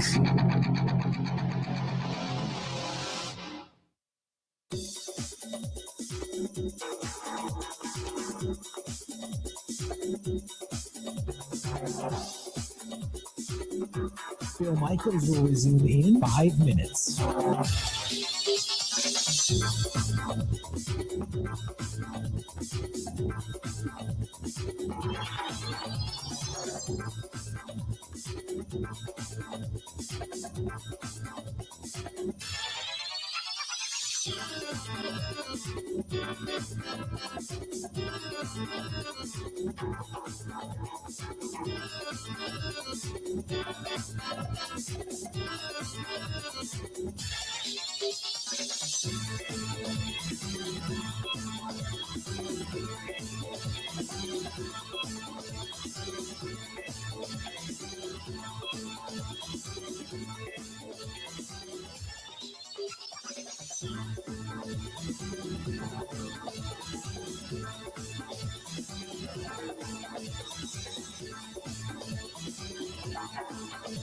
Bill Michaels will resume in 4 minutes.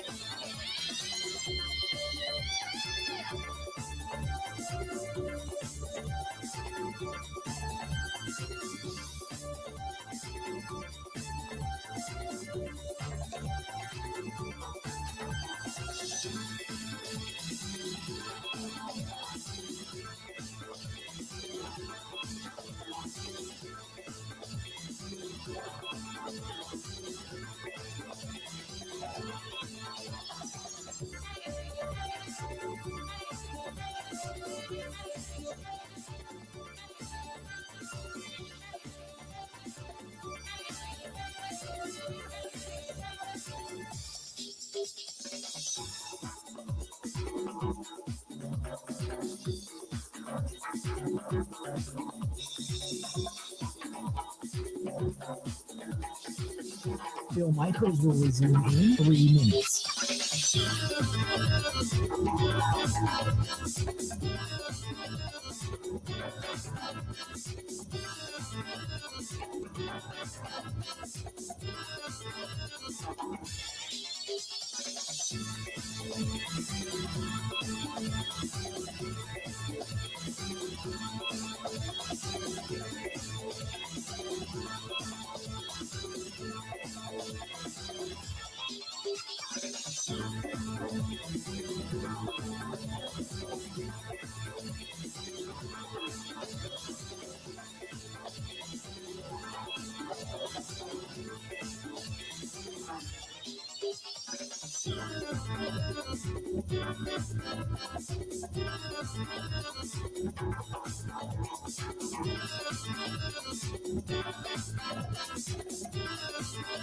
Bill Michaels will resume in 2 minutes.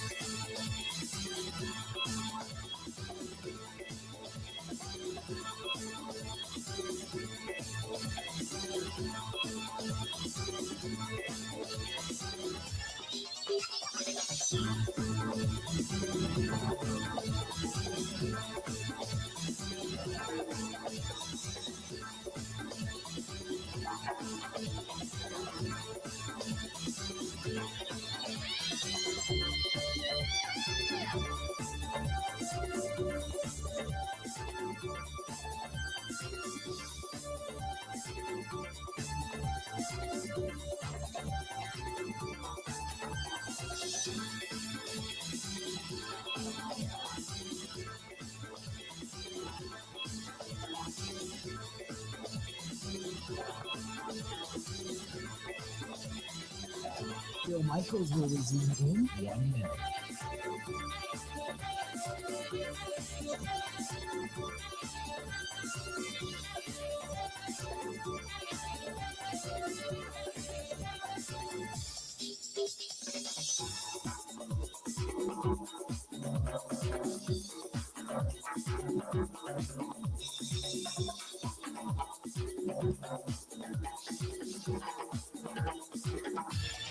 Phil Michaels will resume in 30 seconds.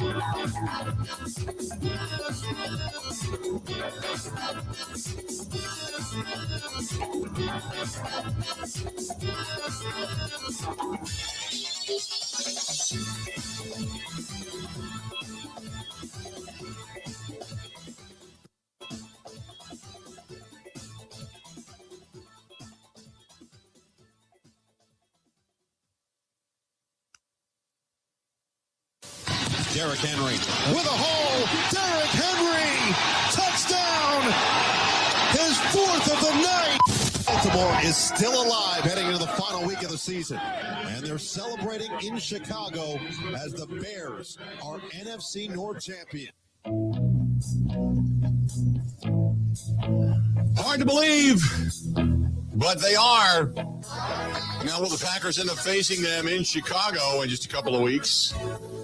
Maybe the Packers pull off a win. Because the Bears still suck. There you go. Maybe that song reigns supreme after that weekend. Regardless, it is a tough road to go right now for the Green Bay Packers as they've been banged up, to say the very least. Joining us now on the hotline, Sam Brookhouse, Sumer Sports, joining us here. Sam, how you been, pal?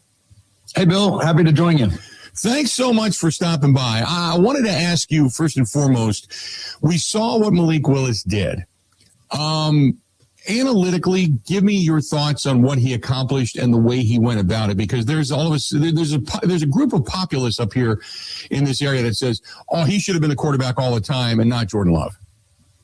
So let's set the baseline here. Our Sumer scores at Sumer Sports have a goal of looking at a game, putting it in context of every game going back to 2016 by looking at the tracking data and the relationships with all the other players on the field and giving us a sense of if a player would be able to continue that. With a one-game sample size, there's not much. That being said, we had him as a certified blue chip player. If he continued to play like that every single game, he'd be one of the best players in the league. He really was able to do it well in the passing game, also brought a quality start in the running game as well. So all around, excellent game from Malik Willis. Now, to the populist out there.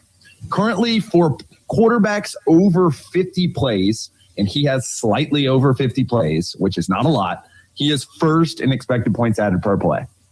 Jameis Winston is also up there. So you would expect some regression over the as reps came for Malik Willis. I really think it's difficult to say that he would be markedly better than Jordan Love. The reason why is we've really only seen 4 to 5 quarterbacks, at least as it pertains to expected points added, which is a team stat and is wrapped up in Matt LaFleur's play calling as well. But we've only seen that success be hit by players like Brock Purdy, like Josh Allen, Lamar Jackson in previous years, etc. Jordan Love has at least performed in that metric extremely well. That metric explains a lot of team success. As a result, given the inconsistencies we've seen with the offensive line and wide receiving core, I think you can give Jordan Love some credit there. So I for one, am not calling for Malik Willis to start or Malik Willis to sign a $30 to $60 million contract with the Packers and take over as the quarterback. But it was a very good game. Okay, let's talk about Jordan Love, because some still question whether or not he's the guy. And I, for a long time, said he's going to put up great numbers, but there comes a time in a game in which you need a guy to say, jump on my back, I'm going to take you. And we've seen this. We saw a little bit of that out of Malik Willis, but I always reference like a guy like Josh Allen, who all of a sudden just wills you back. We saw a little bit of it last night with Matthew Stafford because of the interceptions early. It ended up costing him. But when you see guys do that, there's that it factor. Do you feel that Jordan Love has that it factor? I feel like he does. And I think we've kind of seen it to a certain degree in some of these tight games where it felt like it was really the defense letting them down a little bit, particularly referencing that Chicago game. They weren't able to get pressure on Caleb. Caleb starts running around, making big plays. And for the most part, the Packers were able to match serve. It just comes down to a tight division game, and that's the way it ends up going. I think that the biggest signal analytically on paper that this is trending in Jordan Love's direction is two things. Number one, weeks 11 through 15, he was second in expected points added per play amongst quarterbacks, according to Sumer Brain. And then secondarily, we are starting to see Matt LaFleur pass more than expected. In previous years, especially last year, they ran substantially more than they passed in expected pass situations. That is not necessarily the case. The ball is going more in Jordan Love's hands. Now, is that because of the issues with, Christian Watson being injured for most of the year, offensive line reshuffling, et cetera, maybe so, but it has seen success on paper. I was just going to say, I think part of that has been because the offensive line just hasn't been that great in the run game. If you're not going to be able to run the football and you can't open up holes for Josh Jacobs, who has also been nursing somewhat of an injury, it's kind of like, that might be your better option anyway. So I would completely agree with that. Is there, for this team, and we were just talking about this, like pound for what they had at the beginning of the season, all the different players that they had. You talk about the Devontae Whites, Tucker Kraft, Micah Parsons and such, all the guys that have gone down. Was this team a roster of guys capable of being a Super Bowl contender? Because I thought they were at that point in time. It's funny you ask that, and it's funny you say like Jordan Love is the guy. Is he the guy who takes you to the next level? The reality of where we've basically fallen with the Packers, injuries or not, and it started trending this way when Micah Parsons was still playing, is that they are who they were last year and the year prior. They're an excellent offense, and they are a high-risk, high-reward defense that really uses Xavier McKinney and some of these other guys to rely on turnovers. And they've settled back in a slightly below-average defense by advanced metrics and a really high-powered offense. In the National Football League, particularly when you can pass the ball, that's enough to be a top 3, top 4 team in your division. The hope was that Micah Parsons could just eliminate passing in the playoffs because of how strong of a competitor he was. They don't have that eraser right now. And if you really want to look at our Sumer scores, at least, there's really one quality starter right now in the front 7. That's Edge Cooper. We're not seeing abundantly above average play from really anyone else on the defense.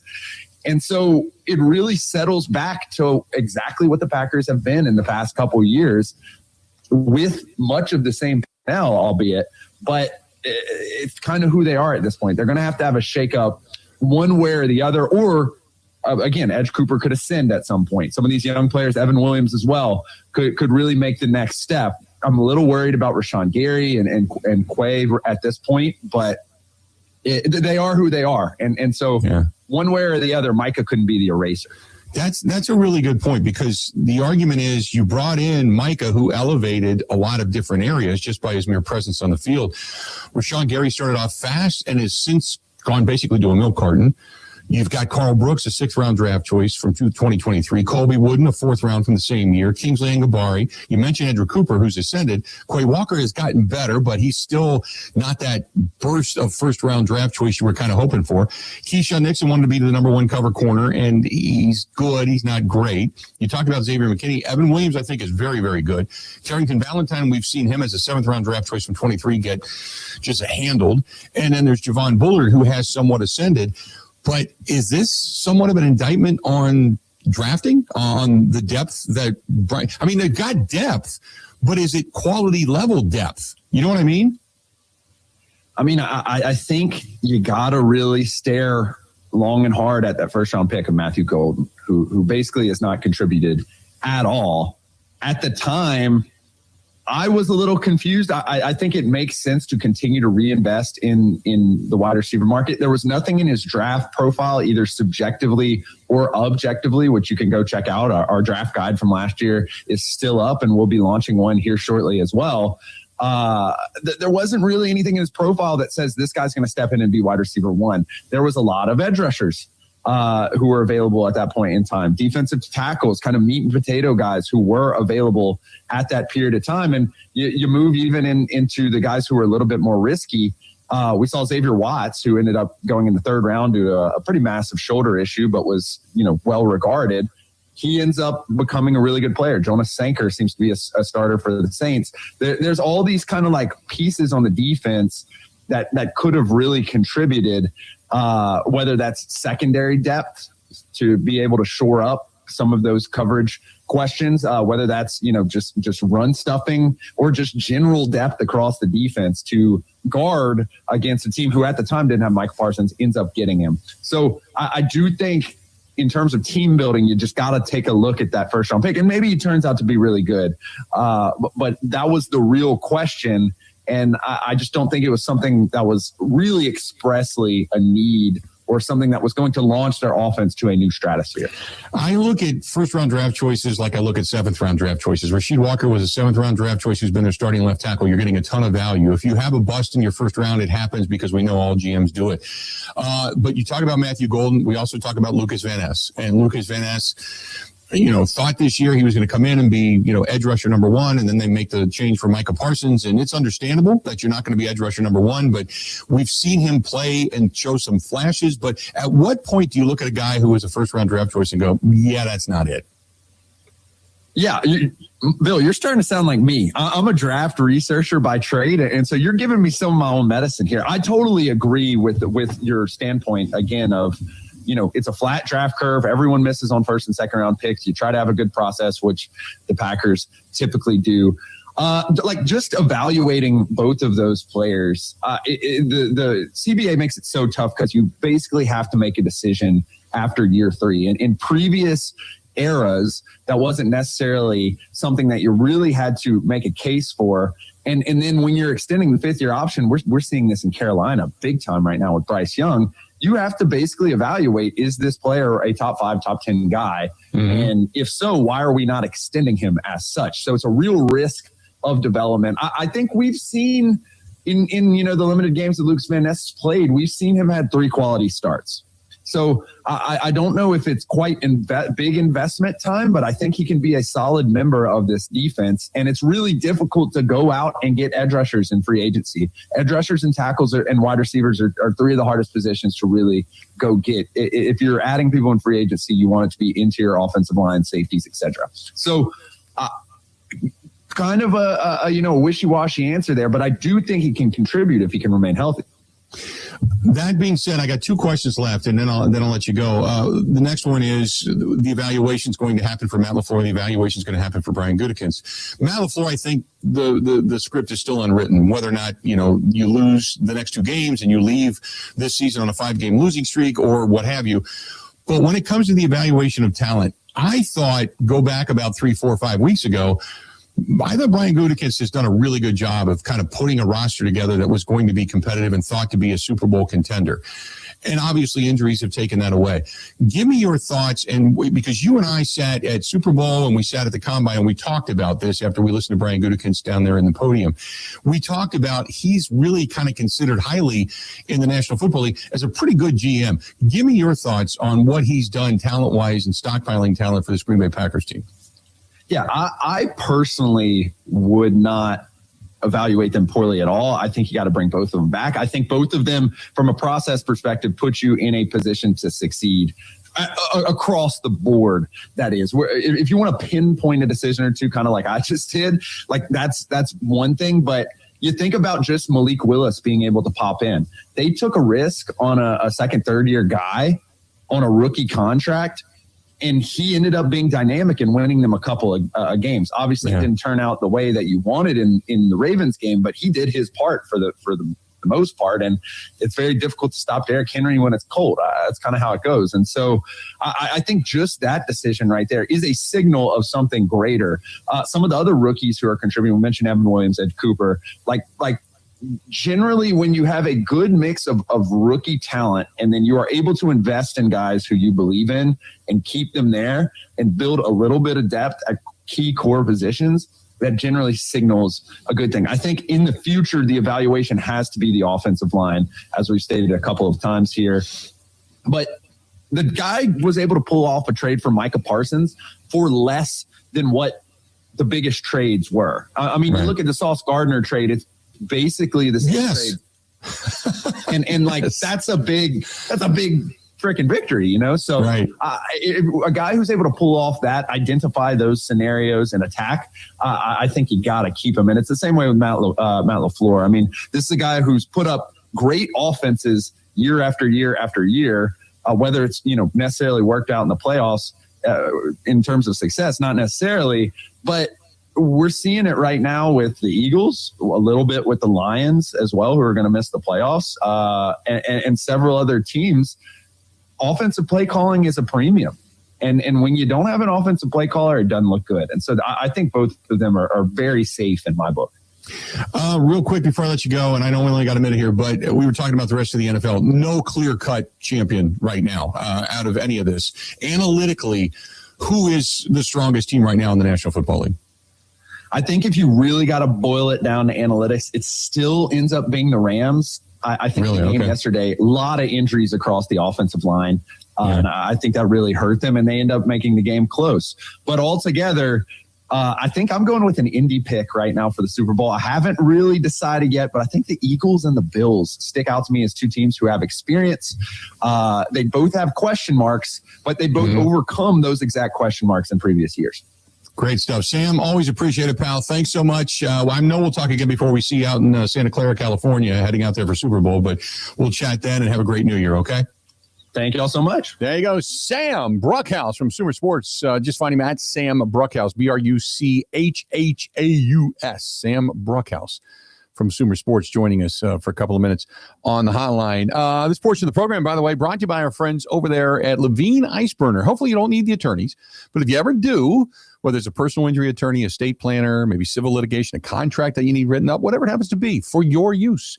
The people that actually go to court, the people that actually have the experience, they actually do the writing, they actually build the relationship with you, and they actually answer their phone. How about that? That's a novel idea, right? 608-621-2888. Ask for Brent Iceburner. That's who I worked with for many, many years over on the Fisher House board, and still there, as a matter of fact. And he's a veteran, brings that same attention to detail to the courtroom, and that's the kind of person you want fighting for you, right? Levine Iceburner, 608-621-2888, 608-621-2888. We wrap it up. Coming up next. Covering Wisconsin sports like a blanket. This is the Bill Michaels Show on the Wisconsin Sports Zone Radio Network. Can you feel it? It's the thrill of witnessing a walk-off grand slam, a game-winning touchdown, a buzzer-beating 3. Yeah, you know the feeling. And there's only one place to experience that raw exhilaration. Potawatomi Sportsbook. Catch all the action in a supreme space with dozens of sports betting kiosks, cool drinks, luxe seating, great food, fiery atmosphere, and a monster video wall. Become a legend at Potawatomi Sportsbook. More info online. You must be 21 to enter casino.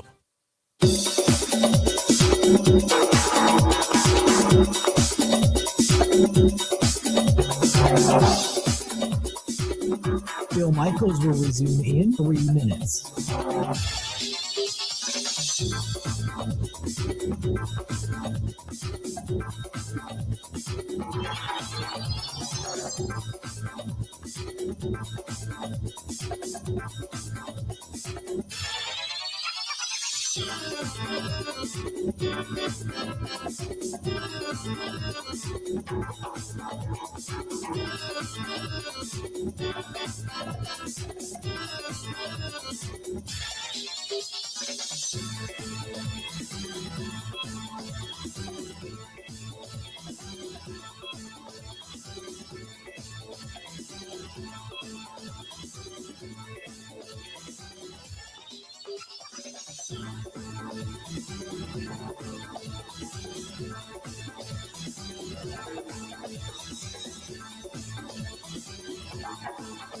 Bill Michaels will resume in 2 minutes.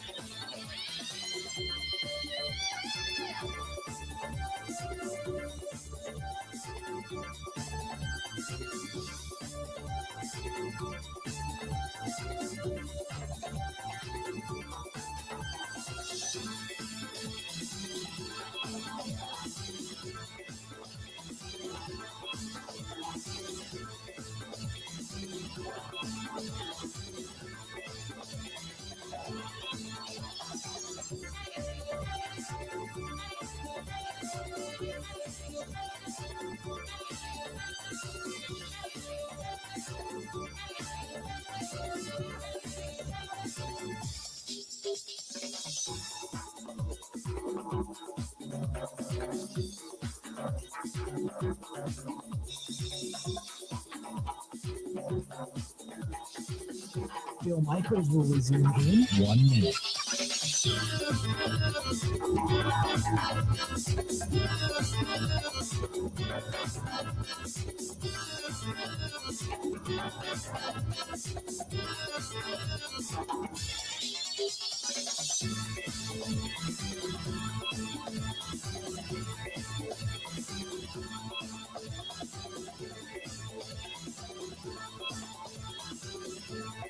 Bill Michaels will resume in 30 seconds.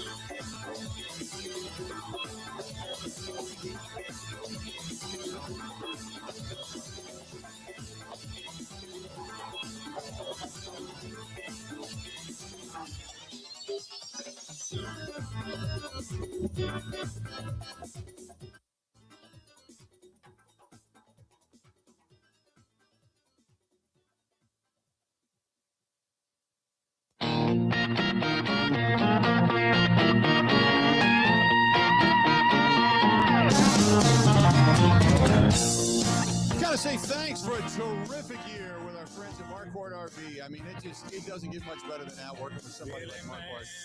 They've been fantastic, a great partner. We hope to continue it in 2026, but they helped us raise a lot of money for Beacon Foundation. The Thor motor coach we had was second to none. It was just simply beautiful and stunning, and the service was even beyond that. And that's what they pride themselves on. So our friends at Marquardt RV, again, wishing you all a great 2026 camping season. And if you're looking for, they got different, RV and camper shows and stuff that are upcoming. So you can always, during the winter months, find some terrific deals on some stuff that's used, gently used, or pre-owned, whatever you want to call it. And then obviously the 2026 are going to be rolling in. So whether it's a Glacier, a Jayco, a Thor, a Tiffin, whatever it happens to be, the best place with the best service. And they're all over the state of Wisconsin. That is Marquardt, MARKQUART, MarquardtRV.com. That's it. That's it. It pretty much ends right here. We're going to get into some of the emails and stuff tomorrow because we will have a show tomorrow. We're not taking off for New Year's Eve, so to speak. No huddle tomorrow night, but we will be back tomorrow for the show. So what the hell am I supposed to do tomorrow, Bill? I got invited to so many parties and I turned down every invitation I got because I thought we were doing a huddle. I didn't get any invites. I didn't know, actually. I was getting out of my car this morning. I wonder if we're doing a huddle tonight or tomorrow night. Yeah. So no, I didn't miss out on any exclusive party invites. Don't worry about that. By the way, John just got a hold of me from we were talking about him earlier, and he said when Ernie and him came to town, they went down to Roberts and bought the Al Capone roast. He said it was amazing. At least I took all my clothes home this year from the party because last year you left some jacket or something like that behind. So, John, we're glad that you left with an Al Capone roast and fully clothed. There's nothing better than that. All right, on that note, until we talk again,